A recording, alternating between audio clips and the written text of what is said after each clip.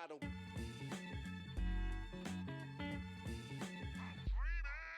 I had a dream about. I had a. What was a dream about, T? I dreamed that I was real cool.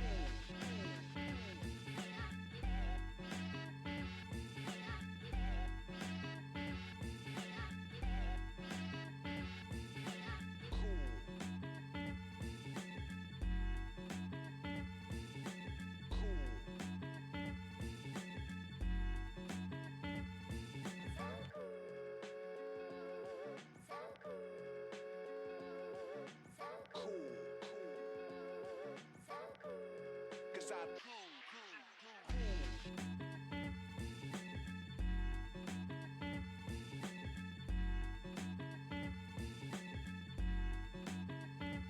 real cool.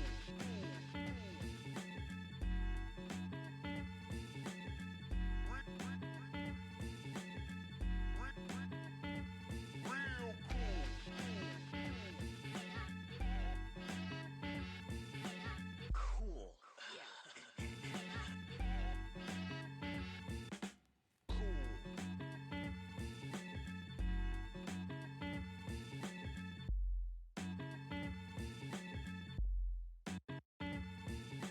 Cool.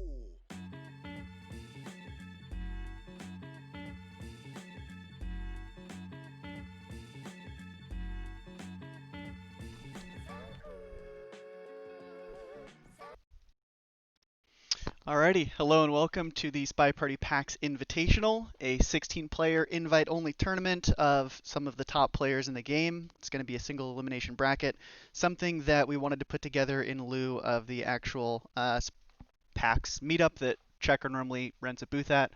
Joining me today is going to be Sped Monkey, who has also helped organize the tournament. Hey, good afternoon, everybody, and welcome. I'm excited. I'm also a little bit nervous, but I think everything is going to go down pretty well. We're going to have some really intense gameplay from a lot of good players. I can actually switch it over. Let's take a look at the bracket. Yes, that worked.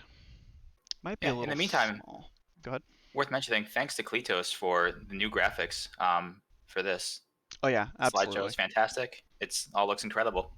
Yeah, it's crazy that we have someone as a part of the community that can do stuff like this. There's tons of different, great tools that are available, and this is one of them. The stream controller and all of the new artwork that's going to come with it that you guys will see, especially the draft that we'll get to. But taking a look at the bracket I have up on screen, you can see it's 16 fantastic players, all facing off. Round one is going to be replay casts, and then we're hoping to shoot for round two and onward to all be played live, but we're going to figure that out as we go.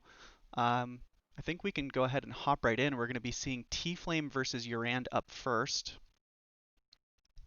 Let's take a Yeah, look at their absolutely. draft. Also worth noting that tomorrow, the plan is that there will be a live cast of Obi Rights versus Tabsies. Yes, Tabsies, excuse me. And that will be our one, I believe, our one live match for the first thing. that's true. We're First going to round have a here. live round one, right? So hopping into the draft, we are doing our normal SCL6 draft style with a ban, a restrict, a doubled pick, and a single pick. We're going to have T-Flame banning out Veranda, while Urand is going to ban out Tayan. Yeah, makes a lot of sense for T-Flame because Veranda is one of Yaren's comfort picks, and T-Flame does not enjoy it very much. Tan, just Yaren's typical ban, so that also makes a lot of sense. Yep, T-Flame restricting out Balcony. Urand is going to go ahead and restrict Ballroom. And then T-Flame is going to double Redwoods, which I like. I think on paper here, T-Flame is obviously the lower seed, and I think on paper most people would put Urand taking this victory. So I think Redwoods is a good option for that because it's a venue that feels a little swingy, where you feel like you could sneak by a spy win and get away with a sniper win. So I think that's a solid double pick by T-Flame here, with Urand picking High Rise as his double. Yeah, I was kind of fascinated by Redwoods because T-Flame season. So T-Flame sat for SCL6. He banned Redwoods 6 times and picked Redwoods 3 times. And my understanding was that he kind of got more comfortable with it as the season went on. But I think your reasoning here for why he went with the double is absolutely correct, and I don't blame him for that pick at all. Yeah. And then T-Flame following it up with a single pick of Gallery and Urand. Urand's picks are fairly safe. You've got Courtyard, which is usually believed to be fairly one-sided as the sniper. High rise also pretty easy. So your end picking, I think, some safe picks, while T-Flame is going with some that are a little more swingy. So should be quite interesting. We can hop into the first round if I've got everything set up correctly. I don't have the caster name set. We are not Opie Rights and Warning Track. We are Screw, Loose, and Sped Monkey. And everyone bear with me, I might be a little bit slower on the ones and twos. I did hurt my wrist, though it does feel a lot better today. Excellent, excellent. Also, you're not Kletos hosting. I thought I should mention. Are you sure? I can't be sure of anything these days. It's 2020. All right, so we are all set. We're going to have the first round with T-Flame on Bling Twin in 3, 2, scoreboard. Are they trolling me? What's wrong with the scoreboard? Dells isn't happy with the positioning. Is that what it is? It's on the bottom corner, he says. Not in the bottom corner, or it is in the bottom corner? Don't let Dells get to you. Yeah, they're just trolling me. I'll fix it later. All right, 3, 2, 1, plan. All right, so T-Flame starting off here as Twin, going immediately to books. I'm gonna pick up these 2 inspects. Not picking up the book yet though. T-Flame just doing a little cheesy inspect there and walking away. It doesn't look like it was caught though, as there's no highlight or any other obvious attention from Yerand over that little maneuver. I take that back. We pick up a highlight as T-Flame goes to the window. Innocent watch check, but clearly that was more caught than I thought, as... Or that could just be a twin highlight as well, though. It's hard to say. Meanwhile, T-Flame red tests away Irish, selection target, who walks away, and just sitting here talking now. I don't know if that was intentional or not, but the little camera shake suggests maybe it wasn't, especially as the laser comes over the hover on us once again. Yeah, pretty dangerous position to be in as a highlight this early on Redwoods, but there are a couple others that have been picked up. I think Mom was at Red Books. I'm not sure where Seek was. Yeah, not great, especially with the ambassador sitting there right next to us. Very easily they have that mission credited as well here by Yerand. So I'm not sure what position T-Flame is in right now, but with ticking out of 2 minutes left and only the 1 inspect done, it doesn't feel great if we're going for mission completion here. And Redwoods is deceptively easy to time out on, I've certainly found. You think so?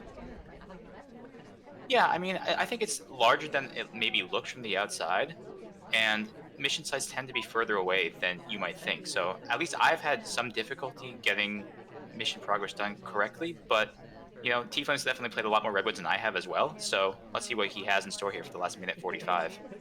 Yeah, in Redwoods, with the just kind of the design of it, feels like you can have some kind of mission plans. Most venues you kind of play a little bit more improv and you kind of figure out as you go. I feel like on Redwoods, there are some strategies that you can just straight up go with. We go for a reverse drive-by as the AMBA passes through, and we did have Oprah and Salmon covering that arm.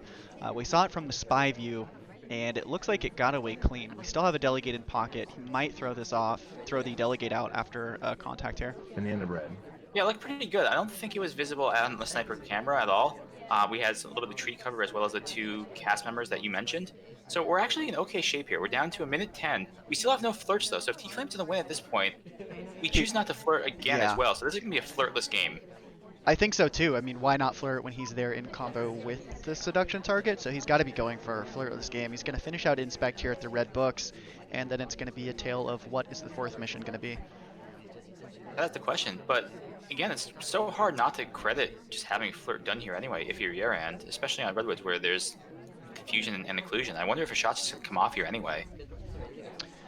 Redwoods with confusion and occlusion, that is right. And the shot goes off. Wow. The shot goes off for just an innocent book return. I wonder if we broke any kind of animation here.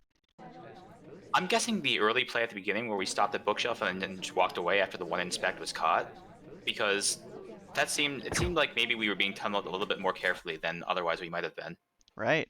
Surprising shot from your end. That not surprising that he got the correct shot, but just the timing of it to me is a little bit odd. Maybe he's thinking that microfilm had happened, and so putting the book away was finishing the microfilm mission. Some people in chat are saying an early return. Nonetheless, Urine is going to pick up the first point on Redwoods here. With I thought it was a pretty solid game by T-Flame overall. I really thought he was going to get away with that. Let's take a look at the bug really quick from sniper side. Oh yeah, not only did we have 2 cast members blocking it, there was also trees, so completely clean. Loading into the next game, we're gonna have Urend on Irish. What is her name in here? Perfect. And 3, 2, 1, playing it. Yeah, so Yaren looking to pick up an early 2-0 lead here. I'm not sure what the stats were for the last SCL season on the Spy versus Sniper wins. Look at that bouncing by Kane, picking up an early low light from T-Flame. But yeah, I'm not sure whether Redwood is considered Spy-sided or Sniper-sided, or if it's fairly even. Um, it feels to me like it maybe should be Spy-sided with all the occlusion and a lot of players who are kind of unfamiliar with it, especially going into it. Mhm. But I'm not sure what the reality would be of that, or if my gut is wrong. To me, it feels like early Taiyan, when Taiyan first came out, where you can get away with missions as Spy, and it feels a lot easier than other venues. But on the other side of that coin, as Sniper, it just feels like you can kind of intuit who the Spy is, rather than just camping and mission counting. You can kind of see who's going for those kinds of wins. It's a little hard to explain, but it feels like very much like early Taiyan to me, where you can kind of just figure it out without having to watch all of the missions. We're going to walk with the Ambassador, but we don't take the bug. Going for the real contact, it might lead to a bug. Yeah, And really it's just a zoomed in on flirt. there by T-Flame. And I think that was being watched very carefully, so maybe Yeah. that's a good play to throw some suspicion off instead. And Yeah. I definitely know what you mean as well about this being similar to early Taiyan. Um, and I had a point that I've just completely lost, so let's just move past it. I was going to say also, that's a lot of respect from your end over to T-Flame by not taking that bug, by not going for a contact into the bug ambassador there, hoping that the sniper is distracted. That's a lot of respect that your end is showing T-Flame by not taking that. Yeah, I mean, everybody in this tournament is certainly a player to be respected, I think. Sure. I think everybody here certainly earned their invites. It's also worth noting that we seeded this largely based on the Ponu tournament elo charts, Mhm. with a couple minor exceptions. But yeah, in general, I mean, everybody here I think has a chance to beat anybody else on any given day. And that's certainly one of the appeals of the format that we put here. Also, what I was going to say earlier is that we have chosen to just use the standard SCL6 mission layouts at all times. So everything you will see here throughout the tournament will just be using the standard SCL6 mission layouts. And there we go for the walking bug on the way out of the window pad. Yeah, I think it was clean. No real reaction from T-Flame, and even though it was on screen, pretty good cover there, all things considered, with the sniper angle. Yeah, looking at sniper view, I'm not liking T-Flame's camera movement here. He's kind of shaking back and forth between the trees, and I worry that he might be missing stuff. Obviously, we missed the bug. There's not much else going on, but he doesn't know that from his perspective. Urine going for an innocent book return on blue. I assume so. Let's see if we put it back. We've been here. That should be the last cycle. Yep, there it goes. It goes back, Yep. and we pick up the low light for the correct book return. T-Flame paying a lot of attention to the etiquette and rewarding the correct book knowledge. Yeah, it could also just be that, like, who would do an innocent book return with this little time left? Like, the spy just doesn't have time to waste to do innocent book returns. Now, we know that it was, I believe, so that Urine could get a flirt there. Seduce now wrapped up. We've got one more mission that we need to do here as Urine. It looks like it's going to be a delegate, either a direct take or sending someone to bar. I think it's going to be a direct, given how quickly we just walked into the conversation, flirt, and then left immediately. Yeah, there's the direct delegate. We're low lit. I don't think T-Flame's even paying any attention whatsoever. And I think that this is just going to be a clean mission win. And you're right, Urine walks away with a clean mission win. So Urine going up 2-0 in the set. I am going to try to move through these pretty quickly because we have a lot to cast today. We can take a quick look at that bug and just see how that looked again from sniper side. Here we go, sniper side bug. Can't see the hand. You've really just got to suspect him for the path there. So not too surprising. T-Flame stepping in as spy on Sorry, who's listed as orange. There we go. In 3, 2, 1, playing it. And sorry, jumping back to what you were saying about the formatting, I also want to mention our overtime rules are a little bit different than SpyParty Competitive League 6. We've chosen to do an infinite set of best of fours on the 2 doubled venues until somebody wins by 2 points. So a 3-1 or a 4-0. Yeah, it's definitely a different format than usual. We thought it would maybe be a little bit more fair this way, doing it, than missions versus points or something like that. And hopefully we'll get to see it in action here and judge for ourselves. Yeah. But getting back to this, T-Flame just playing it cool here. No mission progress done once again, down to 250. And being down in the 2-0 hole, especially to a player of the caliber of Yaren, certainly doesn't feel good, and I can understand why it would make you reluctant to go do stuff. But I think T-Flame has to start, well, doing stuff here. Not really. Maybe he's just looking around to set up a frame or something, but I mean, it's hard to say exactly what's going on Yeah, through his well, head. and it's also a little bit rough. I think most spies are looking for, we're going to go for a green watch check at the fireplace, but usually you want to work on your flirt first is what we typically see, and with General being at that bookcase, and you can't really do two at bookcase there without being a heavy suspect, and he probably doesn't want to start off with an inspect, he's probably waiting for his seduction target to get to a place where he can work on flirt. Yeah, I like the choice of time ad there as well, knowing that time is ticked away and you're probably going to Right. need more time to finish. We're going to go join General at Windows now. It's a very respectful distance, a white flirt 23% getting up. But, I mean, given the time ad now, we're in a much better shape than we were even right before we did that. We're going to go pick up a drink now. I'd assume we're not going to direct Purloin because that would be crazy. But we will pick up the delegate, I'm sure, and see what we do with that. So that was taken at 2:20, about 2:27. Delegate timer lasts for 60 seconds. Yep, absolutely. We're going to go step in here. Looks like Twin would be our delegate target with the drink in hand already. Might be close. If we fire it off, maybe it'll be Small Man. Hard to say. Smallman But I would have to figure. be, there we go. There's the delegate Yep. to Smallman, who should probably be credited Bug with the position that he was just in. Yeah, I thought it was going to be close. I thought maybe that Small Man was slightly further away than Twin, but Small Man I think is a much better choice. There comes the list going off. No immediate reaction here. Like no lowlights coming off to narrow the party down. Here they come. All right, so Yaren on top of this. But let's see what the reaction is. Looks like we're only getting lowlights on that one conversation circle so far. Yeah, Smallman now in conversation with an SDA, where hopefully T-Flame is going to go the route of setting up kind of a frame as well as his own mission progress at the same time on Smallman, so trying to get both of them in conversation with a double agent, or ensure that Smallman remains a target so that when T-Flame goes for his own banana bread, Smallman is also in conversation. I also want to note that General has been to both, I think, book sites, so he could be credited with Inspect, maybe Microfilm. Yeah, looking at the reaction here, it doesn't really look like Yaren was as on top of that Purloin as I maybe would have expected. We still have 4 possible highlights available, as well as a couple neutral lights. So that's 6 potential suspects here, and we are not one of the highlights as well. It's worth mentioning. But we're down under a minute as well, and we still only have the Purloin done, so T-Flame has to get moving. Yeah, probably expecting T-Flame to kick it up a notch here towards the end and try to fire off a bunch of missions. He is going to go for the flirt, which he cannot finish now. It is a green, which he desperately needs, up to 74%. Is likely hoping that the double agent joins the conversation so he can fire that off. Here goes a fake contact. Banana bread. But no real suspect.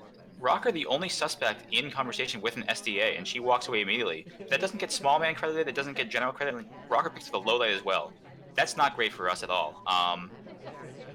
Yeah, we didn't give any of the suspects a potential real banana bread, so no shots can be induced from that. And now T-Flame has a choice to make. Do we just time out, or do we go for a desperation time ad? Yeah, it was a pure gamble on T-Flame's part. Looks like he's going to go for a desperation time ad here at the last second. He's cutting it pretty close. Right at 0. Yeah, 0.3 seconds left when that went off. It's a green test, though. Yeah, the timing of that is great because it may look to your end that the clock is hanging due to a pending delegate. Yeah, Purloin's already been taken, though. He's aware. So the only possible thing is a time ad or a green swap. Yep. Small Man gets off the statue, no reaction. Low light for General for going to Toby. Small Man picks up a fingerprint and walks away, and we step right in front of Small Man and immediately get shot for it. Wow. Yeah, great read by your end. Yeah, I think we're going to go for some kind of frame swap there and just hope that somebody gets shot, but unfortunately your end is on top of it for T-Flame. We'll see if T-Flame can pull a round out here at the end on the sniper side. We're going to have Urine stepping in as, now in 3, 2, 1, playing it.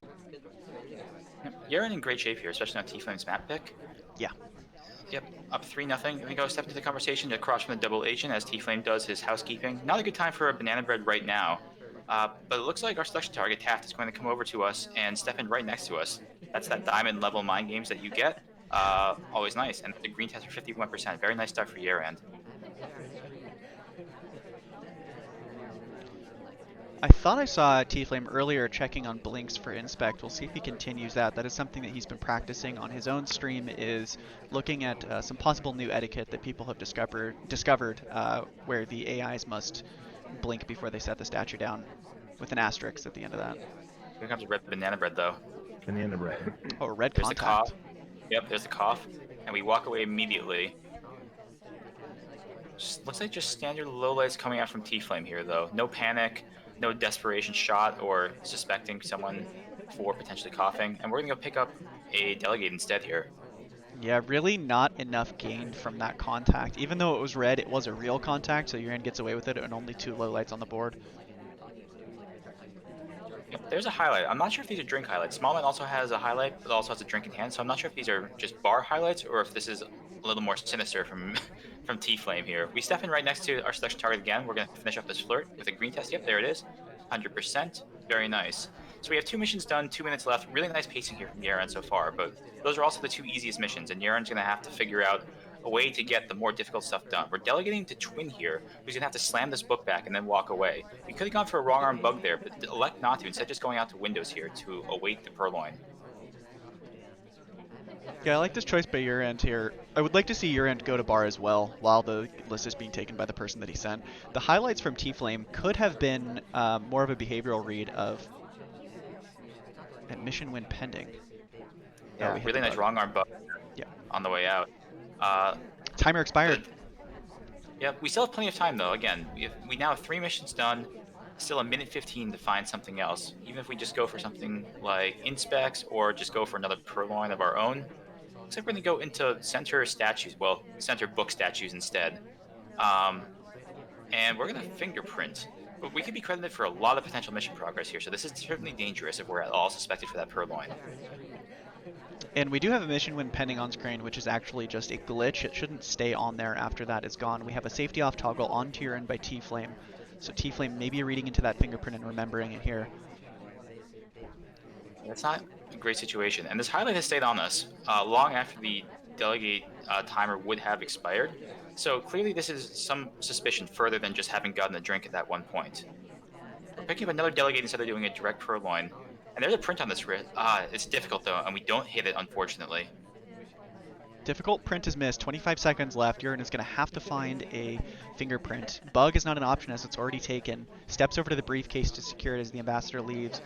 Is going to pick it up. I don't think we'll have overtime, or if there is, there would be not many OT beeps, but T-Flame is on top of it and shoots Urine for chasing down the fingerprint at red. I think that was a heavy suspicion when Urine took that, and then finalizing it with a shot as Urine kind of chases down Briefcase at the end there. So great shot by T-Flame, exiting his doubled venue, 1-3.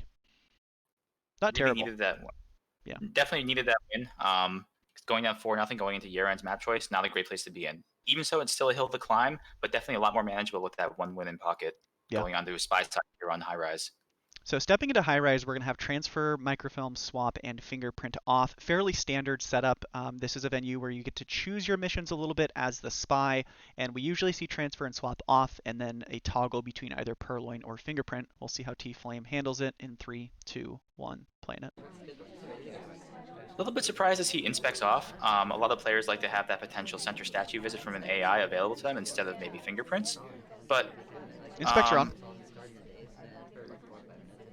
Oh, I'm sorry. I have the wrong game. There was a wrong game here involved at some point. Yeah, sorry about that. Should have Alice, T-Flame Alice, high rise.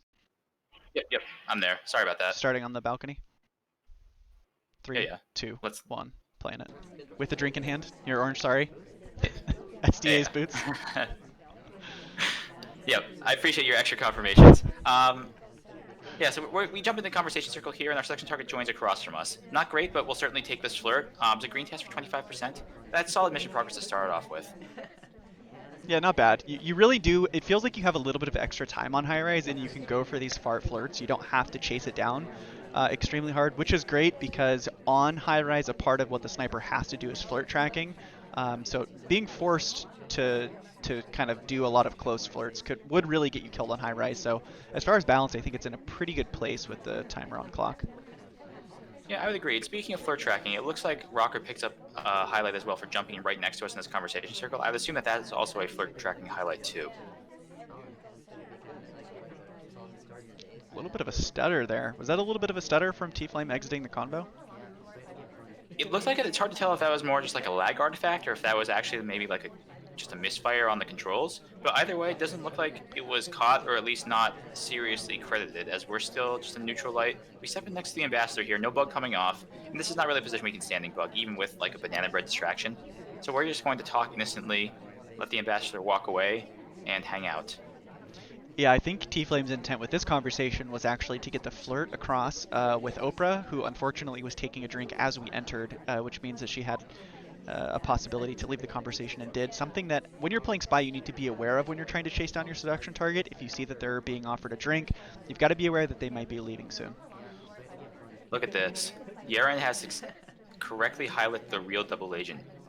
He sussed out who the real one is and who the fake one is, and has a highlight on the real double agent now. That's huge, and that means T-Flame's in much bigger trouble than he maybe would have been a moment ago. Yeah, we'll see if T-Flame actually goes for a mission win here. We don't have much progress. Even though I said you have a lot of time on the clock, 76% on a flirt and 1:20 is a little bit scary. Yeah, and T-Flame can't really know as well exactly what state the party's in. Like, there hasn't been a ton of activity, especially with fingerprints off, and I don't really feel like the party's been giving T-Flame much as far as alternative suspects go. Toby offers, we don't go for a purloin to try and induce a miss shot. We just reject. We're going to get the fake banana bread coming off now that Banana bread. Disney walks in the conversation. Here it goes. And it's a great fake banana bread if you're correct in that your end suspected who the correct double agent was, but nonetheless a Civ shot goes off onto Rocker, who was a highlight from early game. I'm not sure what other mission progress she had, but it did look like she may have been flirting, possibly with Alice here, or maybe with Oprah. So T-Flame picking up a free point on high rise by going for a well-timed fake contact and framing Rocker. Worth noting as well that the fake double agent was in the conversation with Rocker there when the shot came off. So either Yaren's second guessing his low light and highlight on the real double agent, or just misreading the intention of those highlights and lowlights entirely on our part. Urine going to be stepping in as Irish in 3, 2, 1. Playing it? Yeah, so missed shots on high rise. I mean, it doesn't feel good, but it's also not that surprising that happens. Yara goes for just a little flaily bug and chaos there. It doesn't land at all. I'm not sure it was caught, though. No real reaction coming out from T-Flame as far as that goes, so I think we're probably fine. We pick up a green test standing right next to our seduction target here, 51%. So as long as that bug was not credited, this is a really good start for Yaren, like usual. Like, Yaren's been nailing his green test on flirts so far, and, you know, that's never a bad thing, of course. Yeah, that's huge mission progress this early on high rise to get a green flirt, especially at a point where flirt pairing may not have been applied yet from T-Flame's position. So you may get away with a second flirt, probably for free. Yeah, potentially. I mean, obviously, if it ends up with a situation where we have to chase down General, then that's a lot uglier. Also worth noting that Purloin is off and Fingerprint is on. Yep. I think those are, as we kind of mentioned earlier, those are the two most common layouts for high rise at this point in the meta, I think. Banana bread. And there's certainly benefits to both. Here comes the banana bread. Only it's going one to knock person out. Alice out. Yeah, that's a really strong banana bread, though, all things considered. Yeah, very strong start from Urine here. Gets a fantastic contact double agent with only one person out.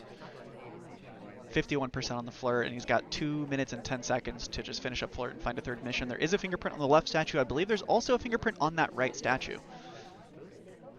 Yeah, with the briefcase down right there, Yaren could, in theory, go double dip and just dare T-Flame to shoot. But flirt is not done yet, so maybe he wants to wait, finish off flirt, and then just go slam out those fingerprints as quickly as possible. Yep. The time is ticking down, and we're kind of past the point where it's like a rush situation. So we're going to walk past the ambassador, no bug, and go try and finish our flirt right here, right now, it looks like, instead. Yeah, landing a green test here would be huge. But it's not. It's a white test, 85%. So that changes the situation somewhat. A minute 30 with another flirt needed, and still one more mission to complete. That's a lot different than having flirt done and just needing to finish with Prince or something else. Knowing Yaran, I would be surprised to see him go for Prince anyway. But again, the situation is definitely a much more difficult one than maybe it would have been with that green test in hand instead. Yeah, Urine rejecting a drink and really starting to run the clock here. A minute left, and if Urine's third mission is going to be fingerprint, he's got to get started on it soon. Another attempt at a double walking bug there. Um, those pretty much never land unless you really get a good bounce off of the Ambassador, which is clearly what Yaren was going for, but it just doesn't work out here. So now we're kind of in a situation where we have to go figure something out. We pick out the book, and we're just going for another bug right here. It's a wrong arm, but it was pretty visible, I think. Yeah, laser hanging. T-Flame thinking about it. Safety off, takes the shot under your end. Good job by T-Flame. Had to Disney, probably... Almost, yeah. Almost shot Disney Disney. almost took that bullet. Yeah. Let's take a look at it from sniper side again. Yeah, T-Flame probably just took a moment to replay what he saw in his mind. That's what I'll often do, is kind of just think for a moment and try to replay in my mind what I saw and see if it looks like a bug or not. So T-Flame taking the correct shot and tying it up 3-3. Yeah, I mean, T-Flame, it looked like the situation was dire, being down 3-0 on his own map choice, but bringing it back with 3 straight wins here, 1 on Redwoods and then 2 straight here on High Rise. Looking really strong here, actually, and now sniping to actually take the lead in this set. Yeah, we're all tied up. Let's see what happens next. T-Flame stepping in as Pearls in 3, 2, 1. Playing it. It should be Yarand as Rocker. Right now? I don't think so. All right. Because T-Flame was just Sniper. Yeah, you're right. Oh, I had them in mixed up order? Oh yeah, click date to sort them by. Yeah, no, I did. Okay. All right, no. All right, we're good. We're good. 3, 2, 1. Playing it. Yeah, all right.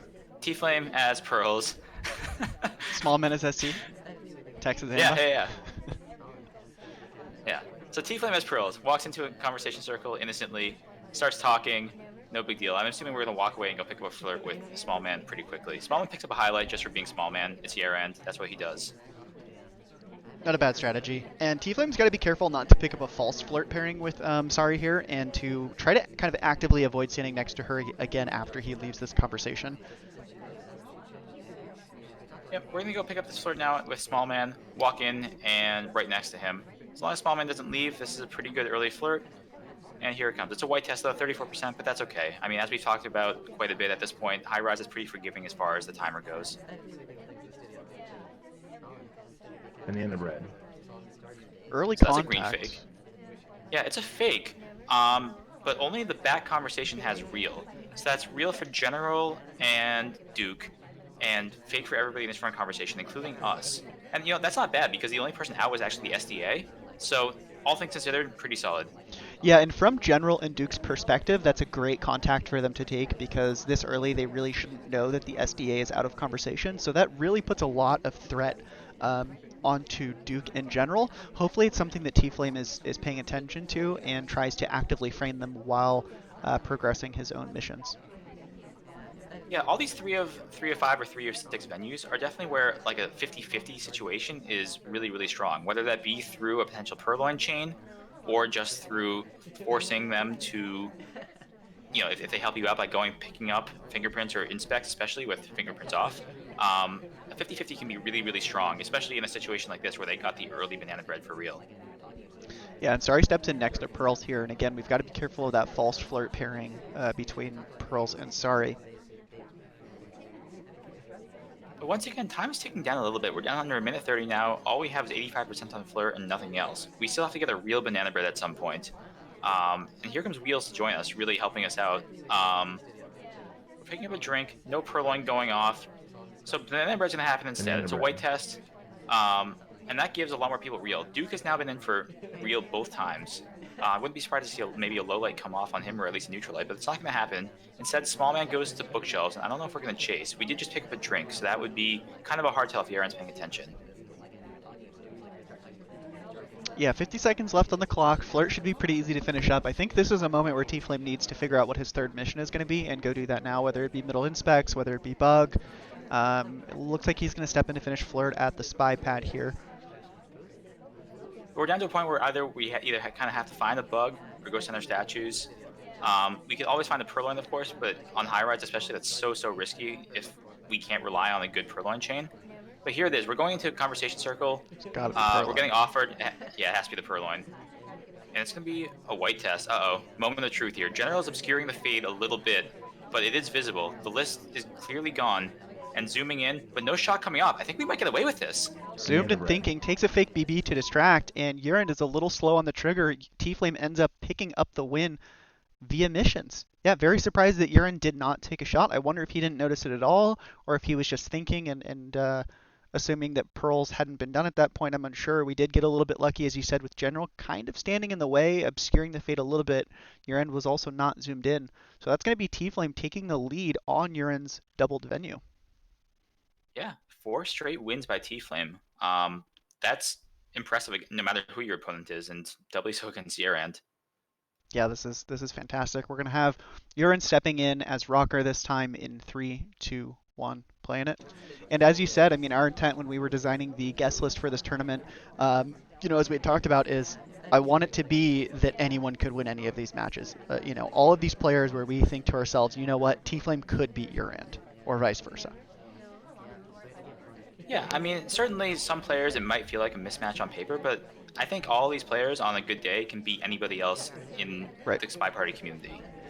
And I mean, we're seeing that right now. I mean, T-Flame up 4-3 here on Yaren's map choice, and with a sniper win here, which is certainly a strong possibility on high rise, could be in commanding lead position to at least earn a tie. Yeah, we still have a long way to go. Urine is not out by any means. It's only 4-3, but if you were to ask someone, typically you would expect T-Flame to be down by this point. As we said, on paper, he is the lower seed. Yep, definitely true.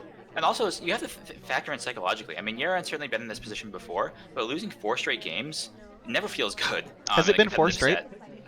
Yeah. Wow. Yaren went up 3-0 to start with, and then T-Flame just brought it back all the way, running it back.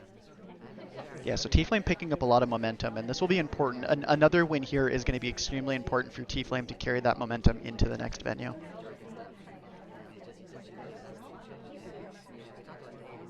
Alright, so the situation as it is right now, we're down getting close to 2 minutes left. We have one green flirt, a weird positioning for 41%, and that's all we got.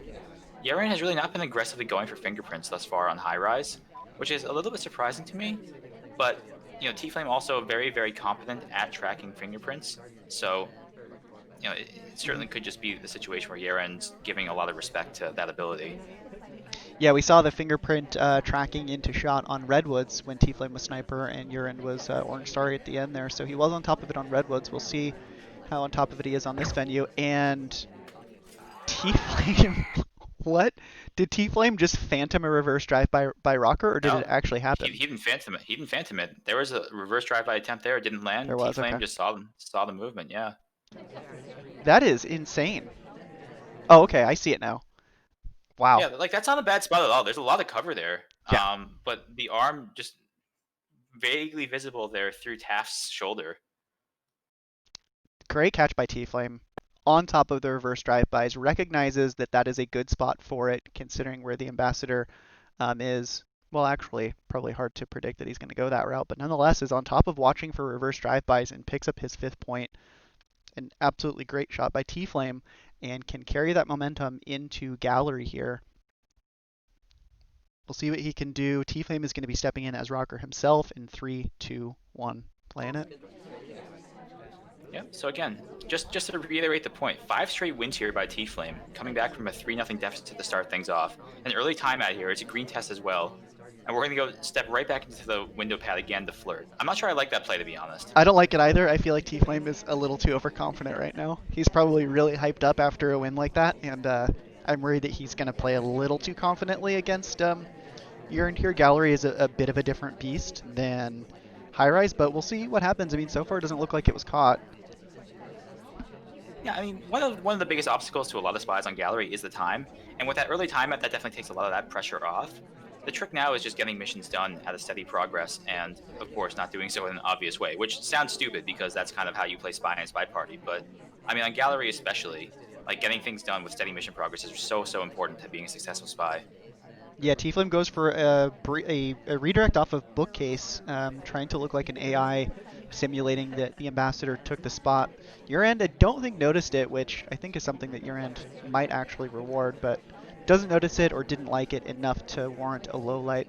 A timeout on Gallery is sometimes almost required, just because there's only 2 conversation circles and they're so far away from each other and there's so many side pads, it can be hard to get your seduction target and the double agent in combo when you need them. Alright, we're going to pick up an innocent drink here. as we flirted next to Small Man at the painting pad. And we're going to walk away and just go take another sip, I would assume, here as we wait for the flirt cooldown to run off. We've almost burned off our entire time at this point, but we're still pretty healthy with 3 minutes remaining. But we do have to, again, start getting some mission progress done here. We step into the conversation, but there's no objectives here, really. There's no double agent. We don't know that the SDA is in here, of course, but this is really not a great place to be in if you're T-Flame, and we're going to have to make a decision pretty soon about what we're going to do next. Yeah, it's a good spot for a reverse drive-by if we get lucky enough that the AMBA passes, but with the drink in hand, we could very well miss it, especially coming from this angle. Ambassador doesn't go our direction anyways. We're going to go for a cross-conversation flirt up to 91%, and as you said, we've got to start making some mission progress, even though there's 2 minutes and 30 left on the clock. Yeah, which is all fine. It's all well and good, but, I mean, time can certainly sneak away from you on gallery. I know it does to me quite often. So we finished the drink here, and now we have to make a decision. Are we going to go for statues? Are we going to try and hunt down fingerprints? We still have time to get either of those done, but it's getting kind of close.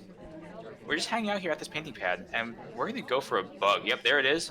Ooh, really nice wrong arm, and it takes. Yeah, I suspect that he was either setting up for a frame swap or setting up for a bug with him stopping on that side pad because there was just no reason for him to do so. He does go for that kind of turned wrong arm bug. It doesn't look like it was rewarded. I looked at it from the spy side here on the camera. Steps into conversation and finishes up flirt. We've still got to get 2 missions done with 1 minute and 40 on the clock. One of them should be fairly easy if we can get the double agent to join, which means 4th mission, I don't know, I guess could be fingerprint. I think the ambassador just dropped off a blue book. Seems like it. Time's getting a little short, though. But this is not a bad situation to be in at all. Only 2 lowlights, 7 highlights, and we're not one of them, with 1 hardtail already done. That's great, but also the double agent has really not been cooperating, just been hanging out kind of at statues or wandering around the entire time. And that's not helping us either. We're requesting a drink instead, kind of standing in the middle of a bunch of people, and it's a green test. Yep, here's the green. So, once again, another moment of truth. Yerand missed the purloin earlier. This time, and that was a white test. Now it's a green test. How on top of this is Yerand going to be? And I believe a low light takes it if that was Kane that took. I would have liked to see coming out. I would have liked to have seen T-Flame leave before that went off. He was very well hidden by General and Taft there. Now he's a bit revealed. Not much of a reaction. Yeah, but if we can get this banana bread off, like if Alice walks into this conversation right now, we just banana bread. Here we go. Yep, here it comes. Yeren has to shoot. Here come lowlights instead, though. No shot coming off, and T-Flame might be picking up a 6th straight win here. T-Flame with a very well timed green contact. He hit the action test that he needed that round. He got a great bug.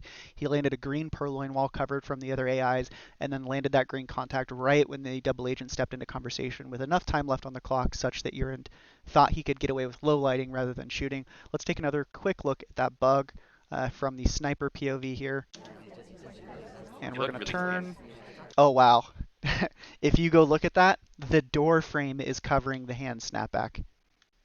The tiny little door frame that was lined up. That's fantastic. A bit of luck by T-Flame that Urand wasn't just slightly turned. Yeah.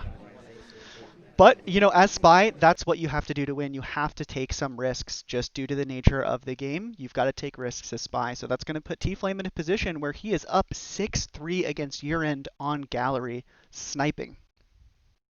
I would have not guessed that this is where we would be at. Let's see if Urand can bring it back as Kane in 3, 2, 1. Playing it. Sorry, I was switching characters. All good.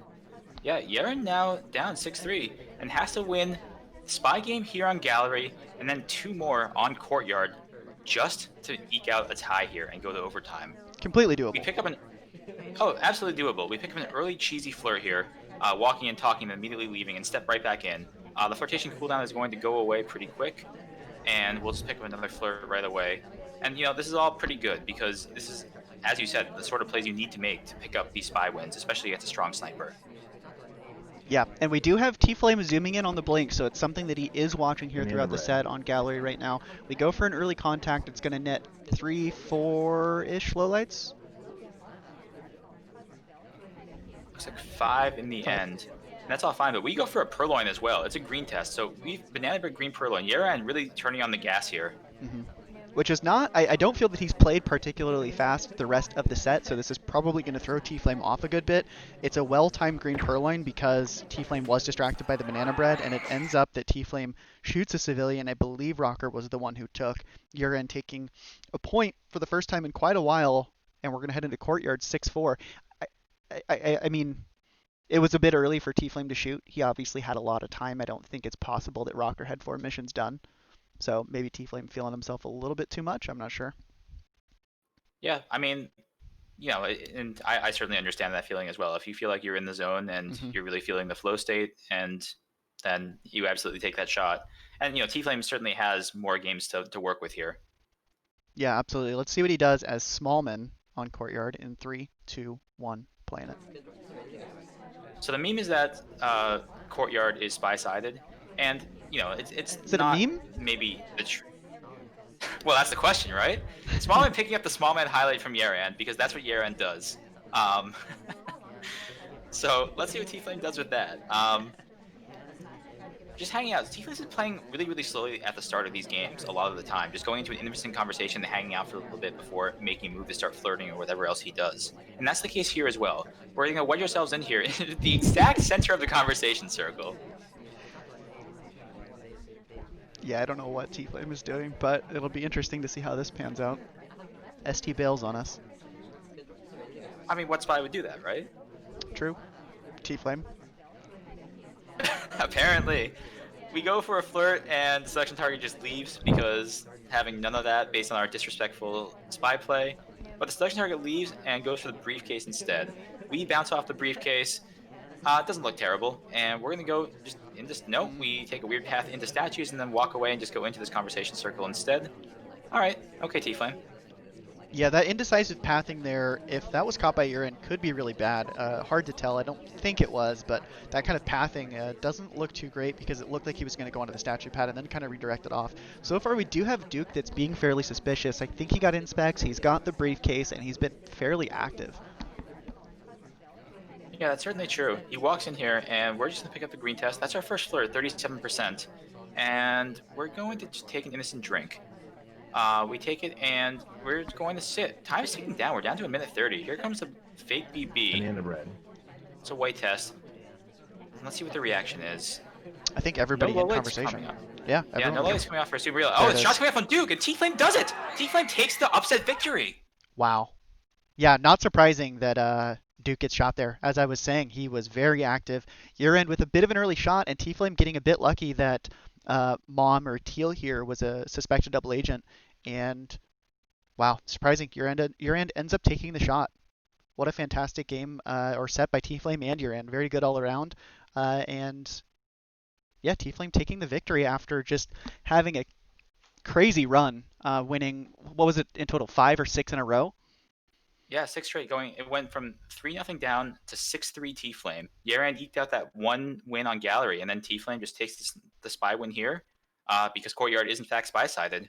Takes the set. Yeah, I guess the meme is that it's, I don't want to say meme, but it's very it traditionally is very sniper-sided, but it really does start to become more of a toss-up at the higher levels, even though it seems easy. I don't think it is.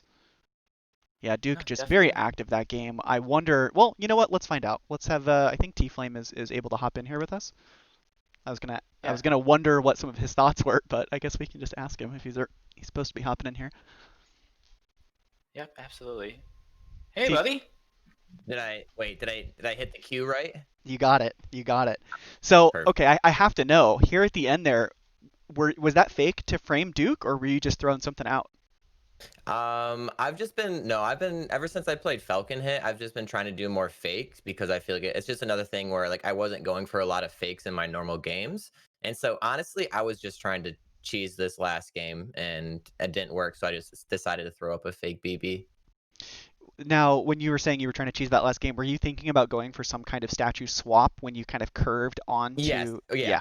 But then he probably rotated around and changed. Yep, rotated around, and so I kind of pathed out, which again, it's not a good path, but I thought it was better than sticking myself in there. Mm-hmm. Oh, that was fantastic. Did you think that you would have a shot at victory heading into this set at all? I don't think so. And I think Uran pretty much pointed out right at the very end. And this isn't like a, I mean, it's kind of a bash on me, but not really. But he's like, I should have known like you weren't going to do certain missions and stuff like that. Which, like, to be fair, plenty of my games are just super slow paced. And that's kind of just normally how I play the game. I normally finish with like last 30 seconds, which isn't necessarily a good tendency to have. And so I think Uran right away was able to analyze that and notice that it was just maybe a little bit too late into the set. Whereas if we played again, I think the situation and scenario would be totally different score wise. But that's the fun side of an invitational. Yeah, no, that was a fantastic match. I couldn't have asked for a better first round with kind of the underdog taking the win there. So that was a great first round. We're going to be hopping into the second match. Joining us on, we're going to actually swap over the casting to Dells, who is joining us now. Hello. Hello. Hello. Let me turn you down a little bit. And Oh, Tiefling is my is going to volume too cast. high? No, you're good. I hadn't adjusted you since you got your new mic. So okay. Yep, I'll be stepping out. I hope everyone has a great rest of the cast, and I'll be in tomorrow, I think, for Opie versus Tabsy. So I'll see you all tomorrow, but everyone enjoy the rest of the stream here. Yep. Thanks, bud. Okay, let me get everything loaded up on my end. We're going to be watching. What are we doing next? Coddy versus Pwn Noob. Yep. So Pwn Noob is our 7 seed and Coddy is our 10 seed here. Let's take a look at some of their competitive history. Last year in the SpyParty Competitive League Season 5, they both had undefeated seasons. Pwn Noob was in Platinum, Coddy was in Iron. And as a result of that, Coddy ended up actually jumping up 4 divisions. So this year, Coddy was in Gold, took first place there. They got 7 out of 10 wins in that division, and then they won the Gold Championship as well. So we're going to be seeing them moving up to Platinum next season. Meanwhile, Pwn Noob was just in Diamond in SCL 6, had a bit of a rougher season there. Yeah, but what I was gonna say is, like, I feel like the general trajectory, especially for the SCL for both of these players, has been very similar in the sense that they've been pretty much highly successful, like no matter which division or which group they've been on. Obviously, a little bumps this season depending on the game or matchup, but both of them are very experienced players, especially on the competitive side of things. I think the game count definitely favors Ponu, but both of them have a lot of SpyParty competitive experience. Yeah, I mean, if you look at the last completed tournament that we had, which was the previous Winter Cup, they both made it out of their group in first place. They both made it all the way to quarterfinals. Pwn Noob is currently still in this year's Summer Cup. We're going to be seeing him play round of 16 soon. Yeah, everything points to this being a fantastic match as the last one was. I do have the draft finished, so we're going to step into that. All right, so let's start off looking at the bans. So Pwn Noob is going to be banning Ballroom, while Coddy is banning Gallery. These are 2 venues that their opponents pick a lot and are very comfortable with, so I think they're pretty targeted bans. Yeah, and then when it comes to the restrict, it looks like we have Redwoods being restricted and Courtyard, interesting enough. Yeah, Redwoods is something that Pwn Noob doesn't have a lot of experience with, hasn't really played it very much competitively, and it is the newest venue. Pwn Noob is going to be doubling Tayen, and we have Coddy doubling High Rise. Oh, so we're gonna be getting 4 or 8 games of High Rise, back-to-back sets of a double pick of High Rise here. And then from Pwn Noob, we have our single pick coming in. That's going to be Modern. And the single pick from Coddy is going to be Redwoods. So we're going to be seeing a few venues that we already just saw in the previous match. And there's going to be a lot of occlusion in this set. Yeah, absolutely. And I always like looking at the restrict picks because it's like you almost have to get into the mentality of where you think you're going to be score wise once you get to that certain pick. And so for Modern, I always feel that it's like kind of like a comfortable sniper that you get everything in check. But there's also some fun cheesy stuff you can do, whether it's pulling a book at the start or sort of different purloin stuff on Modern to get a spy win as well. So like the picks from these players. Yeah, I think there's really no way to predict how this set is going to go. Tayen and Redwoods are just very dynamic venues. You can win as both roles. And we just saw on High Rise how High Rise could completely swing the tide of a set. The sniper can just sometimes shoot the wrong person, but, they could also have complete control over the party as well. So there's just no way of knowing how any of these venues are really going to go besides Modern, which we say is sniper favored, but now that it's down to 4-8, there are a lot more spy wins there. Right. I think it's kind of one of those things where it's like it's similar to Courtyard. Like Courtyard has this reputation of being sniper favored, but I think the more we play the game, the more we realize that you know what, a good spy can still very easily get some wins by. Yeah, and in terms of player styles, Ponoob is definitely someone who switches things up and is used to making some more sort of eccentric plays, whereas Cody usually keeps things pretty safe. So I think we're going to be seeing two very different styles here. Absolutely. Yep, and I'm all ready to get started. You guys have the game loaded up? Yes. I do. Perfect. I'll All count it right, in. let's get started then. We are on Taean, which was Ponoob's doubled pick, and he is going to be spying first, playing as General. Let's get started in 3, 2, 1, playing it. All right, and so at the very start of this game, we're probably going to be seeing a little bit different pacing than our previous set. Ponoob likes to do missions, likes to get things done, and I think both of these players are very experienced in that avenue of things. And so right here, we're in the front convo, kind of chilling, probably going to, a green purloin at the very start here. Well, the sniper could have been distracted by that ambassador who's over there at the back of the venue, but no one's really putting them in danger. Toby swings around, offers to Wheels. Wheels rejects as well. Pearls is going to be the one taking the list now. The tray not super visible though, and it comes right back to us. We are taking a drink. We have to hope that Cody knows that the list was already gone before we took that drink. Yeah, and it was actually super sick because Toby whipping the tray actually kind of went through General's body, and you couldn't really even get a chance to see if it was there. And so I was about to say, even if there's another reject before that, I felt like Pone was gonna take a drink there, but we get away clean, no highlight. I think we're set on that. Yeah, we actually returned the list there. So now we really have to hope the opposite of what I said. We have to hope that Cody didn't see that the list was gone. Yeah. But there was sort of a clear moment where you could see it. But the fact that we're not highlight makes me think that we've gotten away with that. Contact coming off now as well. We are the only conversation with a double agent. The SDA has just entered the one in front. But if Cody knows that they weren't in earlier, then he can narrow it down to only one conversation, having a real BB. Yeah, and I think either way, I think it does look like we did miss the purloin being off the tray and it being returned, and that's kind of gonna hurt. When you see that the list is gone, as a sniper, you're more aware that maybe you have to shoot somebody for 3 or 4 missions depending on how things are looking. But with the purloin list back on that tray, I don't know if the sniper is going to be prepared for a Pone noob finish here.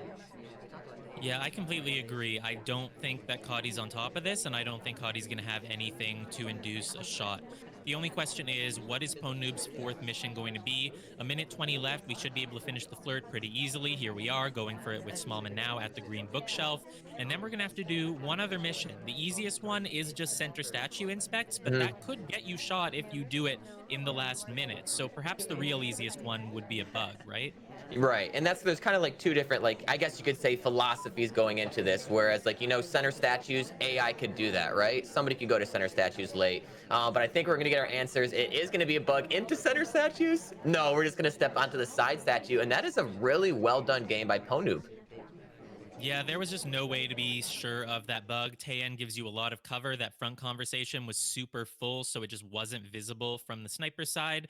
And as we step into the statues, Ponoob feels the laser go over to him for a moment, and he knows that's the sniper highlighting me for a side statue. That's the first time the sniper has noticed me all game.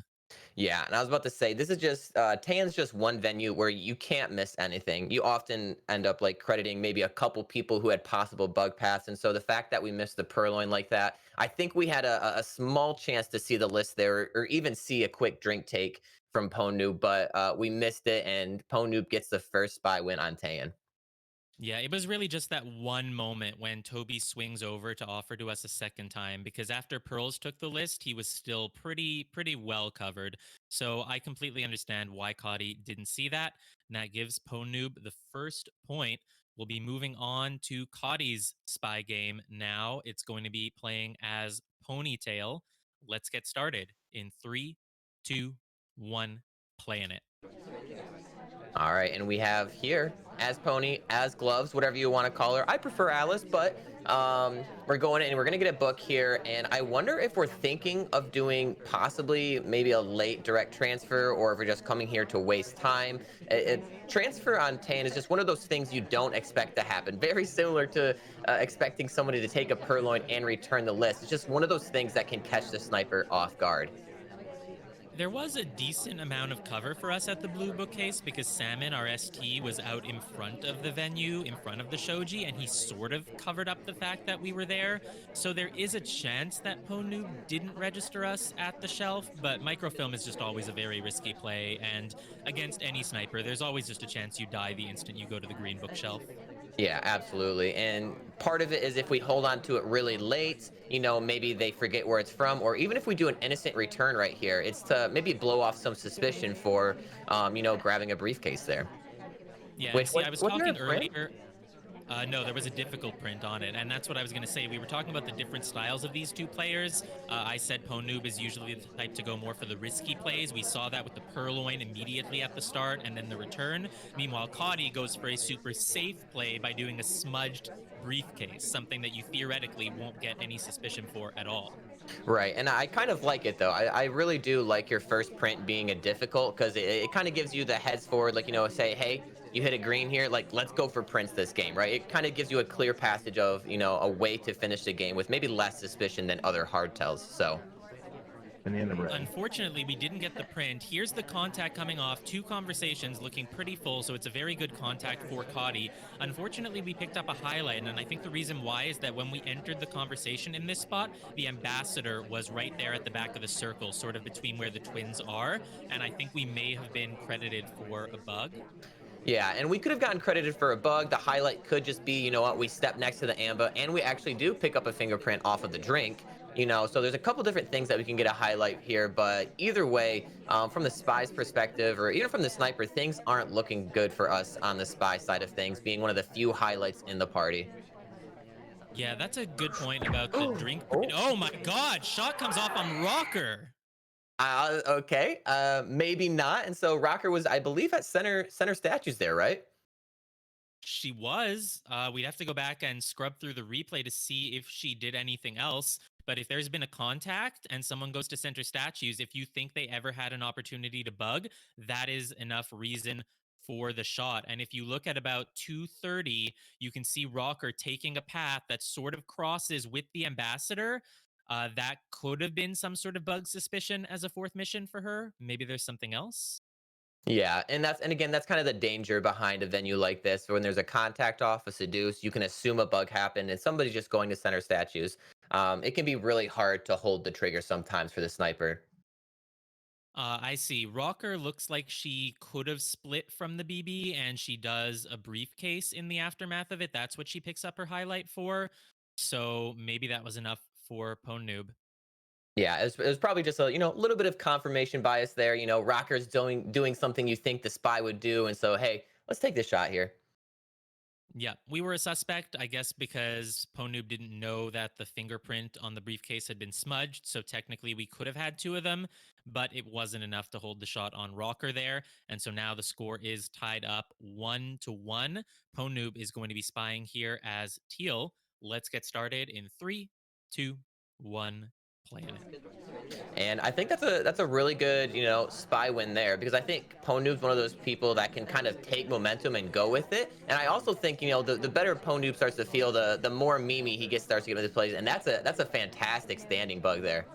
That's a standing bug through another person. We had Ponytail between us and the ambassador, but we were close enough to get it. And I think on TM, with this much cover, with how crowded it is, I would be very surprised if Cody saw that bug or had any level of certainty about it at all. Yeah, I think pretty much the only thing we could have caught in that moment is we saw Teal wound back her arm a little bit, and you could see that slightly through the shoji. But again, with everything going on, it's just hard to assume that something like that's happening in that moment. Right, you're not looking at the person 2 spots away from the ambassador. On Taiyan, when it's so hard to see the bugs, your attention is solely reserved for the 2 people directly next to them, not someone even further away. Contact coming off now, that's going to be a low light on the twin at blue bookcase. Smallman looks like he's splitting from it, and then he does an awkward path with the briefcase there. Could be noticed. Yeah, and I think this is going to be a very similar game to we saw as Ponoob's last spy, where it's like we're going to have missions done pretty early. We're going to do some fourth mission, and I wouldn't be surprised to see if Kadi, holds a shot, even though the mission's on the board there. We'll have to see if, Kadi can learn from maybe the last game, knowing that Pone's going to finish. Pone is going to be active in their spy play, and so we'll see what happens. Yeah, my only advice is try to find something other than center statues because on Taen, when the sniper is lost, you never know if they might just shoot you for it. The ambassador put a fingerprint on one of the center statues as well, so going to that one would be particularly dangerous. The only reason that could work is maybe it makes the sniper think, oh, they're going to need a second print before they win, but I don't know if Ponoob wants to risk that. Yeah, and we need one flirt left. We're at 85%. I was wondering if we're going to kind of maybe just sit there and wait for it, but I don't think Ponu really likes doing that. We're going to go straight into center inspects here. We won't be finishing here, which is interesting. Kadi's going to have to wait at least for 10 seconds, but I think if we don't... Okay, we're just going to do a Oh, single cycle, which is kind of cool. it's kind of cool. The problem is, I don't know. I wish Ponoob had done what I said and just done the full 2 cycle and made Kadi think, well, that's 1 fingerprint. She's not going to finish until she gets a second. But instead of 1 cycle, what does that accomplish? Because you didn't get the print, but you look like you were going there for the print. Yeah, and it's really interesting because I wonder what the finish is going to be from here. And again, I don't think the 1 cycle is necessarily bad. Like personally for me, I would think less of it. I'm like, "Oh, they're not finishing right here. That's interesting." But I definitely, would have an eye out to think, how is Teal going to finish from here? Yeah, and so we have Ponoob in chat saying that he didn't even know that there was a print on that statue. But for the reason I mentioned earlier, it could help him. It could look like if you don't know that Teal has a second print, there's no way for her to finish here. It could just look like the 1 cycle was unsuspicious, and so you don't want to take a shot on her because you don't think she's spy-like. This is the moment of truth, though. Kadi has 10 seconds to swing over. It looks like he's considering it, but we're putting the statue down, and Kadi is not lining up the shot on us. Looks like nothing's going to happen, and Ponoob takes the win. Yeah, and I think that's I feel like that's one of those things where you have to expect that. Like I would at least expect for Ponoob, right, to finish a game, right? And so it's like somebody that close, the only person that could be possibly finishing inspects in that moment. I feel like a shot has to come off, but I think this is more of a testament to how well Pone can play on the spy side of things. Yeah, and like we were saying, it's just these sort of unusual plays. I don't think there are a lot of spies who would have made the choice to go for a 1 cycle of center statues there. It's just not something that really comes to mind for most people. Yeah, especially for if you're doing like the center statue, like you're gonna get highlight for being there anyways. Like you might as well maybe stick it. And so behaviorally, I really like that move from Ponoob there. Yeah, and I think it absolutely helped him get the win. So that is going to be another spy win for Ponoob here, but he could not get the sniper win last time. If he gets it this time, he will be up 3-1. Let's see if he can make it happen in 3, 2, 1. Playing it. Yeah, and I was about to say it really is one of those flippy venues. So it would be kind of surprising to see things come out 2-2, especially that mean 4 spy wins. But I guess if you're gonna get spy wins on any venue, Taeyin might as well be it. Patty going to be chasing the seduction target here to the back conversation. Unfortunately, he entered all the way across from us, so we're not going to be able to get a great flirt, but we hit the green test, so it is up to 40% now. Yeah, I was about to say that definitely kind of makes up for that. And again, normally there's not really issues with pacing on this venue for flirt, just because there's the 2 conversation circles. You don't got to travel too far, right? It's not like gallery with the front and back conversations. So I think we're going to be sitting pretty on flirt for the rest of this game here. Now, we saw Kadi go for one plan last time, which was to start off with a difficult fingerprint. If we assume that Kadi's going to go for fingerprints again, which is something he is known for doing, there is already one over there on the green bookcase. We're not going to be able to get much done in this conversation, so I do think Kadi's going to go for a move soon. The ambassador steps much closer to us. Now we are in bugging range, but we are in the front conversation, so it would be pretty dangerous. Yeah, you would need something to like kind of distract the sniper there, and it's just right in the front, so probably not the best move here. But that's one of the things we're talking about, how Taft is such a good amba if you are focused on doing prints, just because of how much Taft moves around, leaving prints at different spots. And so, it's definitely a good choice if Prince is one of the routes that you like to go down for mission wins. Yeah, and that print on the green bookcase has been there for ages. I think it's been at least a minute, maybe a minute and a half now. If Cody was waiting for that, now would be the time.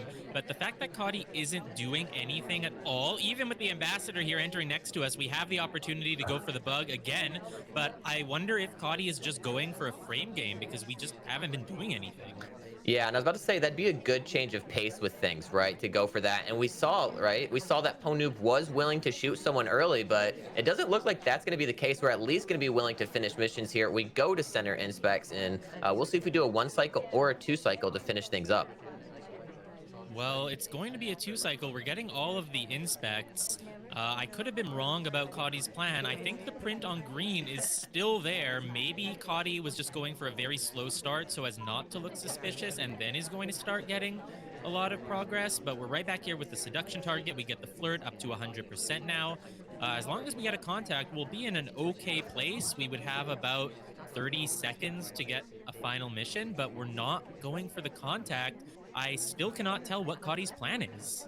Yeah, and I'd say the nice thing about we've pretty much been in this front conversation the entire time. We've been in view. I think we could comfortably say that Ponoob at least hopefully doesn't think we have bug done right. So if we're able to do a contact, at least we're not getting shot immediately for that. But this we might get immediately shot for.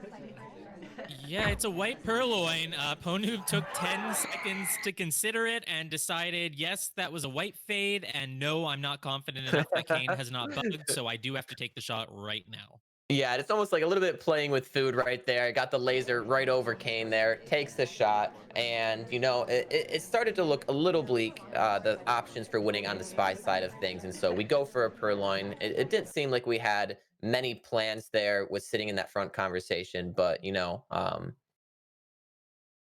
and Tex was the person offered before us. He had taken a drink, so there wasn't even a reject chain there. So it looks like Cody just didn't have much of a plan to finish and was just hoping to hit a green purloin there. Ponoob waited exactly 8 seconds after the list disappeared to take the shot. And I think that's enough time to remember that Kane did have 2 opportunities to bug. So good discipline and good shot. yep, absolutely. Now we have Ponoob here going to be playing as Queen on High Rise. This is our second doubled venue. This one was chosen by Cody. So hopefully Cody's going to be able to bring it back here. Starting in 3, 2, 1, playing it.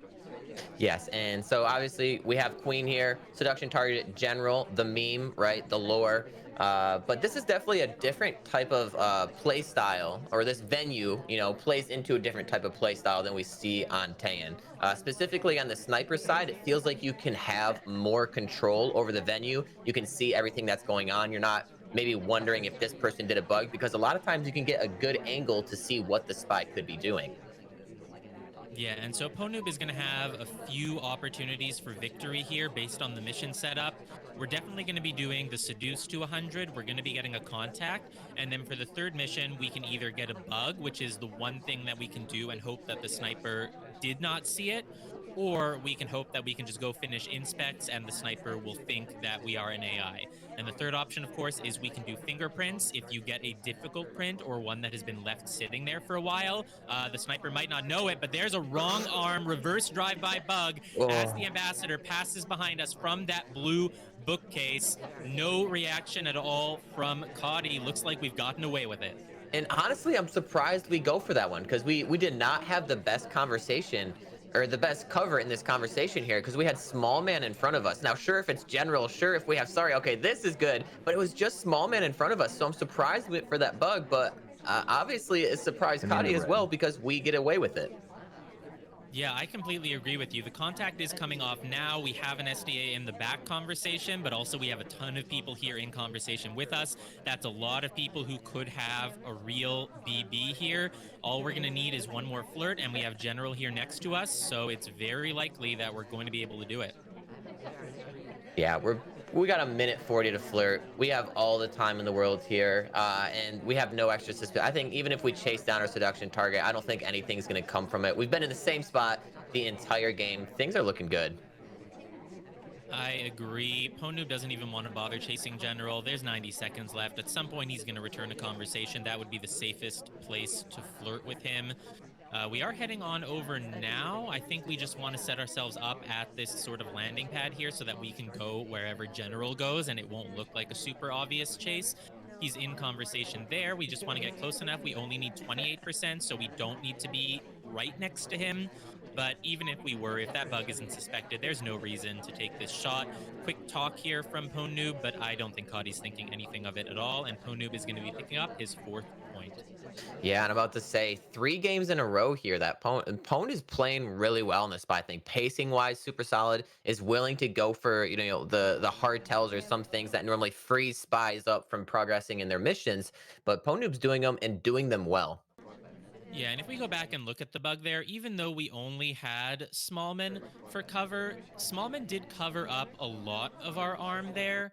And the bug animation isn't super, super blatant, at least. Yeah, I was about to make a joke that we almost kind of had a little bit of pillar cover there, or whatever you call that middle bar. But again, yeah, Kadi's gonna have to come on the spy side, and things are 4-1 right now, so a win would be huge on spy. Yeah, I would say Kadi absolutely needs the win here to stay in this set. Let's see if he can pull it off here, playing as Bling Twin in 3, 2, 1, playing it. Yeah, and I'll be interested to see if the first spy game, we ended up able to getting somebody shot. And even though we were progressing mission-wise, we got to see that Ponoob went for a Civ shot here. The second game, it seemed like maybe Kadi was going for a Civ shot plan as well, but nothing came from it. So I'm interested to see what kind of style of play we go with here. True, it did look like Kadi was going for some sort of frame on Taya and it just didn't materialize. If we want a frame option here, we already have Red Dress. She started off with Center Inspects and she has picked up a highlight for it. She's entering conversation. General is also picking up a highlight though. Noob certainly does some interesting highlights on this venue and I'm not sure that I could really tell you what they're for always. Yeah, it's definitely a little bit of voodoo magic, but that makes things fun, right? That keeps things spicy and exciting. It's not voodoo magic. It seems that there was just a drink print available and that General took it. So it actually just makes total sense. I mean, I say that. Difficult. I say that, but we get a low light here too, and so there's definitely like a reasoning behind the madness, but doesn't seem to be on par this game right now. Yeah, that's weird. Kadi was going for the same strategy there as on Tayan, going for the difficult print. Unfortunately, Kadi just hasn't been hitting his greens, so we come out of it with nothing, but we're a low light, so theoretically we can win this. The only issue is Kadi has no reason to think that he's a low light. You know, if you know you're a low light, you can just go do anything and just win. But if you don't know you're one, you have to keep playing as if you're a neutral light. In fact, if you felt that laser on you, you might even think that you're a highlight. Yeah, and I'm interested to see here, how hard Ponoob's lowlights are going to be. Let's say Kadi goes and does middle inspects. Do we get brought back up, or are we pretty set? I feel like Ponoob's pretty dynamic with his lights, and so would definitely be willing to bring somebody back up for something. I agree, and I've seen snipers do that before, bring a low light up to a highlight just for doing center statues. Here we are going for another difficult print. Well, I don't know if that's going to be enough to change Ponoob's light, but it could technically have been our second fingerprint if we hit 2 greens. Kadi does hit the green for the first time, though, which is very good for him. Here we are entering conversation with the double agent. We should be setting up for a contact. The SDA is not in the other conversation. They are going for a briefcase right now, so it wouldn't be ideal. Let's see where Kane goes. If he joins that top conversation, and he does, this banana bread gets a lot better. But the double agent leaves us, and we're not going to be able to do it after all. Yeah, and we might have to wait here, and I'm kind of wondering what is the other print we're going to go for. We have Amba at books over here, we have that statue print on the far right side, and we need to do something because those animations are going to take some time if we want to finish this game. Yeah, 30 seconds left. I don't think it's enough time to do any of that at all. We needed that contact when it was available. At this point, you can't really frame anyone. I don't think a shot's going to come off without a banana bread. And even if a banana bread does come off, I don't know if Noob is going to shoot anyone. Fake banana bread here. Red Dress is in Banana with us bread. with the SDA, so she's the one who could get shot, as well as General. But it looks like there's no reaction from Ponoob. He has a few seconds left to shoot. He could be exercising discipline before taking a shot, but he's not. We're getting another fingerprint, but it doesn't mean anything. There's only 2 seconds left. We get another banana bread, but it doesn't go off in time. Cotty times out. Okay, that would have actually been really sick. And I feel like I wonder if we're getting shot here, right? But that was so cool to see. At least go for something. We're going to finish it some way. And honestly, I didn't even know that briefcase was in there, right? I didn't even notice that thing was over there. And so really good play there as a kind of last second effort, but no shot comes off. And so it's another win for Ponoob. Yeah, it's very surprising that Ponoob didn't shoot either Red Dress or General. She had the inspects, he had the prints. They were both in convo with the SDA there. But there are various cues that you can use to determine that they are civilians if you don't think they've flirted or if you just don't think the timing of the contact makes sense from them. You know, you might think a spy would have done it earlier instead of loitering in the conversation for a long time before it went off. I wonder what would have happened if Cotty had gotten that banana bread a second earlier and we had gone to overtime with a low lit spy. Man, that would have been fun to see. Yeah, absolutely. I was definitely getting on my seat hoping something would happen there, but no need to wonder. The only thing we can control is this sniper game right here to I think what is it, 1-5 now? Yeah, I believe so. Might even be 1 to 1-5. 6. 1-5. All right. Cotty's gonna need to pull out a win here at all costs. Let's get started in 3, 2, 1, playing it. Yeah, and I think honestly, just with how Pone's playing, it's like I definitely would be on kind of more of the nervous side of things because Pone is playing well and obviously still doing the little mimi stuff that we love Pone for, but you know, is executing it well and not getting much suspicion for it. Yeah, and you think Cotty definitely has a lot to be scared of. I mean, we were focusing on Cotty's attempt to get the mission win there, but for all we know, Cotty knew that Red Dress and General were suspects for mission completion, and he just thought one of them would get shot. And like, what goes through your mind if you're Cotty and you know that you just gave 2 civilians a mission win, and the sniper somehow was able to hold your shot? That's a scary, scary opponent. Yeah, I would definitely say on both sides of the things, Pone is taking care of business. But as of right now, one flirt done. But with how much time you have on high rise, I wouldn't say Pone's in any particular trouble at this point at all. No, there's not much happening here. I think this is a good spot for a reverse drive-by bug like we saw in the previous game. I think we might have been waiting around for that. Unfortunately, the ambassador went the other way, so it doesn't seem like it was meant to be. We have the double agent here with us, but we can't go for a contact now. However, we do maybe want to stay here so that when the conversations fill up, we're able to take a contact and have it look pretty natural. Yeah, I was about to say, we would definitely love to get one off, but it doesn't seem like the party is cooperating. I feel like it's going to be one of those things where as soon as everybody gets into conversation, then the double agent's going to leave. So we'll have to see how this plays out. Yeah, it was starting to look pretty good there, especially with the SDA joining the back conversation, but the double agent leaves. Now we've spent a decent amount of time not doing much. Now that is okay with this mission setup because we don't have fingerprints on this time. We do have Purloin. So with Purloin and Bug, that's 2 options to get a mission done really quickly later on. But I'm starting to worry about, well, everything really, but especially our flirt. Wheels has just entered conversation again, but we left that conversation. If we had stayed there, he'd have been right next to us, but now we're gonna have to rejoin him, and then we'll have to talk pretty quickly, because if we don't hit a green flirt, it'll be bad. A green Purloin, though, does come off here. Yeah, and I'll have to see. I believe Wheels maybe did a reject before there, and we'll have to look from the sniper side. Are we able to see the fade? But no, it looks like the pillar again kind of blocks it. These fades have been kind of crazy today with what's blocking them, but we'll see if we can even pick up a highlight. We are not picking up a highlight, but most importantly, we're not picking up a low light. Red Dress was already a highlight. She's the one who took the list. And then Cotty went around and low lit a bunch of people on the venue, but specifically left us as a neutral. Wheels was brought down to a low light, but then brought back up to neutral as well. So I don't think Cotty's super on top of this, but it's bad news for Ponoob that we didn't become one of the low lights. Yeah, and I'd have to say, if maybe the double agent and maybe if the party was a little bit nicer to us, if we had a contact off, maybe maybe a shot would have came off on somebody already, but I don't think I don't think a shot will come off unless we contact the double agent. No, because Red Dress, you know, if you don't think she's completed missions, even with the Oh purloin, with the no. flirt, there's no reason to take a shot. Oh no. Nothing happening, and no one's in Nothing. conversation. Nobody, No just one at us and all. double He's gonna have agent. to do a time ad. We'll see if he waits until the very last second here to kind of trigger some of those that overtime, you know, weird limbo time. And Kadi's responding with some more lowlights.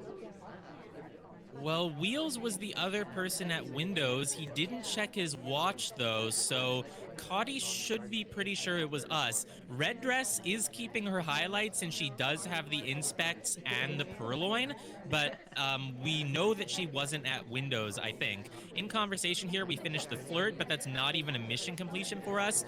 When we do finish missions, there is going to be 10 seconds of beeping. Cotty doesn't even wait for it. He just takes the shot.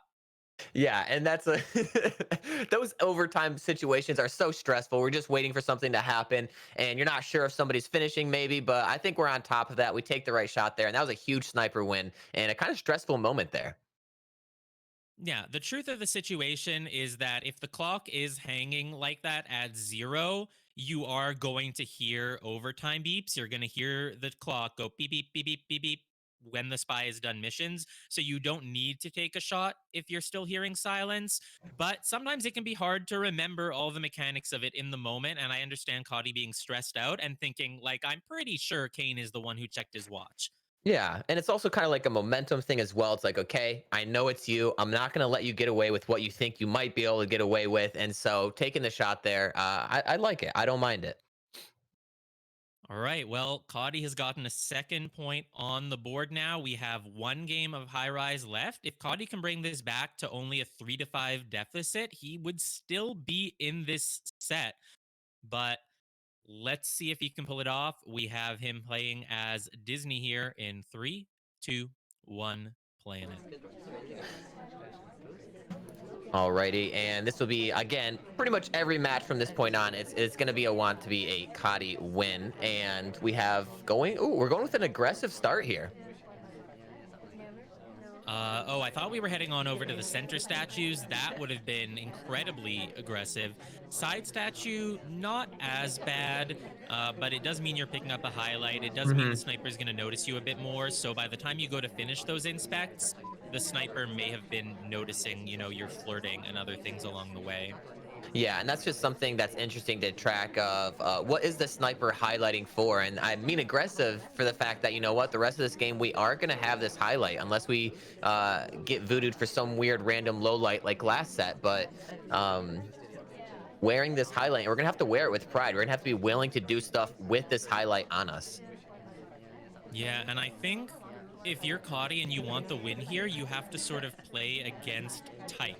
Like, especially if you see that Ponoob is trying to do those behavioral voodoo lowlights, something that could work is, like, if you just never go back to statues, maybe you don't look spy-like, but nope, Cotty's going back to them here. There is some merit to it. You might think, oh, would the spy go and do 2 inspects so early? But it's really 2 minutes and 10. We were in conversation between them. We got a flirt. So I think it's just sort of a spy-like inspect visit, and I don't think Cotty's really going to be getting away with it. Yeah, and maybe this works if we're rushing. Like, let's say we hit 2 green flirts. I think that's a really strong play. But we'll have to see. And maybe it's been an issue that we've had some maybe problems pacing in our previous spy games. And so we're just trying to do things a little bit differently to mix things up.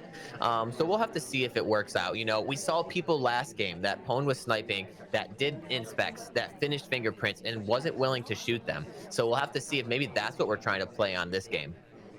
Yeah, I do like the move from Cotty here of entering far away from the seduction target. We weren't next to anyone in this conversation, so that makes it look like we're not flirting. But unfortunately, that means if we do want to finish the flirt, we are going to need a green test. With 1:10 left, I don't know about the possibility of getting 2 white flirts with our ST, especially because she's at books now. We're not chasing her. We need to see where she lands. Oh, she might be coming right back here to us. She does. She enters right next to us. We talk immediately, though, which could look flirt-like, especially if the sniper's watching you because you've completed inspects. but it does mean you didn't have to chase her. Now we need one more mission. It's not going to be fingerprints. We can't do the contact here with an SDA with us, so we might be able to go for a bug leaving the conversation here, but doesn't seem likely. Yeah, and I was gonna say we're maybe just hoping to see where this double agent comes back in, and we should probably know if we're paying attention as the spy. We know that the SDA is in our conversation right now, so we know that we'd have to go to the other conversation for a contact. And I wonder if we're gonna chase this down, which again would look really spy-like, but are we gonna be willing to finish here? No, we take the bug instead. Wow. And so Ponoob is able to take the shot. Here's the thing, those conversations were completely 100% full. So I think the sniper is expecting that any spy would take the contact there. And I think if you took it, you at least have a chance of a civilian getting shot. Right, yeah. And at least I think we're willing to do missions this game. And so we definitely did mix things up a little bit on the spy side of things. But either way, Ponoob willing to shoot and shoots with ease and goes up 6, or is that 7-2?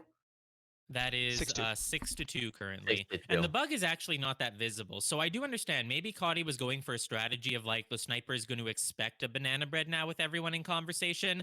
So if I leave, they're not going to be watching me as closely because they might be waiting to see, who talks for a white BB, something like that. But just the fact that we have the inspects done and we were already Ponoob's top suspect means that he was going to take that shot. Yep, it's going to be hard to get away with anything wearing that highlight all game. And so now moving on to Modern, which I believe was Ponoob's pick, correct? That is correct. And it's Ponoob on match point here. He just needs to get one more win on his own pick. Shouldn't be too hard to do. Let's get started here as Ponytail in 3, 2, 1, playing it. Yeah, and again, I think we're back to a venue here where you can just have a lot of fun. There's some different things you can go for, some different things you can do. But on the sniper side of things, you can also kind of lock down. Once everything gets settled down, you can lock down the venue. You mission count. You can play things smoothly. So we'll have to see who plays this better, the spy or the sniper. Yeah, there aren't a lot of danger spots for the ambassador on Modern. Basically, the only one is this back corner that we're in, but it only becomes a danger spot if it's crowded, which it absolutely is not right now. Ponoob hasn't been doing much so far, so we decide we want to start with some mission progress. To get next to the ST here, oh, there is room between General and Queen. Oh no, we're getting in the way of General and Queen.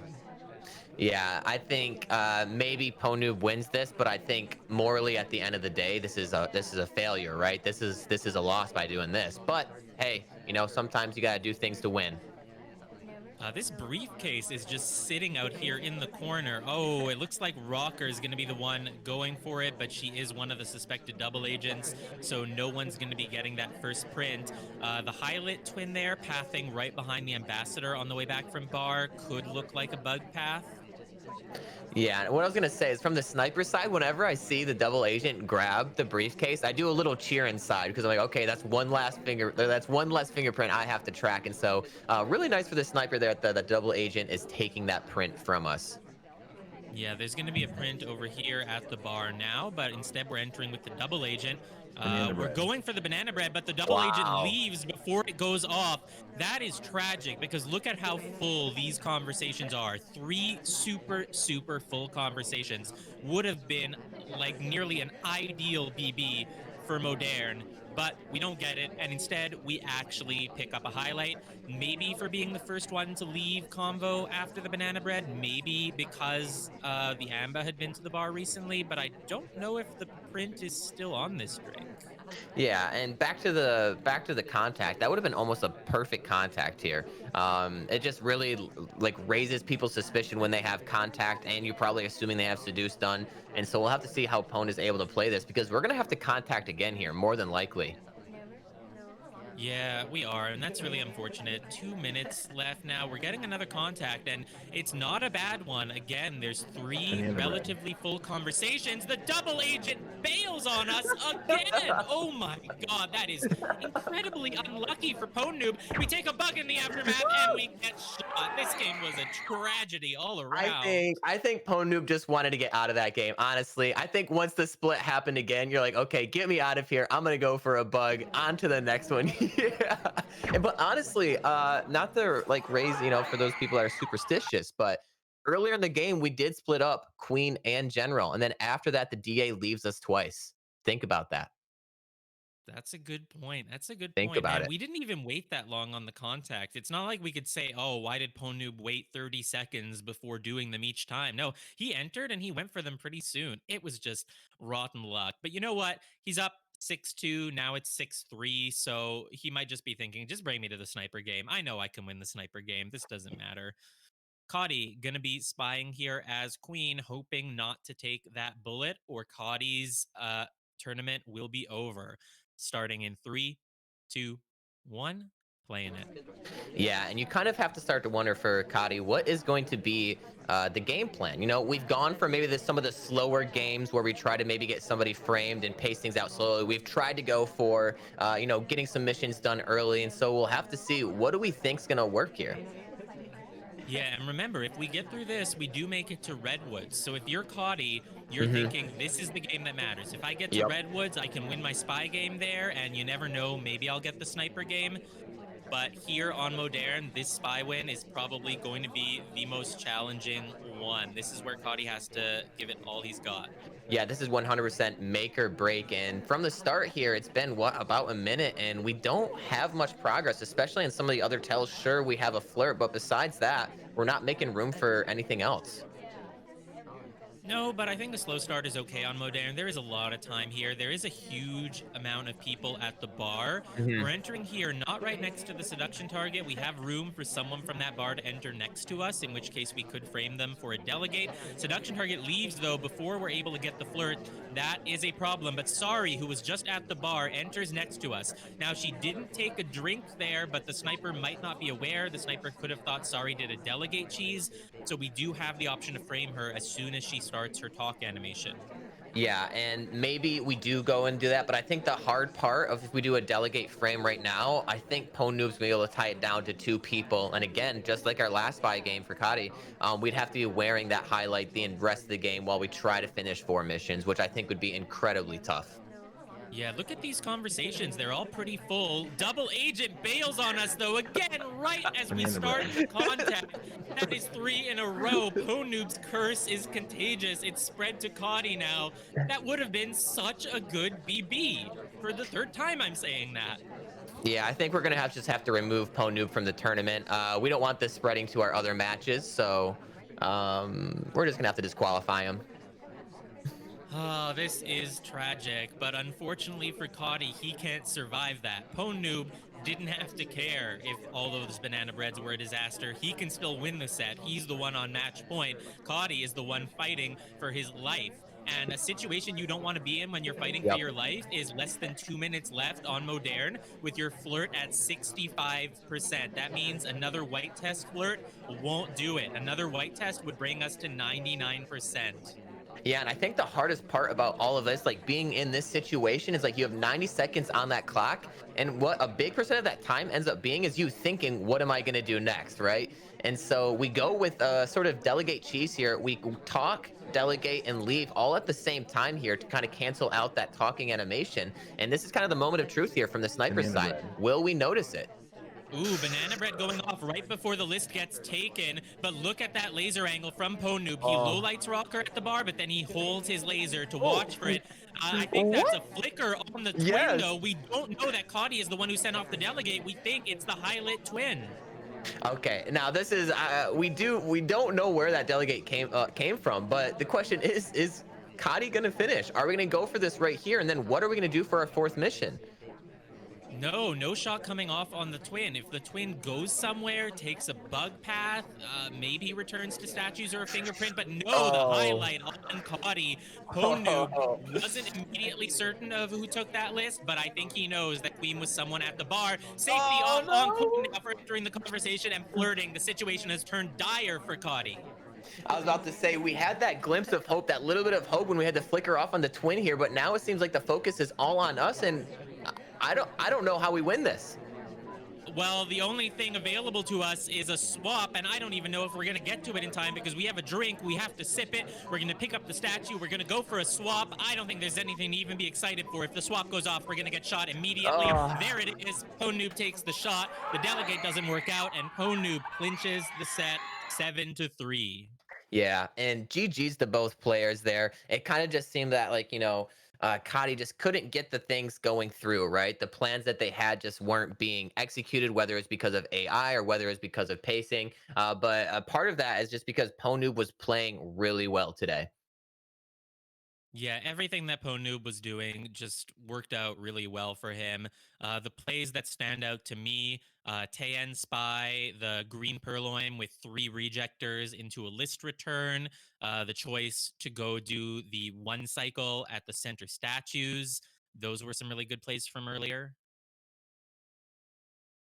And we do actually have Ponoob joining us here in voice chat for an interview. If Cody is around, they would be able to join as well. But I think due to time zones, it's going to have to be just Noob with us. Yeah, I guess we'll take what we can get, right? Rude, but hi. Hey, good game, Hi, good game. Ponoob. Congrats Yeah, on the win. it was a fun set. I feel I was about like to say. what I told Cody is I think like my 3 losses were like some really bad AI luck. I think like 3 of his losses are like really bad AI luck, and then I just went 4-0 in the other games. Because he was saying he's gonna get 7-0, and I'm like, no. Have you seen my double agent luck in on Modern? It's not a problem. Yeah, Uh, those double agents were rough. Was T-Flame right? Were you a little bit tilted after them, and that's why you just went for a bug because you didn't care anymore? Yeah, so I'm realizing watching the cast, there's a lot of plays that I was trying to do that just aren't evident because they don't work out. So on Modern, I was trying to do a green banana bread and then run into the bar, just kind of like run through the conversation. And then I hit the white test, I don't get the banana bread. I'm like, okay. The second time, I'm like, sweet, I'll do a banana bread, I'll cover the purloin delegate. I might even be able to do a bug. And then he left like a frame early, and I'm just like, well, It's like the all plan's your still plans are alive. out We're the doing it. window. Yeah, and he was rotated way over, which I didn't really see on my side. Uh, so he had perfect angle for what also ended up being a terrible bug because the ambassador moved. Because my AI luck that game was rubbish, but really a fun set. Cody's fun to play against, and I would like to see it more. I would have liked to see it in SCL, but yeah, so be it. Let's talk about the high rise game. This was the most interesting one to me. You were the sniper, Cody was the spy playing as Bling Twin. And Cody picked up a low light very early on. And then towards the end of the game, there was a contact. Red Dress and General were both in for it. Red Dress had the inspects, General had the fingerprints. Cody was a low light. Can you tell us why you were able to hold your shot on both of those civilians? And also, do you think you would have shot Cody if an overtime happened there? No, I wasn't shooting Cody. So the reason I really wanted to shoot General because it felt like a spy, I would have shot Red Dress if it came down to it. But they both stood in that conversation with Kane for like 2 minutes in that game, and he was the SDA, and Wheels was in a conversation at some point. He was the DA, but the banana bread was much harder to pull off with Wheels. So I decided, okay, I think Wheels is the DA. And then when the banana bread came off late, I'm like, I don't think that either of these people are the spy. I might have low lit them. I'm just not. I'm gonna trust my read on Wheels being the DA. Uh, and if they'd gotten a banana bread off the end, I don't think I'd find that shot. It would have been someone in the Wheels conversation, and Mhm. there was probably someone better to shoot than someone a twin low light. Like a twin low light's really hard, right? Because it's a twin. Like you don't even know what they've done because there's 2 of them. And why did you low light the twin out of curiosity? I forgot that drink had a print. Uh, Makes sense. Well, I think that the holding of the shot there really just shows you the sort of experience that a veteran like yourself has that allows you to win these games. A lot of players would have taken that shot. And I just think it takes a Mhm. lot of play and a lot of, making a lot of mistakes over time to learn, how to hold a shot like that. So very, very well done. I appreciate the compliment. Yeah, I mean the big thing with Cody is his game count, right? Like he's so good for so few games. So I figured if I toss him a few things that he hasn't seen before, like a return list, or something akin to that, without just doing classic Po noob stuff, Right. um, then I might get some spy wins, and I felt pretty confident about sniping. Though High Rise was not a map I expected to be picked. I'm comfortable in High Rise. I've picked High Rise a lot before, so no problem. All right, that's all the questions I have. Does anyone else have anything to add? No, it was a great set to watch. Hopping on over to the next match, we're going to have Ponoob and Slappy Davis on cast watching Ligorv versus Manatters. Thank you for joining us, Dells and T-Flame. Thank you. Have a good rest of the cast. Yeah, and thanks for hosting all this. Yep, not a problem.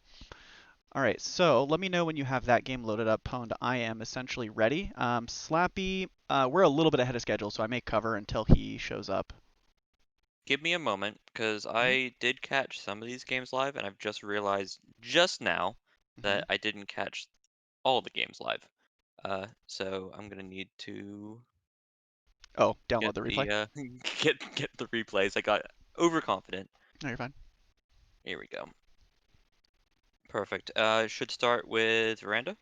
Yeah, Manatters, Pearls, Veranda. Let's do some picks and bans then. Oh yeah, I guess we got to do that, huh? Let me transition over to that. Where's the transition button? Hold on. There it is.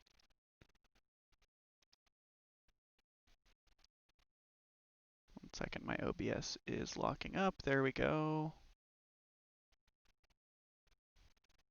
Chat, let me know if it's playing. There we go. Okay, freezing a little bit here. So it looks like we do have Ligorv banning out Gallery while Manatters banning out Ballroom. Restrictions, we're going to have Ligorv restricting Redwoods and Manatters restricting Aquarium. Almost the picks and bans from my set. That means they're good, right? Yeah, they're great picks and bans. Doubled Veranda, I love to see. Veranda for a long time, and I still think it is my favorite venue. I just like the design of it. I think it's a very unique design where the spy can predict a certain amount of free time based on where the laser is, because unlike Library, it's kind of locked to movement rather than mouse movement of the sniper kind of rotating around that U shape. And then we're going to have a doubled pick on Taeyan, seeing a lot of Taeyan today, single pick on Library, and a single pick on Courtyard. Yeah, I think Ligorv might honestly be the best sniper on Veranda. Other than maybe Kaylee. Best active player on Veranda. It's not someone you want to play against. For Manatters, we're looking at double Taeyan, which I think he's probably choosing more for the spy side. Just he likes doing missions, and Taeyan's a great place to do that. Library, another 5 of 8. And then Courtyard, which is interesting, but Courtyard often comes down to those one moment situations. Can you get that sneaky bug? Can you get that swap? And Manatters, I think, is going to be happy to do that. I wouldn't have necessarily expected it against Ligorv. But these guys have played so much. When I say so much, I mean they played twice. No, they played once. They played once in SCL, and they went into a tie actually. Ended up tying the division because they've dominated otherwise.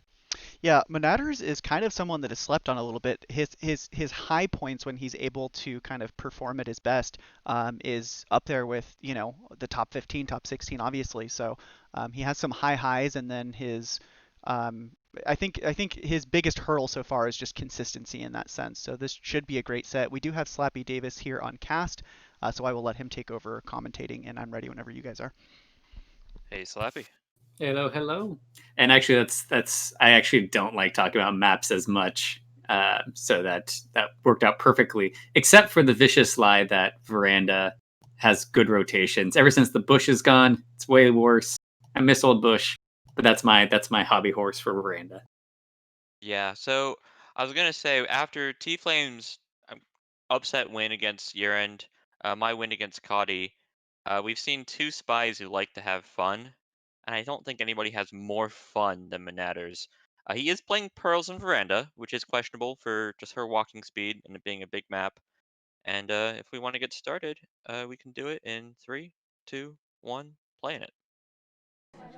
Yeah, the thing you would assume with white is that you can get the bug off easier when walking in line with them. Also, Manatters opting for techs, not super uncommon pick, kind of like an in between pick for Queen and Taft. Taft being ultra fast, Queen being pretty slow, and Tex being in the middle. I don't know exactly if how White Dress lines up with Tex, if that makes it easier, where Taft can actually maybe be too fast for White Dress. I don't know. I don't know if it's that intentional of a pick, but White Dress has a great slow bug and a pretty good in conversation bug if you can go across conversation, which some of the conversations on Veranda are small enough for.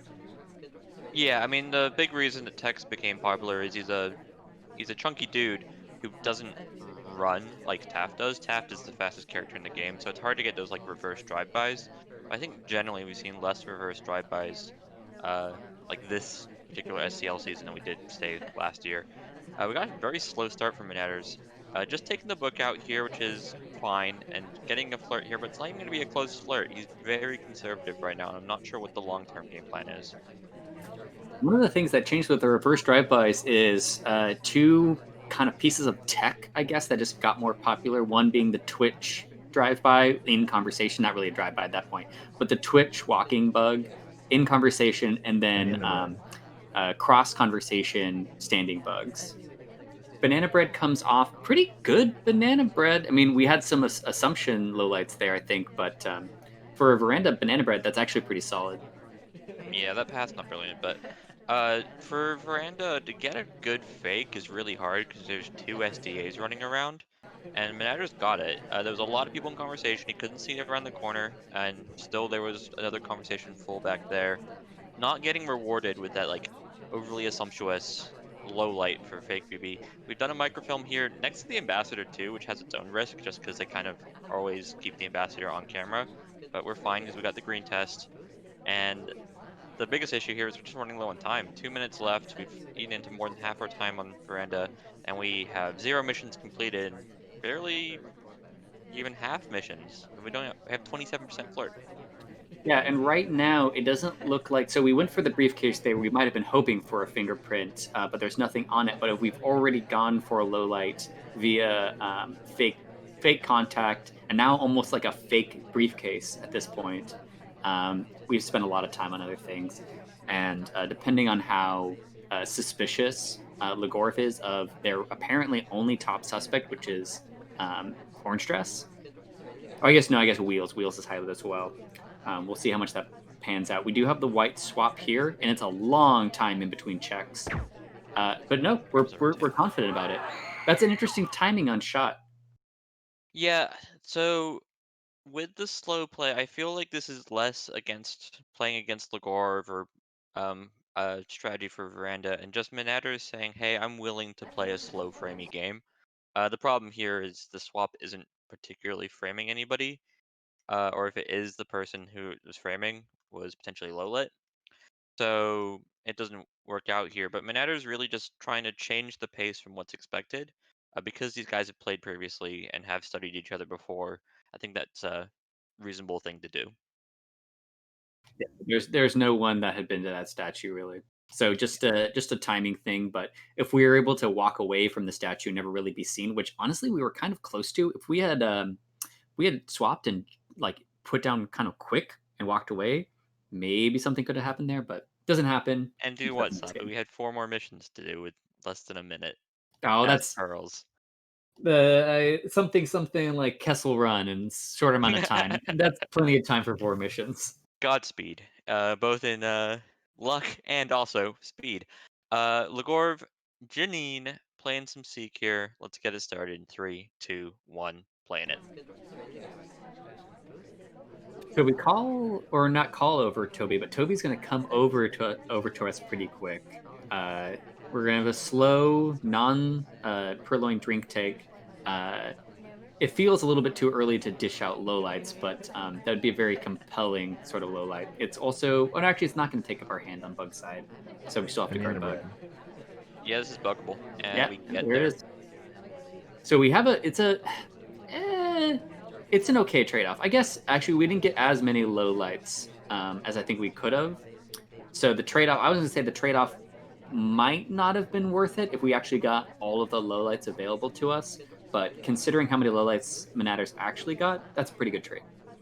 Yeah, and one of the big things with a 5/8 map like Veranda is letting go of the bug is not good. You don't really want to let a bug go for free, like we see here, but they still have to do another hardtail, or they have to do inspects and prints, which just adds up to a lot of suspicion. Now, there's still cheeky ways you can do that. You can still get things like a difficult print and make it really hard to avoid having to get shot for just a full soft tail game from here. But we're probably going to end up doing a hard tail just because there's 3 hard tails and getting prints and inspects is time consuming at best. Yeah, getting the bug out of the way and the contact out of the way pretty early, but a slow flirt to me lends itself to a game where we really pay a lot of attention to potential frame suspects and where fingerprints are at, because we're probably going to be chopping up our game a bit now that we don't really have we don't have a 2 flirt on the table. It's probably going to take a while for us to finish flirt, maybe even well, it kind of doubt we'll actually get up to a 4 flirt. But now, because we are not going to be, we don't really have the great like super rush option where we get everything done really quickly. We do have more time to kind of see where the field is. We have the early bug, got a little bit of flexibility. We don't need to just throw a Purloin in there for no reason, that sort of thing. We take another innocent drink. Yeah, a double-edged sword here with the inspect that we got too. We got the highlight for it, and the highlight's obviously not good. It's going to make getting our last tail hard. But it does at least confirm for the spy that they weren't already highlight for something like the bug. And so you can go, okay, well, I got the bug away, so I just need to get one more thing away instead of worrying that you've been Banana watched the bread. whole game. This is a good fake, and the reason it's a good fake is the only person in our conversation is our seduction target, who we know cannot be an SDA. Uh, I'm not sure it's going to cause any more ruckus. Just looking at the sniper side, they haven't really reacted to it too strongly, and it's not like the list is disappearing or the ambassador was in danger. What's interesting is it looks like our ST got low lit. We didn't get bumped at all. Potentially, they have sticky highlights where once they're highlight, you don't get low lit for like fakes and whatnot. But for people that have really just done nothing and didn't even get a highlight earlier, they'll actually get low lights. So uh, mixed on whether or not that'll actually work out for us. We do We were have the also potential talking. effect swap. Yeah, maybe a green banana bread and we get rewarded differently. There is a Here comes the rotation white coming spot. around. I think we're gonna wait. And then when we rotate back, we're gonna swap right as we set it down. Yes, that's exactly what's happening. Now the question is whether or not Manatters is baiting that out. A lot of the time, snipers will do fake checks, and we do a very good job of walking away while blocking statue, and we're just gonna come away with this win. Very touchy stuff though. Like we were being watched for that. If we weren't being watched for that, Twin was being watched for that, and either way, both of them are very scary. But because of Duke's cover, because we're a tall dude, there's just no true visibility until it's just a bit too late. Really good stuff from Legorov, just respecting the sniper before making that decision. Yeah, if Ambassador wasn't in a spot that we felt like we needed to rotate around, we might have been able to give another peek to Seek. But honestly, even looking through Duke would have been tough. So good Damn, timing on Seek. Legorov. That rhymed. Okay, we got Manatters down 2-0, and you know what that time it is. It's time to press the emergency smallman button, or ESB. We're playing some smallmen here on Veranda in 3, 2, 1, playing it. Veranda Smallman is an interesting one. So one of the biggest marginal differences is being able to do crazy time ads in the back window corner. Although if Smallman ever approaches that, that should be setting off alarm bells in your head. And then bugs and mischief at Green Bookshelf. There's a lot of people on the other side of the map. Now, if Ambassador leaves the left side of the map, that's actually pretty tempting to use the conversation back into Green Bookshelf and then go right back into conversation or something like that, like kind of like where we're at right now. So we might just go grab a green book, come back in, and then just go to a bookcase Banana later. bread. That's a nice one. We're actually going to be going over to red bookcase though, so we will Quickly be gonna pull seeing. this. Although We're we're being respectful. We're not immediately just running away. Yeah, I think we're going for a low light there, honestly. Just hoping that by the time that laser swung back over, Aw. we get the momentary low light. But honestly, if we were any other character except for Smallman, that low light might have stuck. But every once in a while, when you're about to low light Smallman, you think again and just like, why would I do this to myself? Let's just keep him neutral lit. Yeah, looking at the party, it's already pretty sorted out, and we don't have a hardtail. Legorov's in a good position here. Uh, I can't really say it's guaranteed in any sense because we're playing smallman. Manatters is a smallman expert. He knows his smallman tricks. He plays them quite a bit. He does also have the cost of his opponent presumably knows that, but I think if anybody's gonna get a sneaky microfilm, Manatters is prepared as anybody for it. Yeah, I mean, we'll just be trying to finish up the flirt here. It's really, I'm very curious to know if Natters thinks they got away with the book or not. Now, we could later on try to do a similar thing where we have this red book now. We go back to a similar spot in conversation, and then we dump it back in green bookshelf really quick later on without hopefully being seen. But I don't actually know if Legorov is going to be more on top of Smallman's book because they saw them specifically coming away from bookshelf and considered low lighting them. Going by the ambassador, not bugging. Looking at the sniper side, there's two highlights. It's Irish, who's presumably a suspect, and Toby, who's presumably not a suspect and is just being watched because the list is still on the tray, statues are still unswapped, and he's got to be feeling pretty comfortable, wondering where's the mission gonna come. The sniper not having any of these tells other than the banana bread is a bit ominous. Get you a bit nervous. We're going for the old-fashioned just slap the book, and we're gonna get the old-fashioned shot in the face. Uh, Catching the green test microfilm. Good stuff from Legorov, just ready for it. It's really too bad because I was actually thinking that we had a good opportunity to do that if it had taken earlier. So that's the congested part, the most like congested part of veranda is the space up above red bookshelf. So a lot of people go around there. Alice was blocking us for a second. White Dress was blocking us for a second. Toby was about to offer in that area and was blocking us for a second. If any of those things had been occurring while we did the green, we were fine. But they just didn't happen to line up right when the green test went off is exactly when it cleared up. Nobody was in the line, even though there was plenty of congestion just before. So a mix of good luck and bad timing. Or sorry, I bad do luck. And bad also timing. appreciate the shot. He shot the hand that microfilmed. Punish the hand specifically for slapping that book. This could be a quick one. The Gorov's up 3-0. If they can win one more on their own map, it's kind of just curtains. Like, and we've seen like Minar's already used his Smallman tech. Like, what other buttons does he have to get out of a deficit? Can't really say too much because we just saw T Flame bring back from this sort of spot against Year End, another big monster sniper. But it's gonna be now or never on Veranda's last time on Veranda. Sure, in 3, 2, 1, playing it. More slow characters on Veranda. I don't love it. Well, the thing about veranda is you don't need to take super long paths, but the thing is, I mean, okay, if you're able to take the time to do like next level behavioral plays, the big thing about slow characters is they don't like from going from side to side. Because one of the things that's strange about veranda is there are mission sites like pretty well scattered throughout the map. Where like let's say Modern, you're going to be traveling a long ways for basically everything. If you're not going to probably get lucky enough that your seduction target's going to ever really be nearby. You're going to have to travel to them.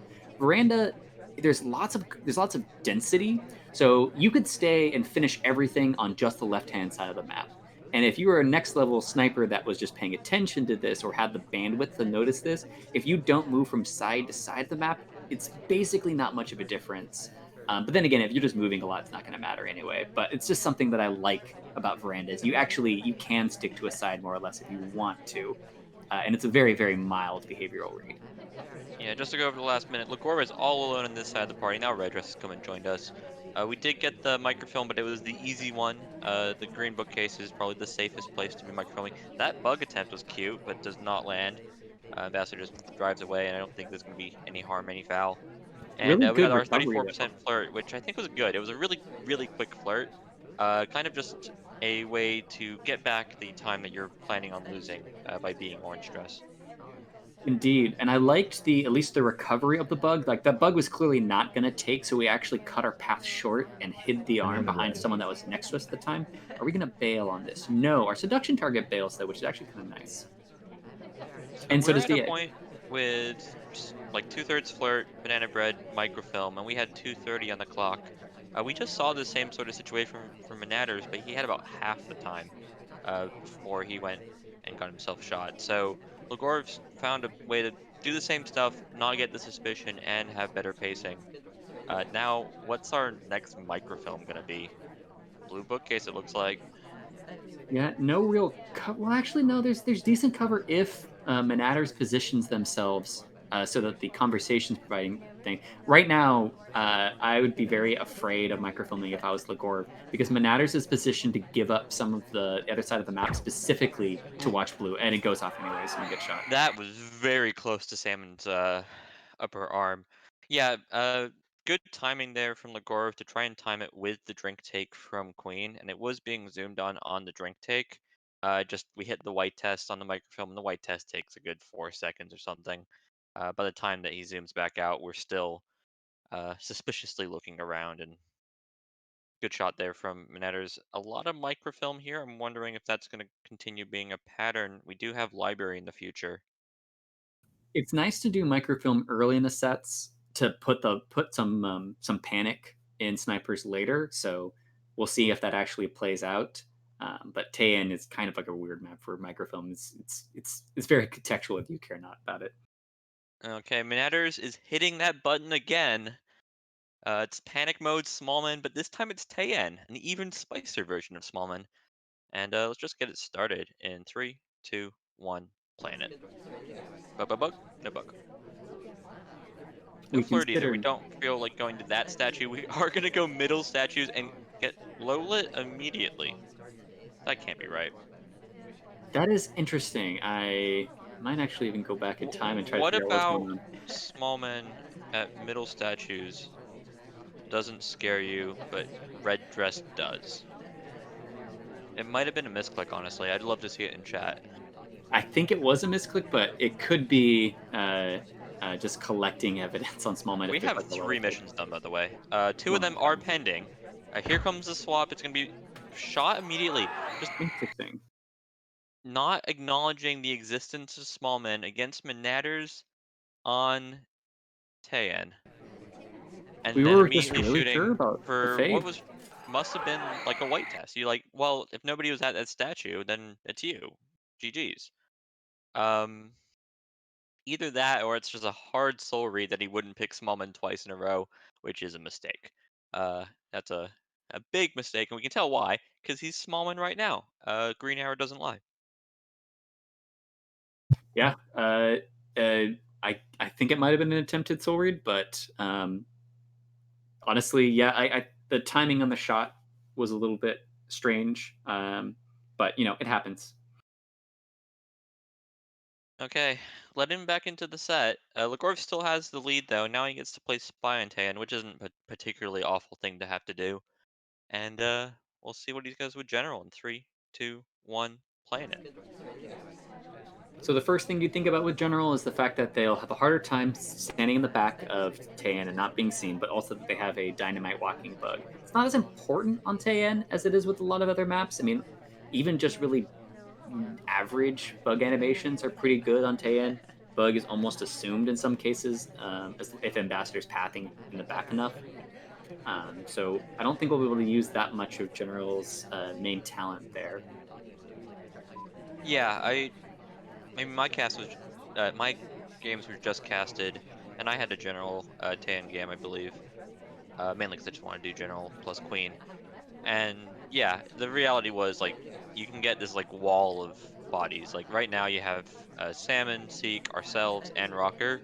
If Ambassador goes anywhere behind that, it's going to be like really hard to just confirm. Okay, Seek didn't get a reverse drive-by or that sort of noise. We got a lot of highlights here from Manners. He does have that problem sometimes where he just gets overwhelmed with an overly bright party, and Legor's not one of them, which is concerning. Not that Legor's done anything so far. Ooh, okay. We are going for what appears to be a frame. We are. Is that a? I see nodding from Ligor. Yeah. Did they force them to a fingerprint location or no?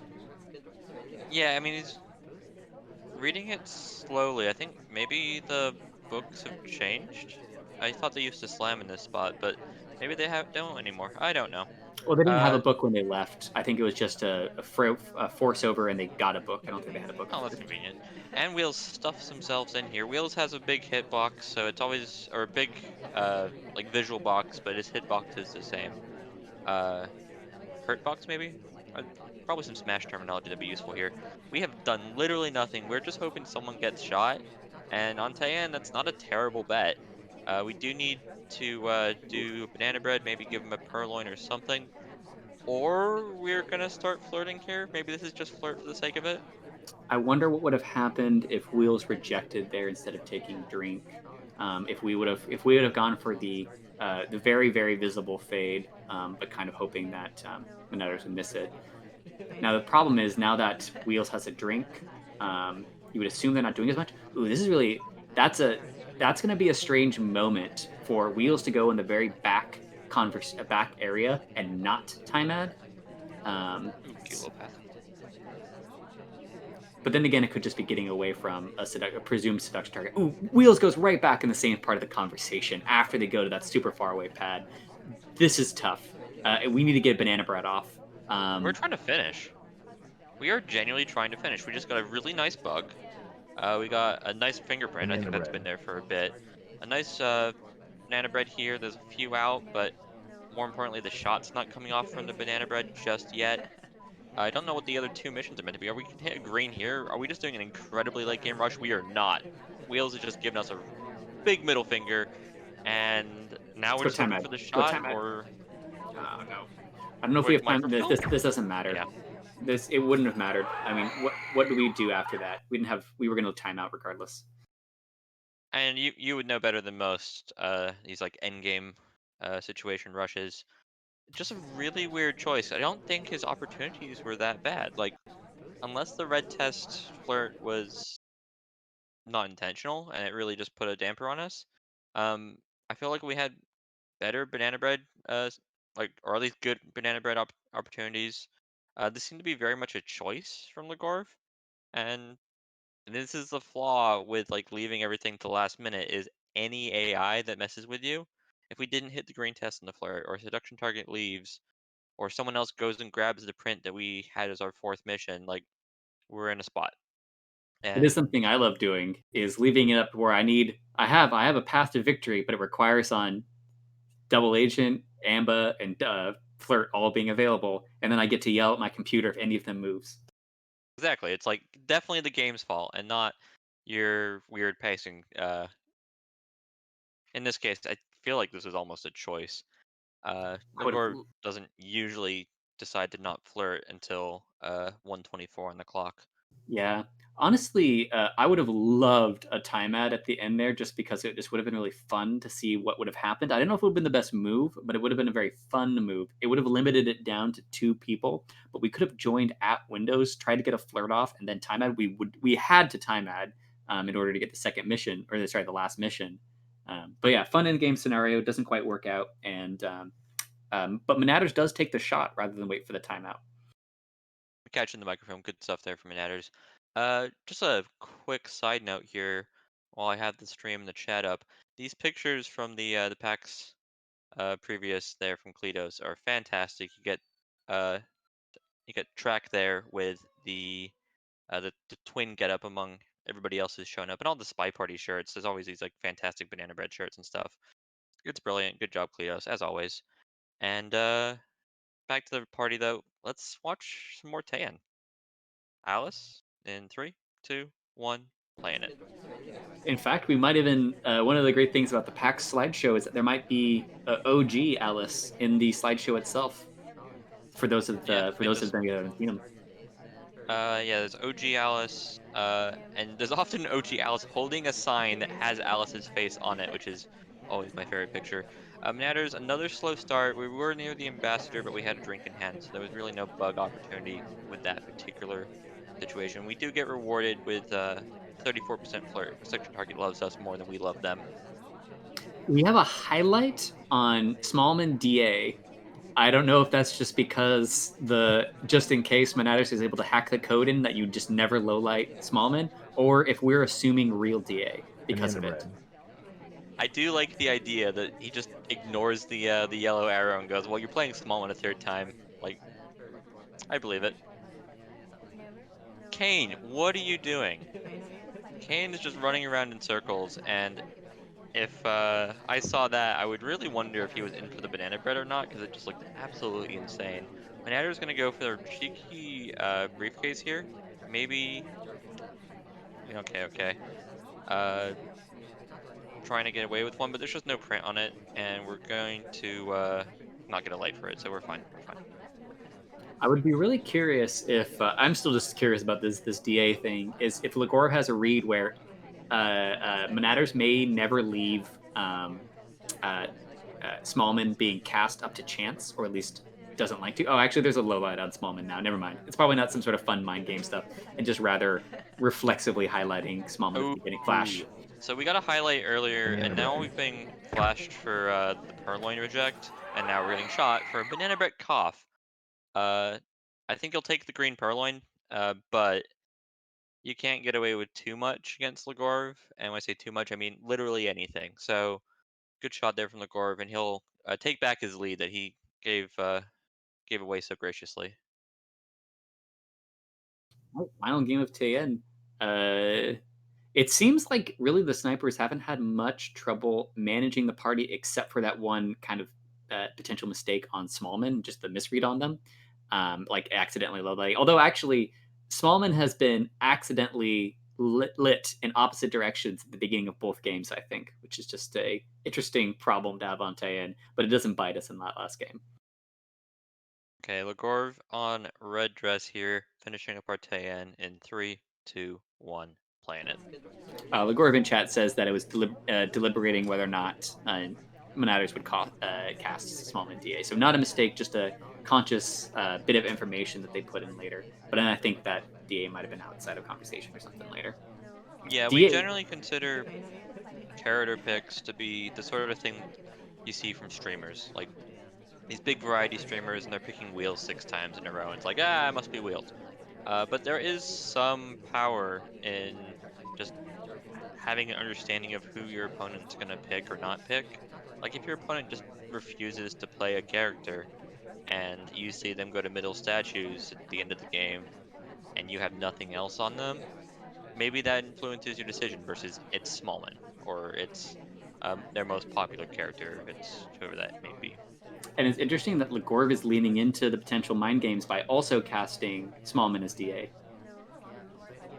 Yeah, I know, people think I'm joking. I accidentally ended up with Seduction Target Smallman 2 games in a row, and that's why I ended up doing Queen General. I was like, I don't want Smallman the third time. The game was trying to give me Smallman the third time, just the pure randomness of it. I'm like, no, I'll choose a different meme, thank you very much. These sort of things can be random if you're not paying attention, but I think these guys are very much paying attention. Ligorv in these 2 games has opted for a relatively slow start, but getting a sense of the suspects. So it looks like Ligorv feels comfortable with the last second rush, but would love to do frames. So more frame sensitive, I think, than Monaders. Monaders really focusing on mission completions. We're going to jump in here. Nice big conversation. The question is whether or not we're going to double agent just because there's only 2 people in the back conversation.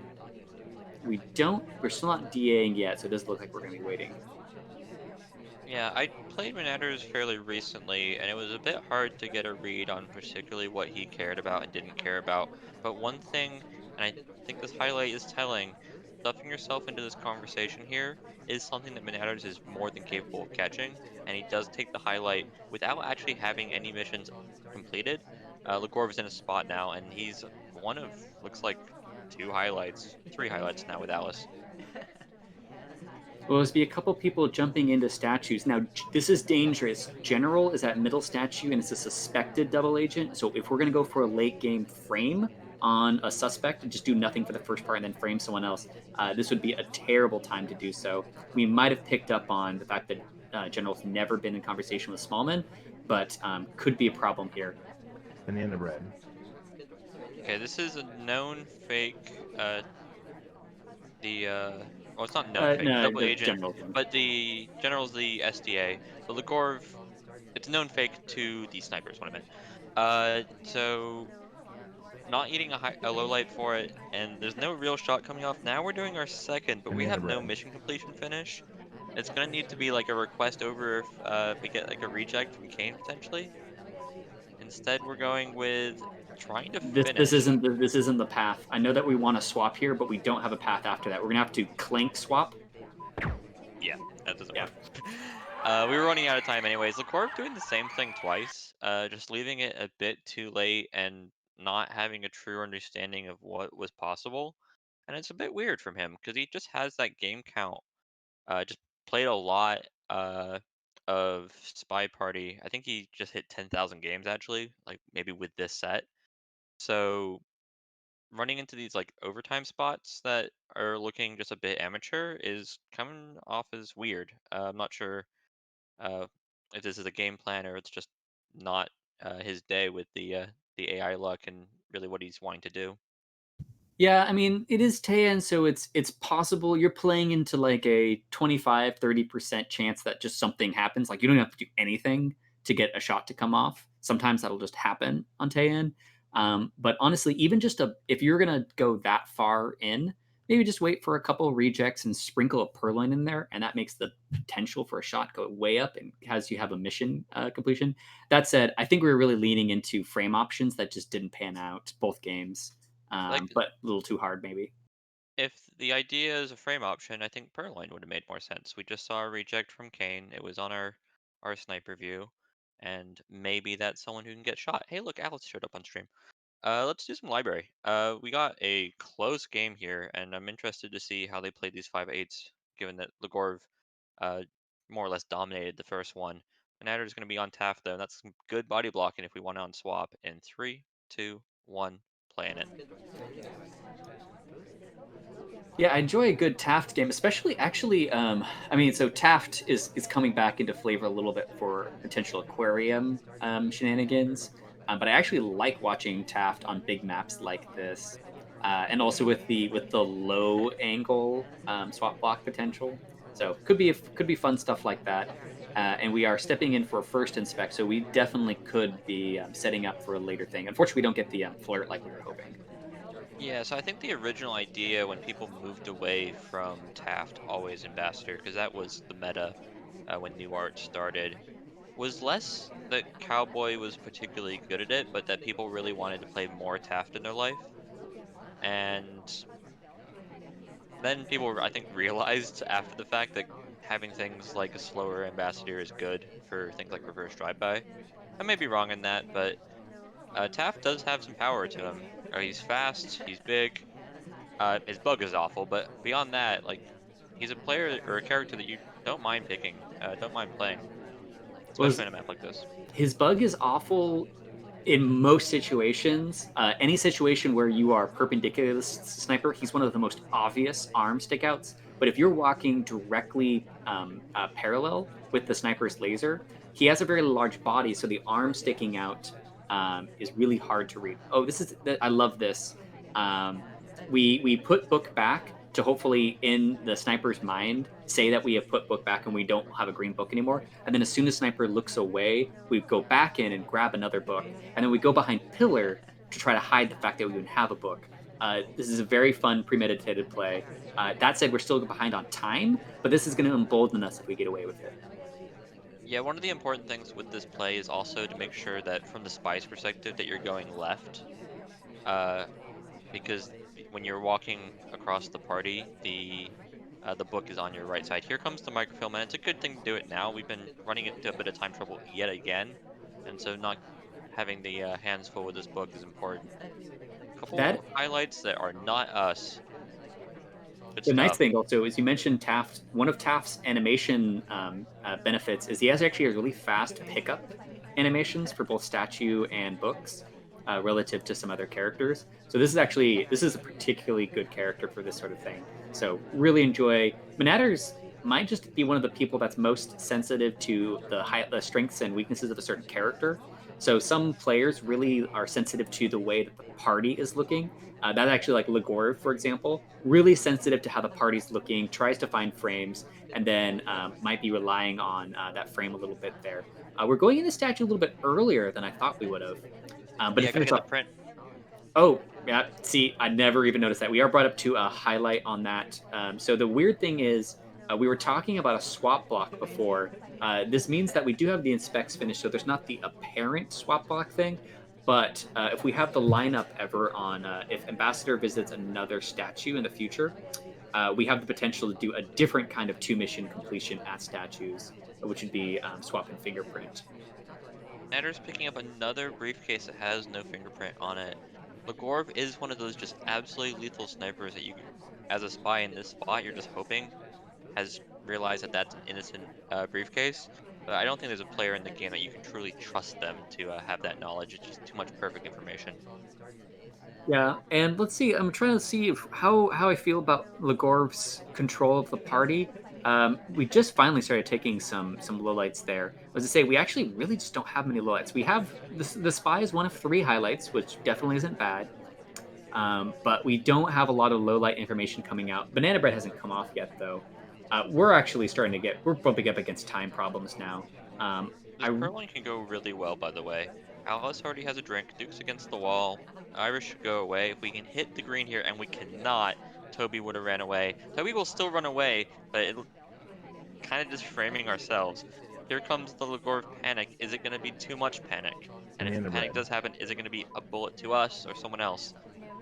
Taking low lights, not convinced yet that the shot's not. There we go. Yeah, I was curious if because like really we should be if we're tracking Taft not perfectly but well enough, we should kind of know that he really is threatening 5 missions at that point.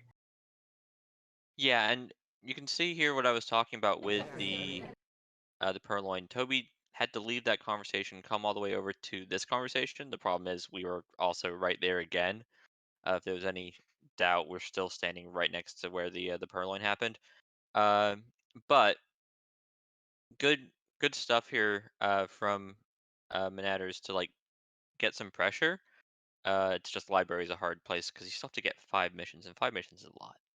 Yeah, I think this is really in my mind coming down to committing to fingerprint, but not hard enough. Maybe that briefcase that we went for, we were really hoping it had a fingerprint, and we just didn't know how far along it was. Because otherwise, we went to that and finished. We finished the inspect, and we took away inspect swap. Well, we gave up time. We didn't take it away because we could just go swap again.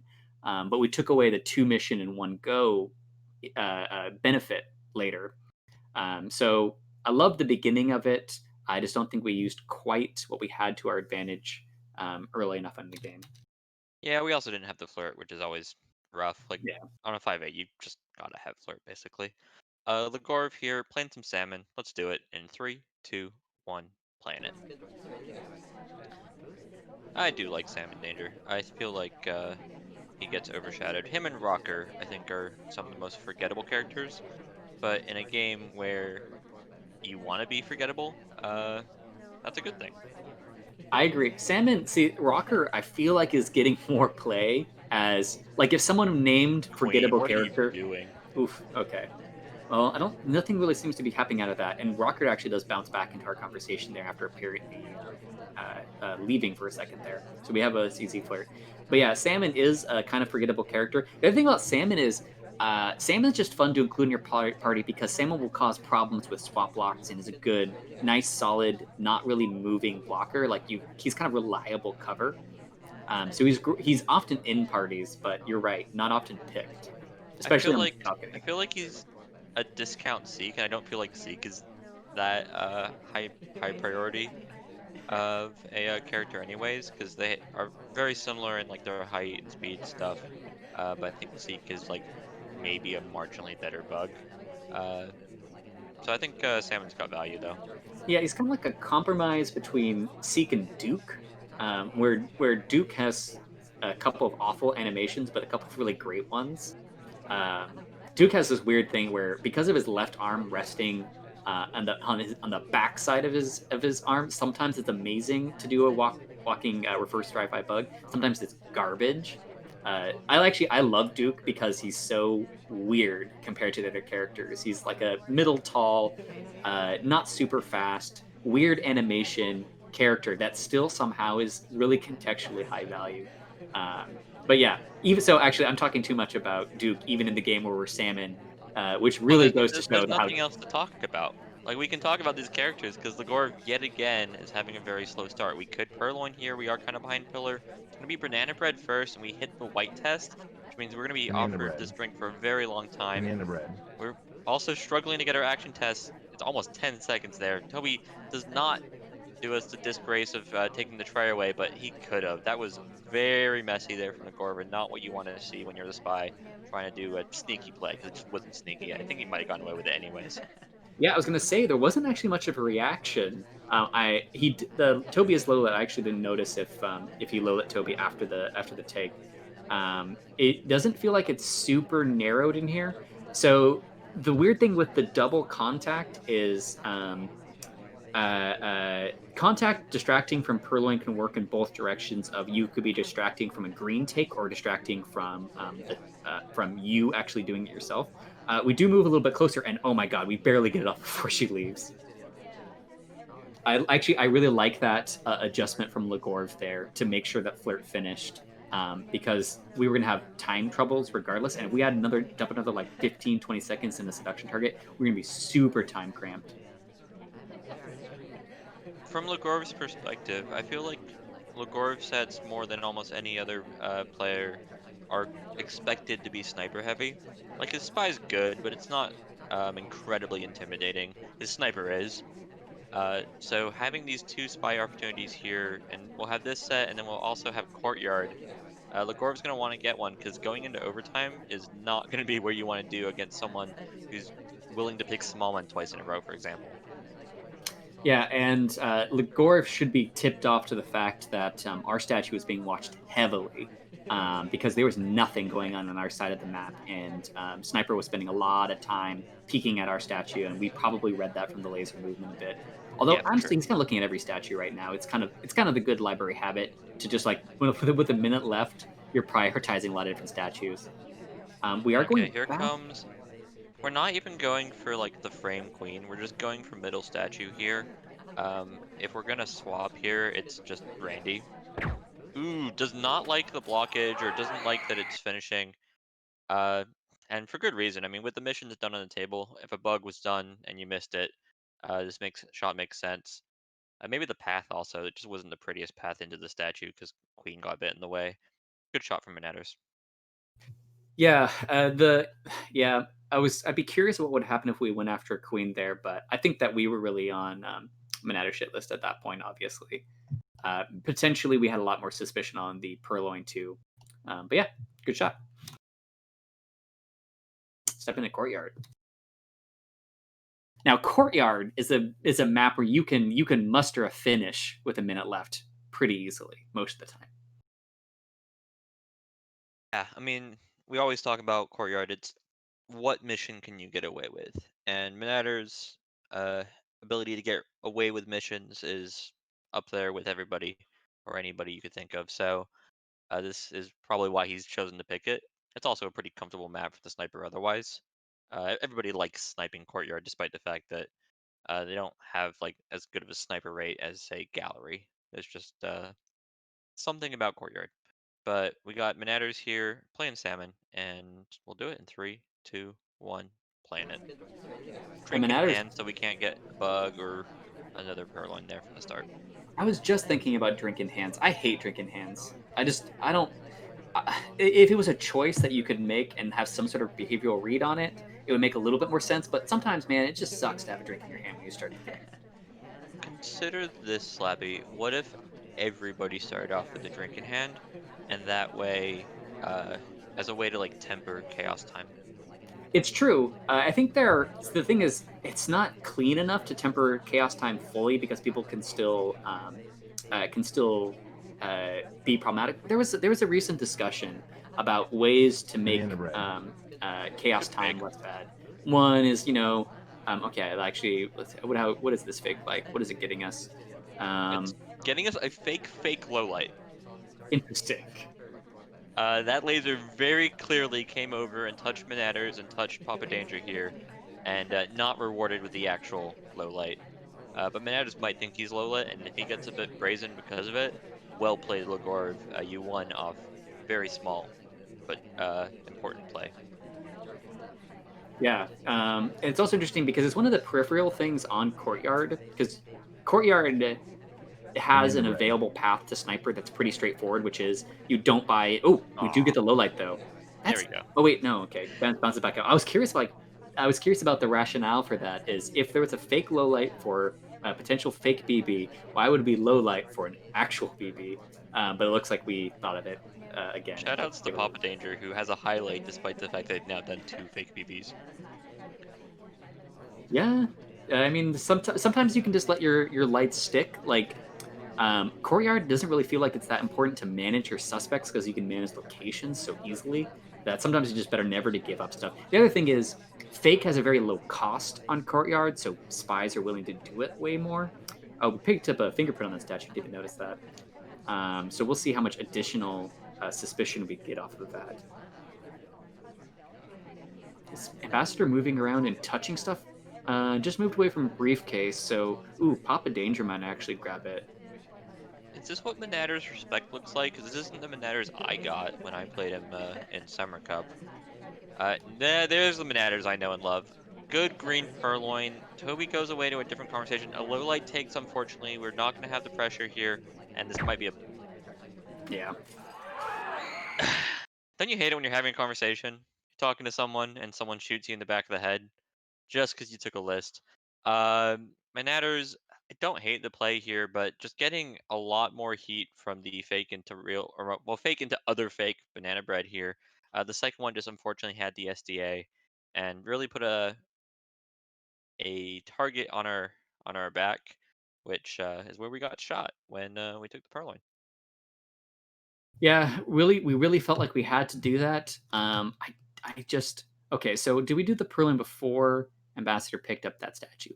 The thing is, and no, Ambassador was clearly picking up that statue. We had time to do other stuff. We were in a reject chain, so it was kind of just like maybe a do something thing. But I don't know. Sometimes you can lean into those and just really hope they reject drink, but reject is just not common enough to really lean into it. So This would have been a really sick game, by the way, if these had both been true fakes, if we'd not had the SDA in our second conversation, because it would have been like the equivalent of a silent game. And the sniper is good. Like, Lagor's good enough to potentially know that you don't have a real banana bread, and then we win on the fingerprint, so we kind of just hit the best of both worlds. Unfortunately, there's a huge risk with that, is if you're doing 2 banana breads in conversations, you're often going to end up with an SDA just because of odds are not in your favor necessarily. Yeah. All right. We got either some overtime, which I believe was said earlier would be 4 matches on the double, or we're seeing Lagorv defeat Menaders, which he was not able to do in SCL. Either way, exciting stuff. And he's just got to win on Spy on Courtyard. How hard could it be? In 3, 2, 1, playing it. We start with a drink, so options a little bit limited. But then again, also the great thing about Courtyard openers is that time ad is available to every single person on the map. You can kind of quickly there. We have a little bit of a tough time padding in next to our twin, but doubtful it's gonna get picked up at this point. Can you not say such inflammatory things when I'm right here? I don't time ad more than half my times in the beginning of Courtyard. Who said that? It's great because like the thing is like if you catch it 5 seconds late, unless you are on top of who's been at statues, everybody's within range of having done it and gone into conversation. It's wonderful. Ooh, Queen gets kicked out of the conversation I think we were trying to follow. Lagorv is not bold enough to just tail Queen the whole way. I think Twin's slightly faster than Queen. It would have been hard to do anyways. We, again, have no mission completion over a minute into the game. And here's a way to complete missions. We're going to statues. Let's see if it's just inspect or maybe there's some sneaky swap stuff. Red test inspect is going to make that really hard to get a good swap timing. Yeah, no, agreed. Actually, it's like a lot of the times spies won't have enough time. Even if they double hit green, they can't do it in one cycle. And I was going to wonder if they was going to try to force that in there, but hit the red test. Cheeky, cheeky, cheeky. Can we get the swap here and run away? No, We're trying. I don't think we can. The laser definitely rotated over. Now we're going for a swap stall, but it's all very cute stuff. Menaders is going to have to really think too much or too little of Lagorv to let this play get away. Yeah, I was gonna say is like I don't even know at this point if banana bread is a good idea because that'd be the exact move that if you were kind of thinking about this, you would expect. Ooh, double agent leaves too. We red test flirt, I'm not sure what the point is. That okay? Well, Irish is taking. We're not actually watching statue. Well, I mean, I guess we'll see how on top of it are. It should be narrowed down after this for sure, though. The reality is, for Manatters, you had someone that you thought was suspicious go to statues, and then you had a low light go and swap it. So when you figure it out, and it looks like he has, because the low lights are coming off, why did you low light and just believe in yourself? If you believe that your low lights are good, then it's twin, and you just get to shoot them for the banana bread that's going to happen in the next few seconds. One thing is because Manatters knows how much time Twin spent at statue, It doesn't work. we know that flirt can't be done. Two things have happened here that are not good. Irish going back to statues, which he's already been credited with, and our double agent leaving means that our one person that we could get shot is not doing anything they could be shot for, and we don't really have the options that we were really hoping to have because double agent's still out. This might be like a We have awkward the time time ad, ad. but doing it with 10 seconds to go to the window, and nothing else to watch for, this is GG's. Dead man standing here. We are going to get shot for the time ad, not even waiting for the next mission, not allowing any dance activity or saying something stupid to happen. Yeah, so too bad on that one. And again, we put all our eggs in one basket, and we're only at 2 missions at the end of that game. A little bit of unfortunate circumstance in each one of those, but yeah, not putting ourselves in a position to win that one, unfortunately. It's been interesting because I think Manatters has been the better spy and Legor's been the better sniper, which is only half the games. The other half of the games are we have these Legorv uh, spy games versus Manatters sniper, and they're just a bit awkward. And Moneto's doing well to finish off the job because the Gorv is just giving these really awkward, like, I'm hoping the sniper is bad, but we know that Moneto's isn't bad. You know he's not bad because he tied you previously in SCL. So, uh, interesting stuff. We're back to maps we've seen before. So just so guys, remind you guys the format, it's going to be the maps that we had doubled, but now they're going to be singled. So it's going to be 2 games of Veranda back and forth, and then I believe Tayen was the other doubled map. Indeed. Oof. That means we're definitely going to play Tayen. Oh no, I guess win by 2. No. They both get to play it. It has to go the full 4. That's right. Yeah, full 4 must win by 2. If tie again, repeat infinite. Oh jeez. Yeah, there's no game 1 or like release valve. There's no one game of balcony at the end of this. It's like, no, we could be here for a while, Slappy. And even worse for the players, fatigue might be a conversation that we have here if we go into a second overtime. Let's cross our fingers and hope that doesn't happen. My voice will go. We got Manatters as Duke, though he's right next to Salmon here. In 3, 2, 1, playing it. Yeah, it is interesting because okay, so you're on Veranda, right? More often than not, you assume that there's going to be a split, and so on top of the normal aggression or super passive paradigm that is at the end of we have low lights coming in there. Are they inspect Okay, traps? so I think what this is, especially with the Disney and the orange dress low light, is I don't believe that you will go to statues and not swap it in the first 30 seconds. Because if a swap happens, you go, well, it's a low light. Easy peasy, done. Uh, Game solved. And it's a very big gambit. And it's a gambit that a sniper like Legorv doesn't necessarily have to make. They're a very skilled sniper. They can win a game of Veranda without doing this sort of thing. And usually it works, but Manatter is just feeling like getting an inspect this game. Bug's gonna be free, we're low lit, and Manatter's in a very good spot to win this spy game on Veranda, which is not a sentence you say too often. Yeah, and Manatters is really feeling bold on this one. I think we're going to be going for a relatively early finish. Not even because we assume we're low lit. We obviously assume we're high lit at this point, right? And we're still being bold. So I think we're just really going to be looking for a rush. We're brought it back to highlight. Now the thing is, it's almost too late because we got the big thing down that the highlight really helps with, which is the bug. So this is actually going to be kind of interesting here. Actually, really curious why that highlight came off at that point, and actually Disney got brought back up too. Orange Dress is still low lit, but It looks like this might be like a swap memorization strategy at the very beginning of the game, without just having them as highlights. This is interesting stuff, and I'm interested to hear from Legorv if we get him on mic later. What these few games of you've seen the spy get low lit, both this game and Tayen earlier, with Smallman getting low lit. If there's something behind it that we should know for the future. Yeah, I think you're right about the swap the swap tracking thing. As just it's, at least is the potential idea that I actually kind of like in my mind right now, except for the fact that you can miss bugs. Although I guess you would assume it wouldn't happen so quickly. Is you could banana bread fake banana bread comes off, and it would be fake for our conversation circle. A little bit slow on getting some of the low lights. I think we only got what, like 2 or 3 there. But if you low light people that go early on, because they don't swap it, because they could also green swap, is you're low lighting and saying if a swap has gone off as one of these low lights, and then later in like 45 seconds or whatever, after the swap has not come off, you can bring them back up to highlights, and they're just normal highlights mixed in with the rest of your game.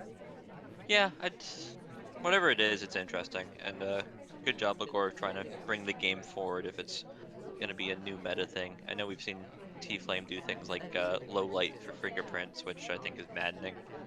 Natter's done with fingerprints, done with bug before flirt done. Usually you can just tell how aggressive the spy's being just by how many missions they have before the flirt's finished. In this case, it's 2. Banana bread. This is a bit center screen. We didn't hit the green.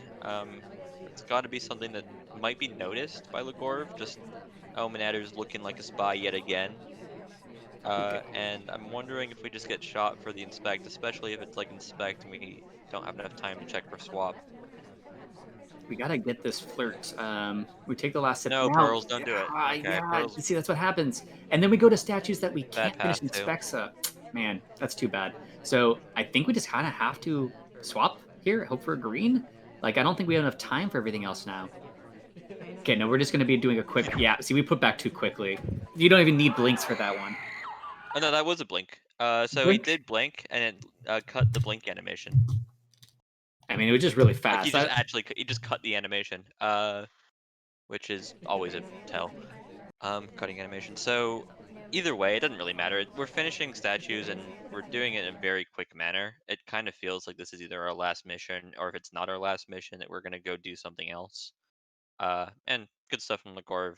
Really, this sort of lethality from Legorv is not surprising. As long as he's not tilted, he's gonna take these shots the most of the time, if not all the time. Yeah, no, it's yeah. I was looking at it again. You don't need like I don't. He didn't zoom in. I don't think it's blink tech stuff for people. No. I'm Creeping just on saying, chat. like, if we're gonna talk about blinks, that was literally a statue cut animation. Yeah. So let's not talk about blinks. Let's talk about Legorv playing Irish, trying to put this overtime well and away. This isn't gonna be sudden death. Like, Legorv can't win the set on this game, but getting 2 wins here on Veranda is gonna definitely help. Let's do it in 3, 2, 1, playing it. And we are Irish here, which sometimes you can blend into green bookcases pretty well, which is just kind of fun. It doesn't look like we're going to be going in for that. Oh, yeah, we can just pick up this nice easy flirt here. Oh, and we immediately get it and run, and we go into green bookshelf because we noticed all of this activity on the right-hand side of the map. Are we just going to cheese this? Come I always on, get I want interested it. by the sort of things that I do that have like been picked up to be more meta. And we're seeing more and more people do these very cheeky flirts that um, generally I don't think we saw much other than like the Twitch flirt days, which were a completely different era, different mechanics, Yeah, different Twitch art. fittings. Twitch fittings were honestly just annoying. Like only thing that was good about Twitch flirts was catching people doing Twitch flirts and feeling really cool and like just for punishing them for that. And like yeah, I mean that's why we got the timer flirt in there because loop flirting, I thought was fun. Loop flirting was fun, but the thing of just like twitching in and out really quick and just jamming them all in there real quick, it was Is loop aggravating. flirting where I flirt and then run around the whole statue on courtyard in a big loop and then flirt again? Because I've done that. Yeah, you can still do that, I think. Okay. Legorv, if you could ask for some green tests, now's the time. This would be a lovely time to just finish this set. This one's not a huge deal. We have plenty of time, but If we can hit our big green test, if it's gonna be swap or purloin, whatever our hardtail is gonna be, it would be nice. Are we on the chase? That conversation is a bit full. We're on the chase, and we 13. didn't give that much time though. Yeah, because I was gonna say if we chase that quickly, the timer's really not gonna run down as much. I really think we might have missed our opportunity for microfilm there. Everything was on the far side of the map. There's barely any people around. Because our seduction target hasn't even put red book back yet. Yeah, we're making more passive choices. Like we're doing the book club read where you just go to the front and you're like, hey, you like books? I like books. Want to see my book? Just showing off the book more and more, uh, which is usually something you do if you're gonna go return it correctly. But if we return this correctly, we're just not finishing missions again. Lagorov deciding against all of that and just pathing back around. Netters doesn't really give too many pathing lowlights except for like the most classic double bounce sort of stuff. We should time add. Right now, there's unfortunately Toby comes over this direction. Okay, we're gonna banana bread. Are we just gonna try to Banana bail bread. on this? We're not that suspicious yet. If Do we a didn't stop have the talk. book, and we could have had not had the book, a purloin here after Duke would have probably been lethal. Ugh. That bug was not even close to sticking. If Manetters catches that, well played. Yeah, luckily because it wasn't close to sticking, we won't have suspicion on the path. Maybe. So I don't think it's gonna really matter too much. This does not go here. Okay, yeah. Green to blue is always really awkward because it's just so far away from its home. Now, Are we gonna go back? I was gonna ask if here? we're gonna do this. Yeah. Okay. Wait, that doesn't smudge it when we put the wrong book back? Yeah, it's broken. Don't worry about it. You don't know about fingerprints, Slappy. This is like Slappy 101. Is this wrong book, or even if you put No, the you right book can't back? smudge your own. Spy? You can't smudge your Okay. own prints like this. On books and statues don't work at all the same. It's weird. We got another fingerprint. This could be swapped to end. White test. Menares is good sniper. Good vigilance there. Only getting the highlight with 31 seconds left in the game just for the statue pickup, and then being able to just immediately come over and catch the swap is just good stuff for Menatters. And I think the reason why is he just had these 12 lowlights. He just had a fairly sorted party, and it makes these like late game swaps a lot easier to catch than if you have too many highlights, which Menatters is prone to do. Yeah, I would have liked. So if we went to back statues, even though obviously right now what Ligorv went for, so I don't. It's not an awful play. Sometimes snipers will just miss swaps on the front statues because they're paying more attention to their stuff. But if went to a different set of statues, we would have split attention between last second bug with a couple highlights on the left side and not. And then there's like the choice of whether or not to rotate would have been really interesting. But unfortunately, Manatters does catch it, even though it is actually during a time in which Bug is a little bit threatened. So good on him. Yeah.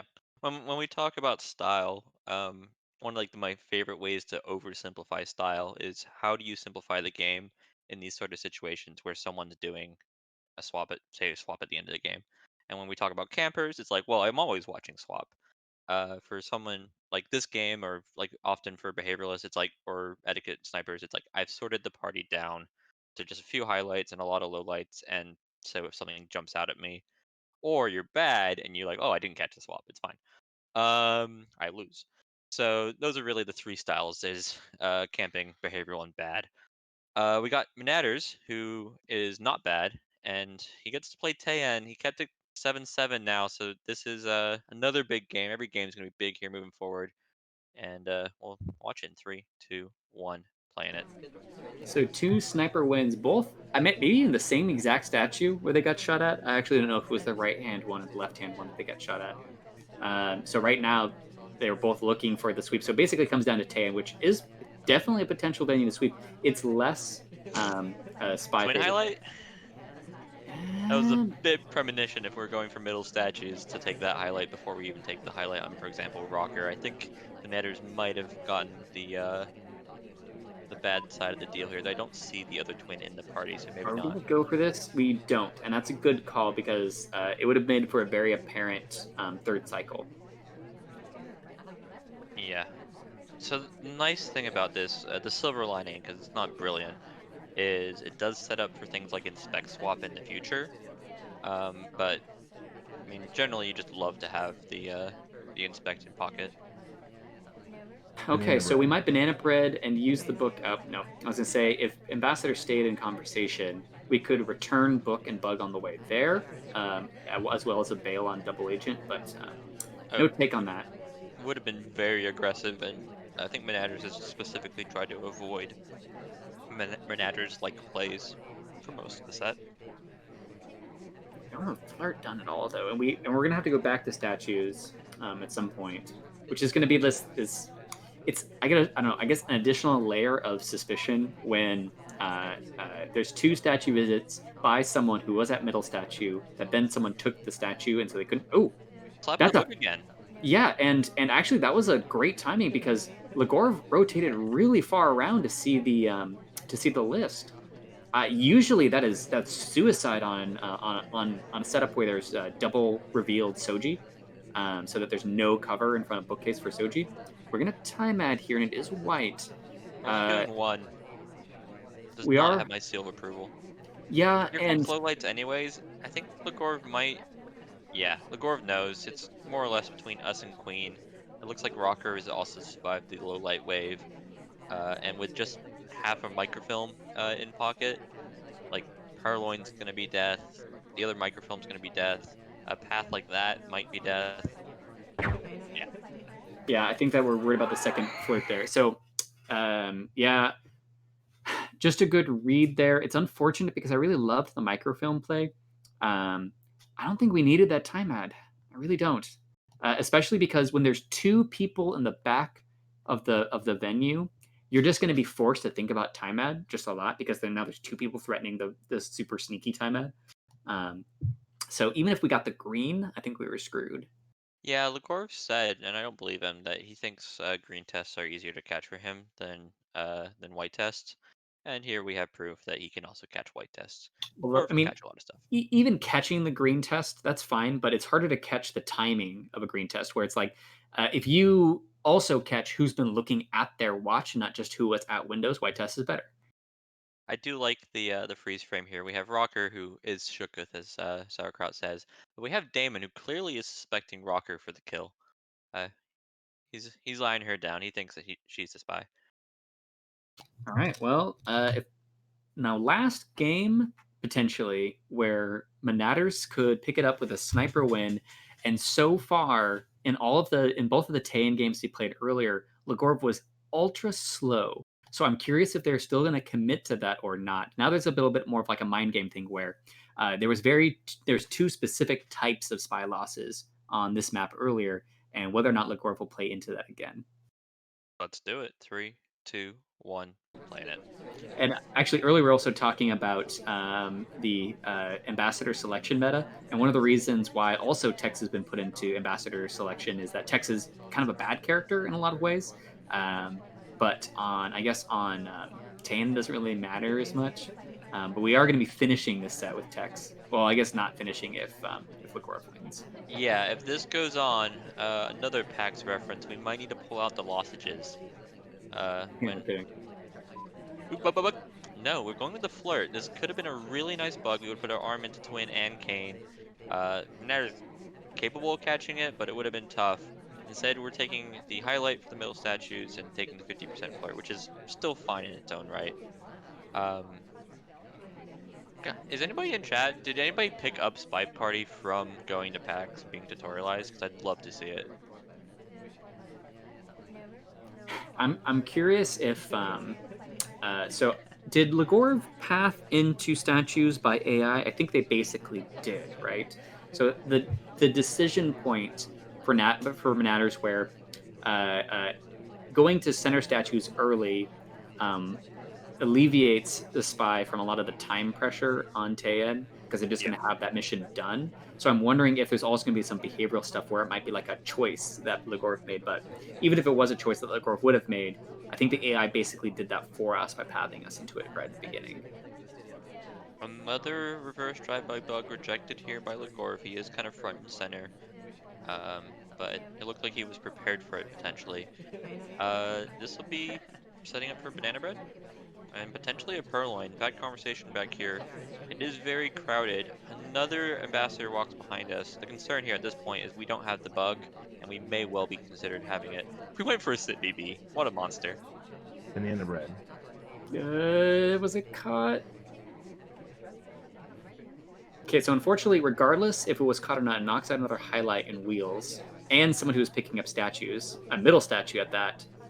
So unfortunately, we're gonna be one of the only players left on the map that has real threat to us. Are we gonna purloin this? White test. These guys are not hitting the greens when they want them, and here comes the laser. The snipers are good, and the spies are good too. But if they could just get one more big green test, I think this set would have been over. Instead, we get the pleasure of casting at least 4 more games. Slappy, you ready? Didn't Minaj just take the set? No, it's Did he? 8-8. No, It's 8-8? Yeah. Okay. I bet. I thought we were going into that where Manader's winning on Sniper won that. Oh Jesus Christ. And you know what we get to do? We're not doing different maps. It's more Veranda, more Tan. This will be our 4th Veranda spy game here for Manators, and we're going with Discount Small Man. It's the man in the wheelchair. It's Wheels. You know him, you love him. Yeah. Manators saying, hoping that he misreads the fade. Good luck, Legorv. He's a reader. You're not playing me, buddy. So let's watch Manators on spy side in 3, 2, 1, playing it. It's also unfortunate because Veranda, you can't really rush Veranda. It's really hard. Like you can rush any map. You can, but it's like I can't think of a less rush tolerant map than Veranda. Because you have to visit 2 sets of statues no matter where you go. I mean, as I say that, we're running around here. We might be picking up a swap here. It actually wouldn't be a bad time for it. It has not been a rotate. Okay, put that down, slam it back down. Go. Ooh, I don't like it. I don't like how fast we ran away from it.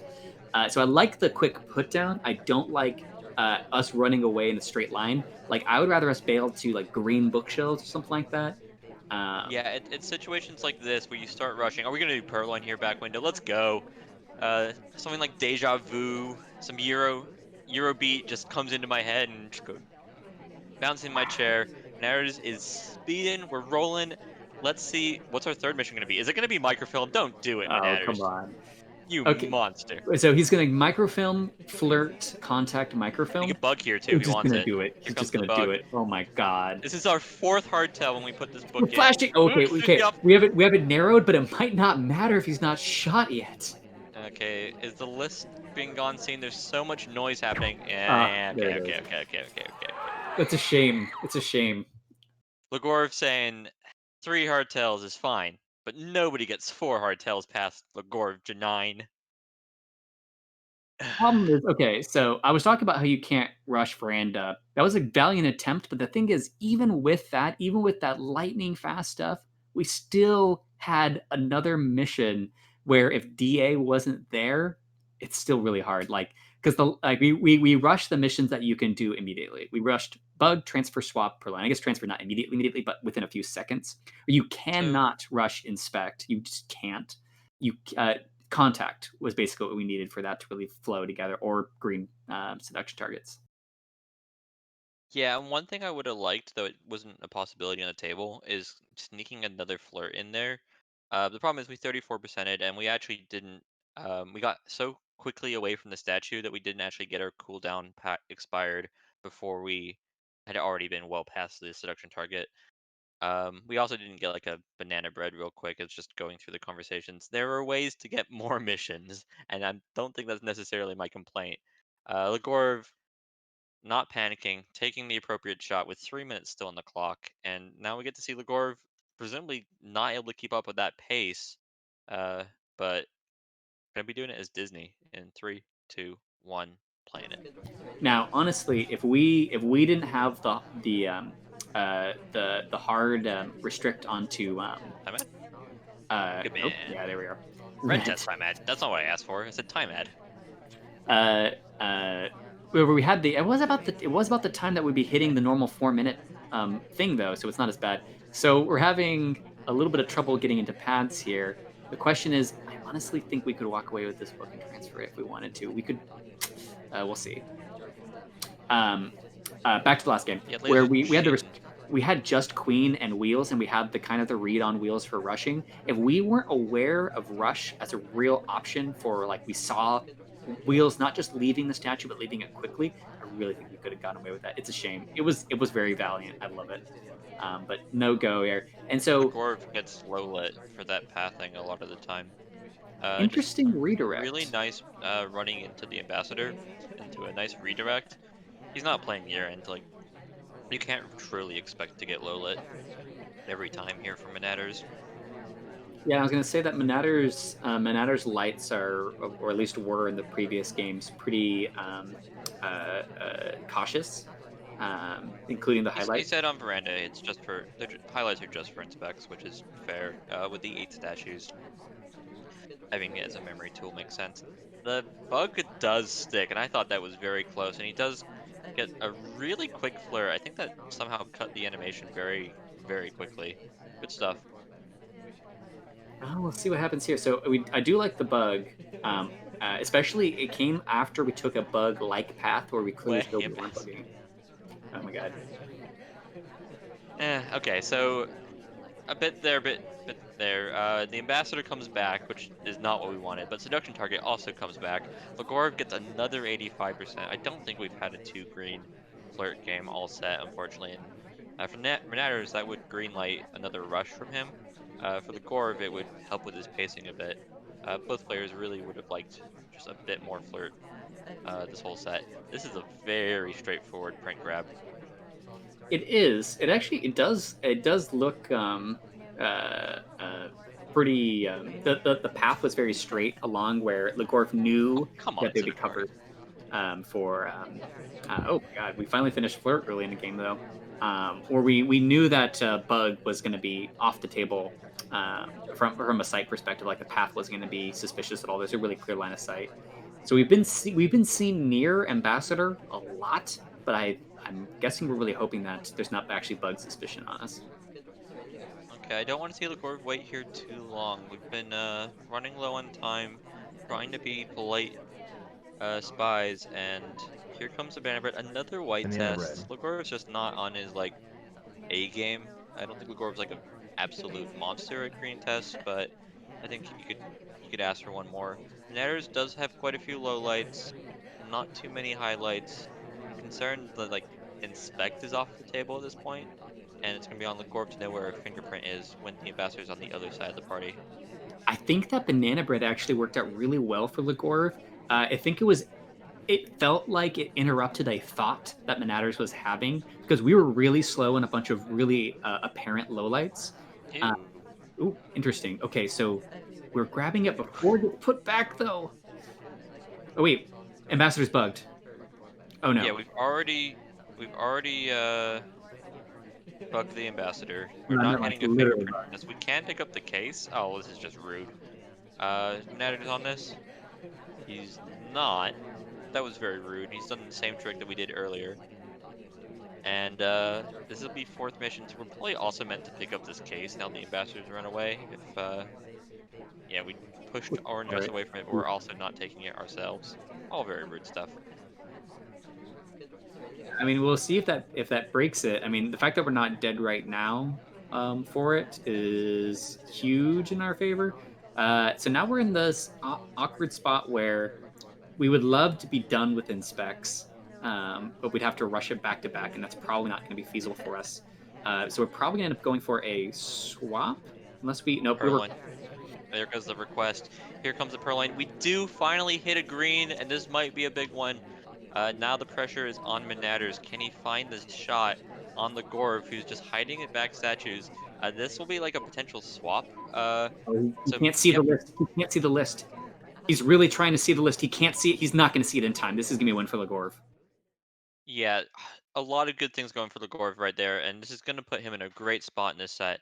Both the list just being a bit covered there, Veranda always being difficult, and the Gorv going with this very like forward decision to go to the statues and trusting Manatters one that he's not going to shoot him for just going to statues for the inspect, and that he's not going to like shoot for phantom swap or something stupid, and more importantly, just giving him more things to look at that aren't the list disappearing in case the swap does happen. Also, the Purloin timed perfectly with 10.2 seconds left on the take, means no overtime. A really classy finish from Legorov, who's been struggling to find those finishes on other maps.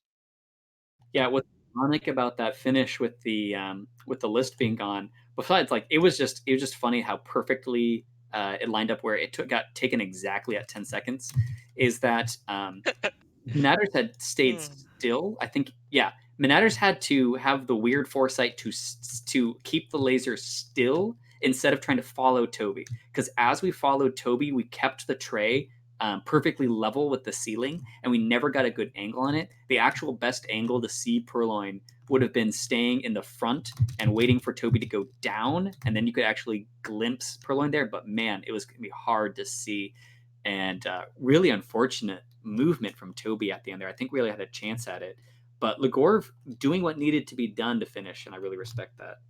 So this is Minatter's third spy game as Smallman on Tayen. At the beginning of this set, when we started this cast, he only had 2 spy games available to play Smallman on Tayen, so we're 150% more Smallmen than possible. Let's see if it's going to be actual Smallman cheese, because we didn't have like very aggressive play the last time we saw Smallman on Tayen, and he needs to win it. Minatters is now his tournament life on the line. This is single elimination, so let's do it in 3, 2, 1, playing it. Okay. Now, honestly, he could just instant shoot Smallman. It's Banana one of the bread. last games. Oh my god! Shoot him, shoot him. Like you got to this bug, right? This is in range? It's not. Okay. Very close though. We do have the drink in hand, which maybe he didn't realize the option was available to him because we didn't have the prompt. 51% flirt though. Minatters getting half of the very quick start that he could want. Um, Flirtation cooldown's expired. We could just go finish flirt here at the bookcase and really put down the rush. The concern here is it looks like maybe assume real happened. There's just a lot of lowlights. Oh, hello, seduction target. Yeah, we'll see what is we're able to pull out here. Seduction target does come up to us. We can flirt again. We are waiting a little bit. I'm really curious what we haven't sipped our drink in a while yet. Which okay, We only have one sip. It'd be the finish too. exactly. So what's interesting about that is if you keep the drink in hand that you have at the start. I know it's just complaining about drinks. Is if you play a set like this where you don't even want to be offered early on because it's only going to give the sniper information behaviorally, like you're not going to purloin, I'm and gonna remind them Smallman's in the party in this case. we don't get the fingerprint. And honestly, I feel like we should have just taken that bug. I'm pretty sure we're credited with bug at that point. But we're if you keep the drink in your hand, you won't be offered another drink. So if you don't want to deal with drink yet, it's kind of a good way to defray the decision around whether or not to reject or take a drink from Toby. But it doesn't really pay off for us that much, especially because we're going to be going in here with a highlight already. Did Legorov turn on the behavioral setting? Because there was a lot of sorted party. We've got a lot of lowlights, quite a few highlights. There's only a few neutral lights left. And that's just Oh, bug. that is death. And with that, we've finished the set. I didn't think it Yeah. was ever going to happen. Yeah, I believe that's it. Next game doesn't work. Yeah, that's 11-8, Legorv winning. Wow. Some very respectful play from both sides. Minatters at some points just going full out, obviously, but not necessarily playing with that full just Minatters gusto that we associate with him at times. Legorov playing quite slowly and finally getting that win on Veranda. I feel like once he did that late finish on Veranda, he deserved the win. He finally overcame a demon that I didn't expect at the beginning of the set. And ew, we just watched 19 games of Spy Party. Thankful that I didn't have to deal with this sort of overtime, because this is a monstrous amount of just having to think.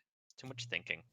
They started the set at 7:56 p.m. PST and ended the set at 9:17. Over an hour of Spy Party, which, like, if you're casual, if you toss some balcony in there, but these are verandas. These are Tayens. These are not easy games. Good games to both. Well played to both. And Yeah, we have really, Monadders in voice chat if you guys have any questions about the set or anything. He's gonna hop on cast Hey, guys. next. so Monadders, first question for you. Smallman DA, purposeful? Yes, purposeful. Also, I didn't expect coming into this set to play 8 games of Veranda. Yeah, no So kidding. you were three out of 5 for Smallman on Tayen. So what happened the other 2 games? You forget? Yeah, mostly I just forgot to click him. That's fair. With the 5 games of Randa, as you mentioned, would, now that you've finished this set, have changed your picks and bans, or would you have chosen the same maps? So it was actually funny. Before we had started, Legorv accidentally typed in lobby chat and said what he was going to pick and ban, and then when we actually got into the picks and bans, it was not that at all. So I wasn't expecting Veranda, but I did prep for Veranda just in case. But yeah, man, Veranda's so stressful, and I'm just not good at it. Fair play. What was the mood after the game from both you and Legorv? Do you guys chat? Yeah, we were talking afterwards. The relief that it was over from both of us for sure. Immediately after the regular time, I hadn't even read the overtime rules yet. And when I read them, I was like, "Oh no, we got to play more Veranda." And we get through that first overtime, and I shot Tex in the back of Tayan, and I was just really, really hoping that I misread the fade so that the set would end. Good stuff. Any questions you had, Slappy? Yeah, well, one thing just about like Veranda that I definitely agree with, where even though we kind of presume sniper favor on Veranda, even as sniper, you do have to play very tense, and then as spy, you're basically constantly worried because you're probably not going to get ahead of where you need to be. It's really hard to feel like you're ahead in a game of Veranda. You're always going to have one more problem until the game finally ends.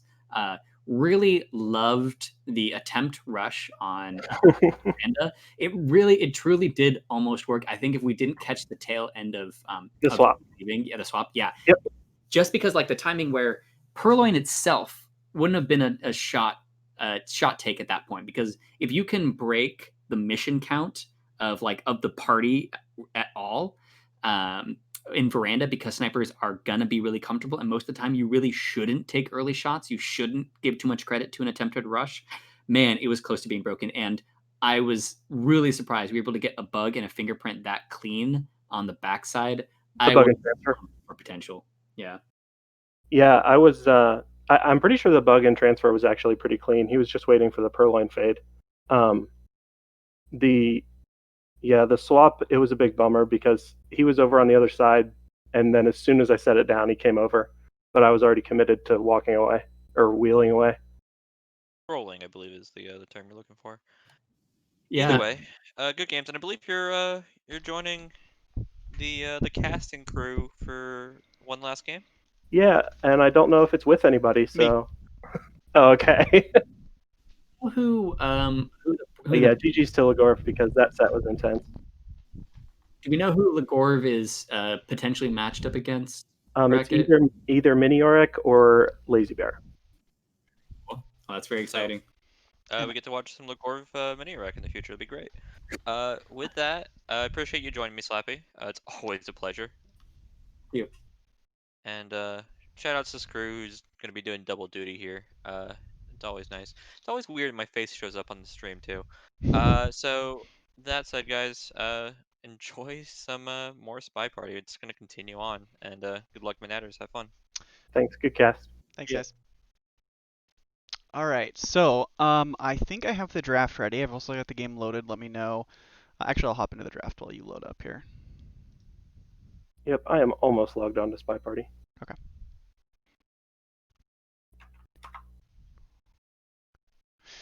Okay, so we're going to have Rov versus Pofke, a match I'm really excited about. Rov is a newer player to the scene, but has shown a lot of strength in his gameplay. And then Pofke, one of the top players, in my opinion, in the game. I think he's second seed in the tournament, if I recall correctly. Lazy Bear's first. We're going to have a ban from Rov on Taeyen, with Pofke banning out Balcony. Rov is going to restrict Gallery, while Pofke restricts High Rise. Rov doubling Courtyard, Pofke doubling Ballroom. And then we're going to single pick Redwoods from Rov and a single pick onto Gallery from Pofke. Did you not mention Aquarium or Veranda in any of that? No, not involved at all, no. That's so surprising because those are both some of Rov and Pofke's best and most comfortable venues. Yeah, and Rov's picks are interesting too. You've got Courtyard, which is generally considered a pretty safe pick, and then Redwoods, which is a very kind of non-safe pick. Yeah, definitely. And I don't know how much Pofke picks Ballroom. I know they have to play it a lot because all of Platinum likes Ballroom, but right. Yeah, Ballroom, I think fairly Pofke kind of going with the balanced ones, I'd say. Ballroom being fairly well balanced, which I think is good if you feel that you have the upper hand against your opponent. And then Gallery, another 4 of 8, that is not as well balanced as Ballroom, but it feels like you can win on both sides. So an interesting draft. I'm excited. There's no 3 5s or 2 3s, so I'll be happy. Yeah, and I'm excited that there's no stress in this match for me. I'm not worried about it at all. I'm just watching some people play SpyParty. Yeah, I was wondering when your guys' set was going to end. I wonder how many times we go into overtime. We'll see if these guys do. All right, I'm going to transition over. Are you ready? You have it loaded up? Yep.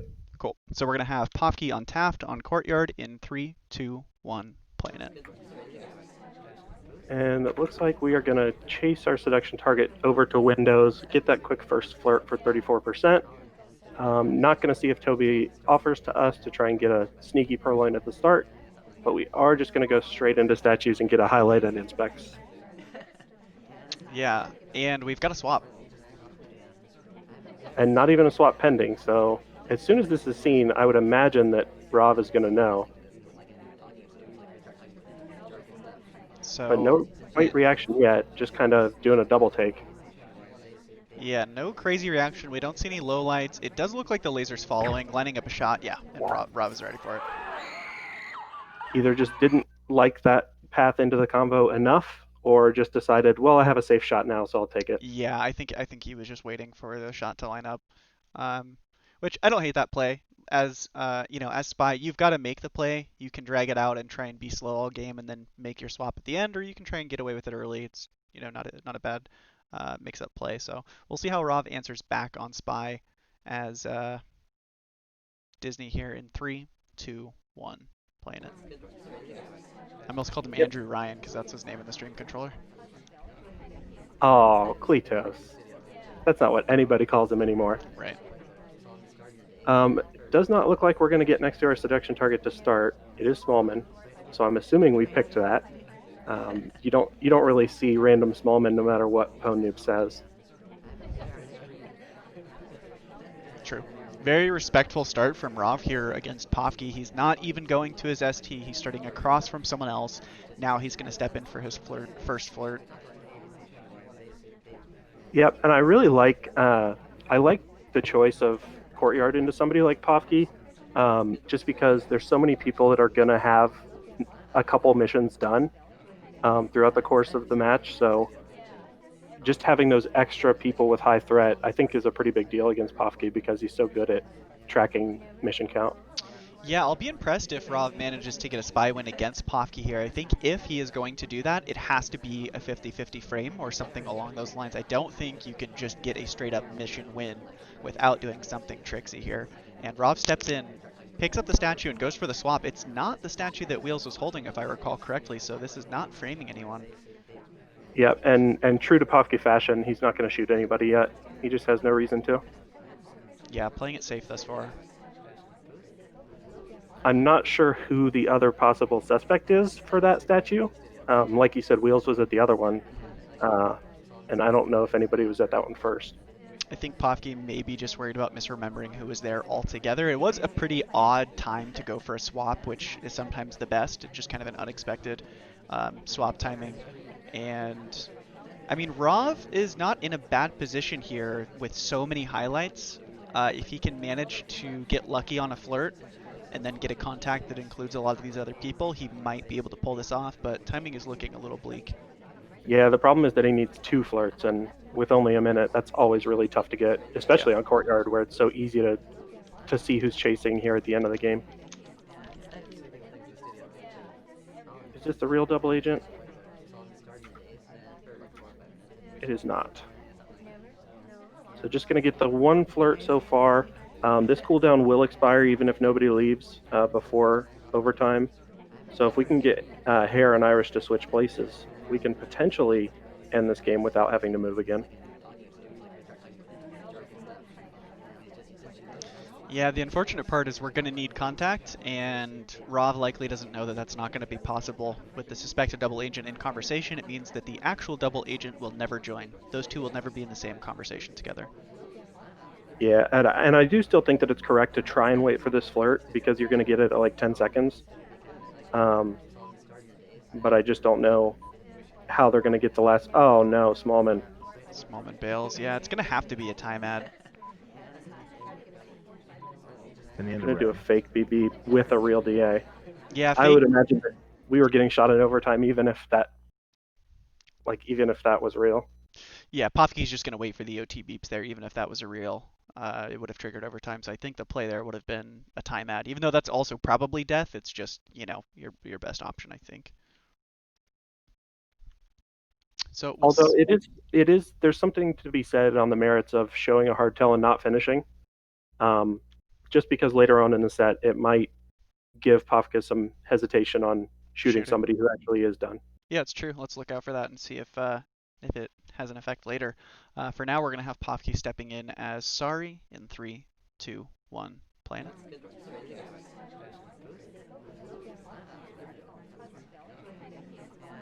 And starting out innocently in this conversation, just talking with a DA, so not going to get any suspicion for that, and Salmon came to us. I'm noticing flirt pairs a lot more now that I'm trying to avoid being a part of them. Mm-hmm. I feel like people are flirt pairing me too much. I thought that Boots might just enter right next to us, but she's not gonna. We are just gonna reject this drink from Toby. Don't want that in our hand. There's gonna be a print on that left statue right there, and a briefcase that I'm assuming Salmon's gonna pick up real quick. Yeah, so Salmon a good frame target here. I'd like to see Pofke maintain Salmon as a suspect throughout his mission progress, so ensuring that Salmon is in conversation for the contact, maybe even try and frame Salmon for a white contact would be a good idea. Again, I think it's definitely within Pofke's mindset on a venue like Courtyard to actually go for a frame more so than a mission win. Yeah, I think that's in his wheelhouse on most venues, actually. Yeah. He's very, very good and consistent at not having very much progress through a few minutes and still getting spy wins. BB goes off. Salmon is in conversation. Yeah, with a real DA. There's only 3 people in the whole party with a real. And we're not one of them, at least. Yeah, I wonder what Pofke's move from here on out is going to be, because the shot hasn't happened yet, so something else is going to have to happen to induce a shot from Rav. We'll see what Pofke decides to do. Maybe a frame swap, maybe a purloin, maybe a mission. Yeah, if Salmon just gets a print, I think that he'll probably die. Especially with this quick talk after he enters.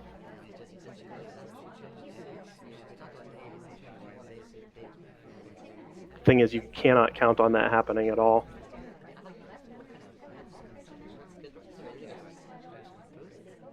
But we're just waiting in this conversation, still not getting any mission progress despite the fact that our seduction target's in it. Yeah, Pofke really committing to not finishing missions, though it still is possible. A little bit harder on a character like this, as Orange Sorry, your movement speed being fairly slow. We're going to reject another drink, still not doing anything. Yeah, wanted to take a purloin after Salmon rejected, but he took a drink, I think, was the plan there for Pofke. Another contact. Yeah, this time with no real BBs. Yeah, Smallman split right before. Yeah, that second contact really looks like a fake, and traditionally most people will assume that the second one is the real contact. So this one reads as someone desperate, someone desperately trying to induce a civ shot from the sniper, which I don't think Rov is going to fall for, especially with no Purloin is showing. Yeah, Purloin showing, and Rov just correctly says it's green, but sorry hasn't done anything. So low lights the taker, highlights sorry, and then just waits. Grabs the green time ad. Looks like Rov knows it, just waiting for a shot to line up here. He knows he has time. Safety off toggle. Surprisingly not shooting yet. I mean, he doesn't have reason to, so he's being extremely patient. Yeah, it looks like he's just going to wait for something to happen there. Yeah, and just waits for a talk. Like, didn't even know that was going to be a banana bread, just waited for a talk. Right. Really good play by Rov to just be completely patient throughout that whole game, knowing that nothing's happening. Very measured, very standard for the most part. Like, that's how you should be playing sniper on Courtyard. So good job by Rov showing Pofke that, hey, I know how to play the base level of the game. You're gonna have to do something tricky to get by me on this venue and possibly the ones coming up. So we'll see what Rov does on Spy here on Courtyard if we can get a mission win here in 3, 2, 1. Playing it. Yeah, and Rob saying it looked like Salmon was doing missions last time, so maybe it'll be less suspicious if I do them this time. Gonna get offered the guest list right away and do a green and walk away. Yep. But we are gonna get highlight for it. It looks like. Oh no, we're just gonna get highlight stepping into statues. Another reject by Bling Twin, so the chain is going to go on for a little bit longer, and Bling Twin ends up picking up a highlight. Yeah, that's interesting. Oh, Double wow. inspect done. Sorry, also a part of the reject. And Bling Twin looking a little suspicious. He's a part of the reject chain, and he leaves like while he's talking to go grab the briefcase. And then the fade is not on screen. No, Pofke zooming in. Is zooming in on this bug that isn't going to happen, and the list is now gone. I'm not 100% sure if Sorry actually rejected or if Toby's path got cut off. I think she did.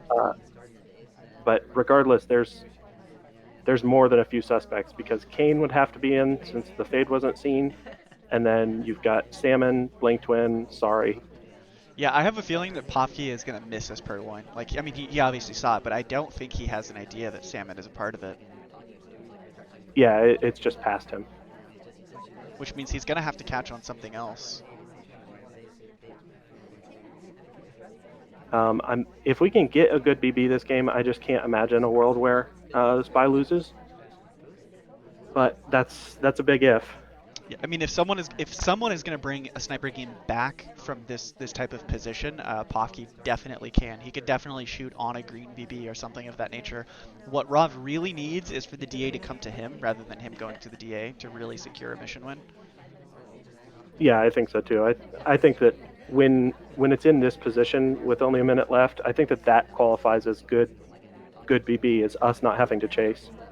Yeah, and as we explain that, he steps into conversation with the double agent. He goes for a real contact. It is a green shortly after entering within about 10 seconds.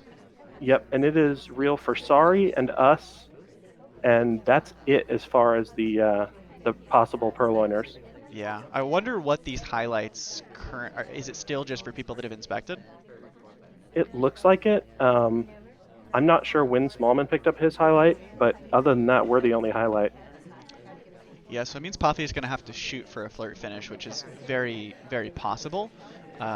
Especially if when you're in a position where you're this far behind, you definitely are trying to do some flirt pairing on your highlights because you know that you're going to need that at the end. Moment of truth, Rov steps in, spaces out from his seduction target, goes for the stop talk. Mission win countdown. He did get interrupted, so it wasn't by like a break. But it's still extremely risky when you're that big of a character in that prominent position to enter, talk, and stop talk. Yeah, and Pofke lets him slip by. We're going to have Rov heading into the next venue up 3-1, something I did not expect. I didn't expect it either. I mean, Rov is... I would think that he's just about, if not on par with Pofke in general. He's gotten very good with such a low game count. But I still wouldn't expect him to come out of Courtyard up 3-1 in any set against Pofke. I would find that hard to believe for anybody. Yeah, Absolutely. I wanted to look really quick at what their seeds. I think Pofke's 2 and Rov is seed 15. So this is 2 and 15. Oops. What were they seeded by? Here, let's start it and we'll talk about it. So we've got Pofke stepping in as Disney in 3, 2, 1, playing it. Almost all the elo sheet. We have an attempt at a double walking bug in the Time of Chaos. Oh, gotcha. Almost all off of Pone's elo sheet, with some exceptions like Tabsies who didn't play in SCL6, but we felt that his elo he if we went by the elo sheet, he would be at the very bottom, which I did not feel was good or accurate for seeding. So just some small adjustments like putting Tabsies in a certain spot. And I think That's Yeesh as reasonable. well, because Yeesh would have been, I think, down low because of that. So I think we adjusted him. Yeah, I think that's a reasonable place to start for seeding for a tournament. And I mean, obviously it was correct because the 8-9 matchup went to double overtime. Yeah.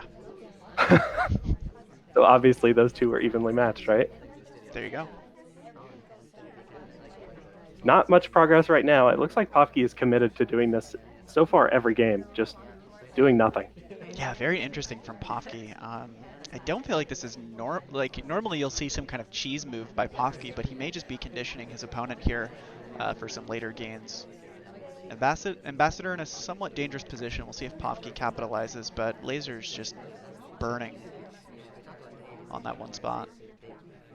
Oh, and you know what? We didn't mention it, but it immediately paid off in the second spy game for Rov that he can show a swap and not finish missions.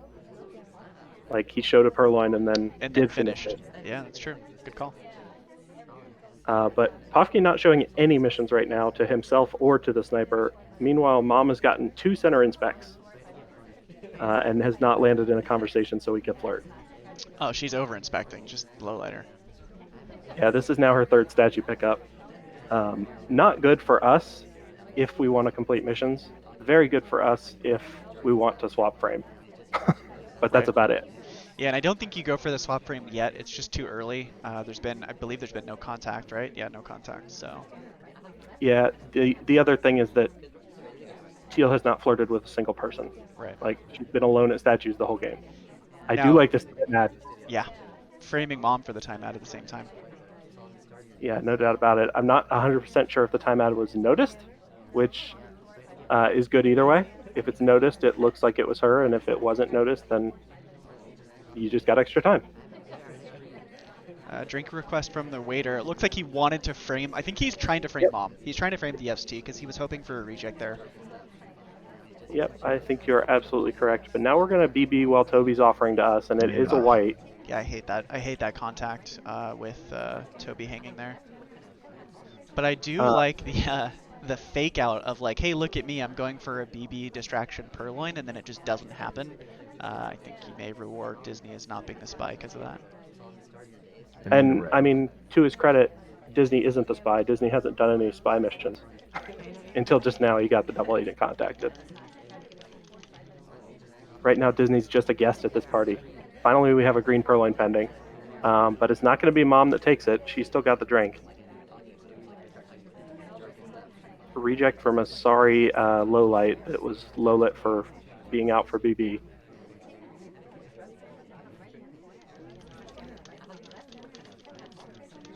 And as soon as the fade is on screen, Popke gets shot. Rov has been really, really consistent at these Purloin chains. Yeah. Good job by Rov.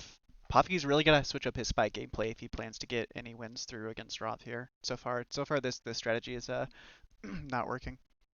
No, and I mean, slow playing in general against a very good camping sniper, right? It's just never going to work. Well, let's see what Rov can do. He's pulling out the Smallman. I think it's a good time to try and just snowball that momentum and see if you can cheese something through a Smallman. So, see what he does in 3, 2, 1. Playing it.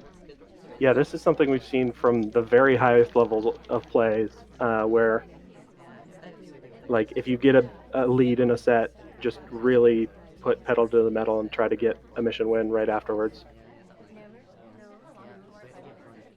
And also, I respect Smallman being picked, as you could tell from my set. Yeah, you're a Smallman, cheeser.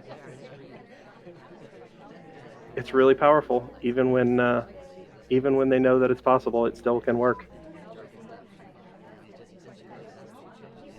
51% flirt. Yeah, it doesn't take the purloin, which may have been pretty decent with Wheels blocking right there. Yeah, the biggest risk for me is that the ambassador is over here just in empty space and not in risk, so I'm assuming that Toby was being kept track of pretty well. Yeah. I swear when Pafka just zoomed in on that list, it looked like it was gone. And I know for a fact that it was not gone. Ballroom does that to me sometimes. We do get the 2 flirt. Yeah, Rob in a great position thus far, has flirt already completed, is in conversation with the double agent, and conversations, they were full, now they're not. Yeah, this conversation that we're in is still extremely full though. We would have 1, 2, 3, 4, 5, 6 real BBs just from this conversation, Yeah. which honestly on Ballroom, that isn't too bad. And if Rob's paying attention, he knows that all of those people are not SDAs, which is valuable information in the later part of this round. Oh yeah, for sure. Still with 2 minutes left too, so you could even, with all this information, get an even better BB, potentially. Yeah, I think it's about time to throw the banana bread out there. That second conversation has got enough people in it, especially with the SDA joining, which he doesn't know. Wow. Just one person out right now. I don't think I've seen BB patience pay off like this. Banana bread. There it is. Only Queen and Plane Twin, it looks like? Yeah, only Queen and Plane Twin did not have that. Yep. That's what it looked like to me as well. Still, with all of the progress that Rob has made this round, I still think he's being a little too patient, and is going to have a hard time finding a 4th mission. Probably going to be a bug here. Yeah, and I mean, that bug can be suspected, and that bug can be, like, credited, but if you weren't all the way parallel with the bookshelf... So Pofke had the angle from the side green, was zoomed in, but because Small Man is so short, the bottom part of his hand was kind of below the ring of the sniper scope. So it still didn't pay off. Yeah, that's just... He could see it, but it was way down at the bottom. Yeah, that's the ambassador positioning that, as a sniper on Ballroom, you're just dreading. Yeah. Because so many people are going to Purloin. get there. White Purloin possibly into Dance, I think would be the play, and a shot goes on to Sari. Panic shot by Pofke onto Sari. Roth picks up his 5th point in this set. Let's take a look at the bug from the sniper angle again.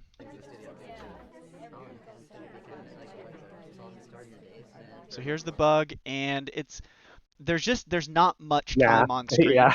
There's only a little bit of a moment where it's on screen. Mom is also helping us by walking past there, and you've really just got to credit that path. I mean, you can see the hand, but you've just got to be really prepared for that. And I don't think that Pofke knew Smallman was coming. He just kind of emerges, right? Usually you kind of see someone coming and then you're watching them, and he just comes out of nowhere. Yeah, 100%. I mean, that's the power of when you're getting your hard tunnels done before you're a suspect, because there was no suspicion on Smallman in this game. And maybe there was after the bug, but certainly not before it.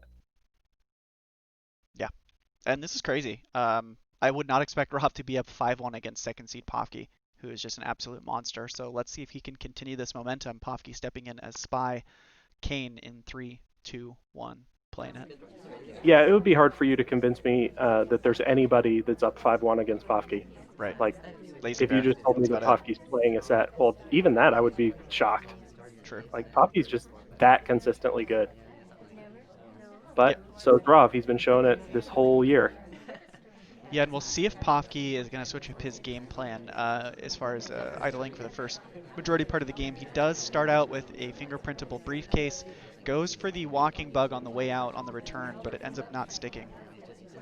Yeah, the Ambo decided to leave right as we were trying to get that, and we kind of just went opposite directions. But I do like the attempt. On Ballroom, briefcase bugs are pretty powerful, actually. You can get a lot of while you're actually returning. You can also get a lot while you're picking up the briefcase, like right beforehand, when you have to stop.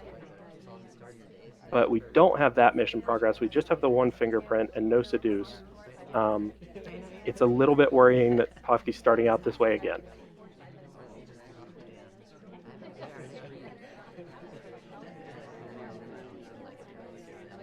Like, at a certain point in a match when you're down 5-1, you have to start throwing stuff at the wall. Like, you have to start doing things, because the slow play has not been working. Yeah, it's not too bad so far. I mean, he's got the flirt. He's probably gonna go for this fingerprint on green, which the double agent almost just stole. But, I mean, against a player like Roth, you've got to cook that fingerprint. You can't jump straight for it. So we're probably gonna see a timer flirt and then maybe a grab on the fingerprint, which Alice is now smudging. So we've got to go now. I'm actually kind of worried for Pofke here because I think that he just saw Alice go from statues to that print, and now he wants to frame again. Right. And I mean, I can't blame him for it. Like, she's been pretty active and has a few mission completions, like mission progress. But oh, you hate to see this. He needs a fingerprint. He just took an innocent drink, and then the ambassador joins and takes a drink. So there's a fingerprintable drink that he can't take unless he gulps. which, to be fair, it's not very often that you catch a gulp that's a pointless gulp. Like, sure. Right now he actually did just gulp, but like taking a drink that has no purloin and then just gulping, like that's not going to get very much suspicion usually. Yeah, and the fingerprint's gone. Alice and Wheels took them. So Alice again showing that she's getting a lot of fingerprints, and Pofke ended up taking a highlight and then being brought back down, if I saw that correctly.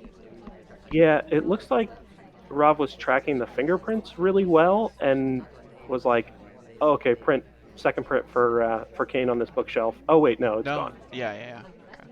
Plus so Mom would have been. Bring Here him we right go back for down. the bug. It ends up not sticking, and Rob highlights Pofke. Probably saw something out of his peripheral vision there on that bug. Yeah, really bad spot for Pofke now. Yeah, no he's mission just running done. out of time. Here he goes for the flirt with Mom again, which I have a feeling that Rov has them paired up at this point. Finishes out the flirt. It's going to need a time ad, but ends up not going for it. Seduce only done in half of a fingerprint. I just don't even think there's time. Even if you want to just rush down hardtails, he's got a purloin, bug, and contact in 8 seconds. Yeah, which just isn't doable unless they're all right next to each other. He canceled. And you hit 2 green. He canceled the drink request by twitching, jumps over to the window and adds time. And the patience from Rov, he says, there's 3 people at windows, and I know that Kane's the spy, but I'm just going to narrow it down to that 3 and just wait. Yeah, green purloin pending. Goes for the bug. I think Rob is all on top of that. Yeah. Yeah. So one more ballroom game, and it's 6-1 currently? Yeah, it is currently 6-1. Wow. So 8th game on ballroom with Rov as rocker could possibly take the set 7-1 against Pofke, which would be absolutely insane. Let's see what happens in 3, 2, 1. Playing it. Yeah, and we've got a good spy to get a bug. We don't have a good spy to get a action test microfilm, but we do have a good spy to just get out of that bookcase real quick. We got the book, and we booked it all the way over there to the general painting. Yeah, this book is probably going back in blue a little bit later. Boy, that would be surprising if it went back in green. Because why would you yank it like that? Just going to go right back into that shelf. Nice. So what we've seen out of Pofke is no mission progress except for flirt, maybe a soft tell for the first 3 minutes. And what we've seen out of Rob is a mission done in the first 30 seconds, pretty consistently. Yeah, Rob just really putting his foot on the gas here. Yeah, I was going to say, it's such a good move when you get your transfer done this early, if you do one of those cheese transfers, to then just do an early mid-statue, get your inspect done, and then all you have to do is flirt contact and dare them to shoot.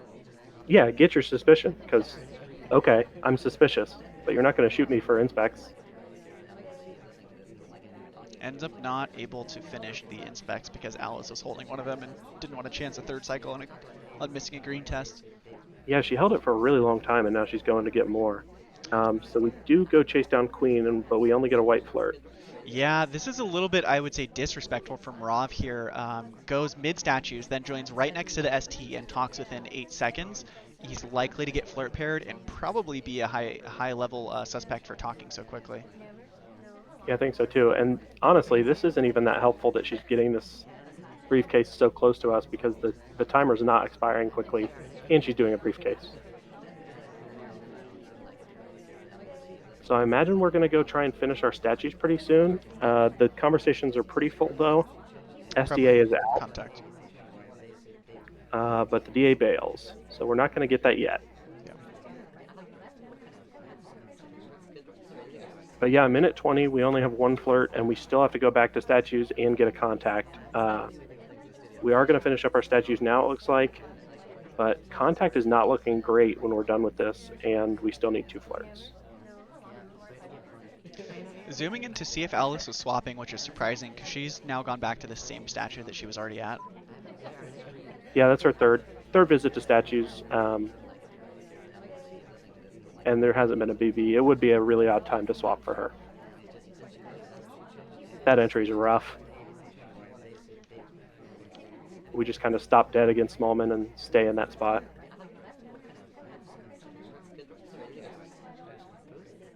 But we're up to 85% now. Have to cancel our flirt to go try and get a BB. Like, have to cancel the talk.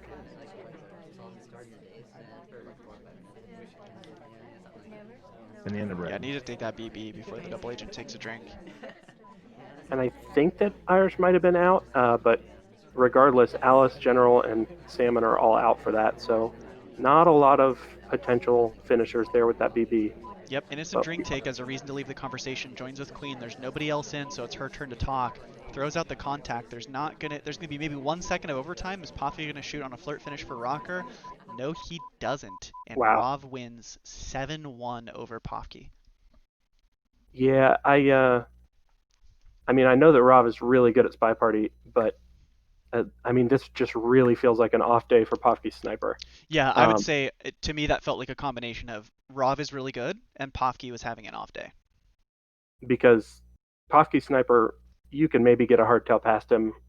Right. One out of these 4 games, but not 4 out of these 4 games. Yeah, really surprising to me. Yeah, very surprising set. I expected that one to be really close, and it unfortunately doesn't end up that way. So that is, I believe, going to do it for all of our matches. I'm going to see if I can get the bracket up here on screen. Neither of them are awake to do an interview. If they want to hop in chat, I think I saw Rov. Let's do window capture. Oh yeah, it looks like Rob is still in the chat.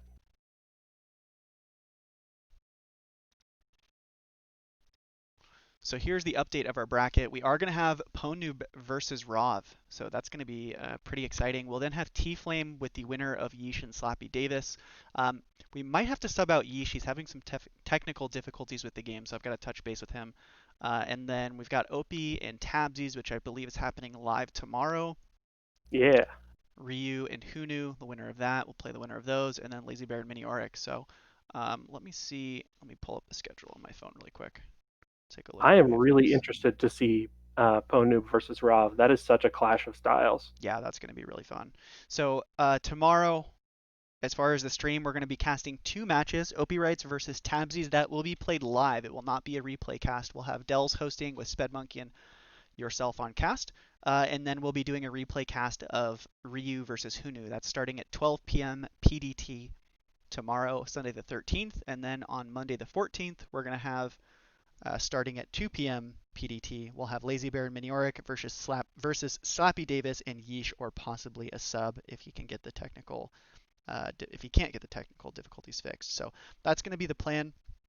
Rest of the scheduling, we're going to fast forward probably to Thursday the 17th, and we'll have casts on that Thursday, Friday, and Saturday, the last 3 days in a row.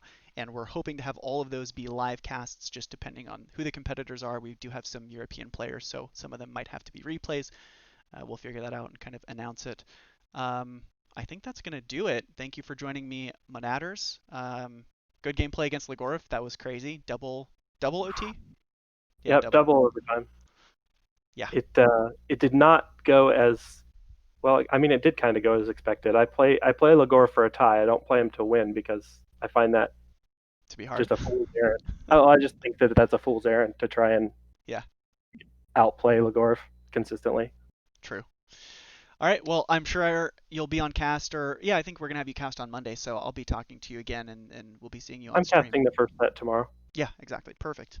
Okay. All right, everybody. Thank you for watching. We will be back tomorrow.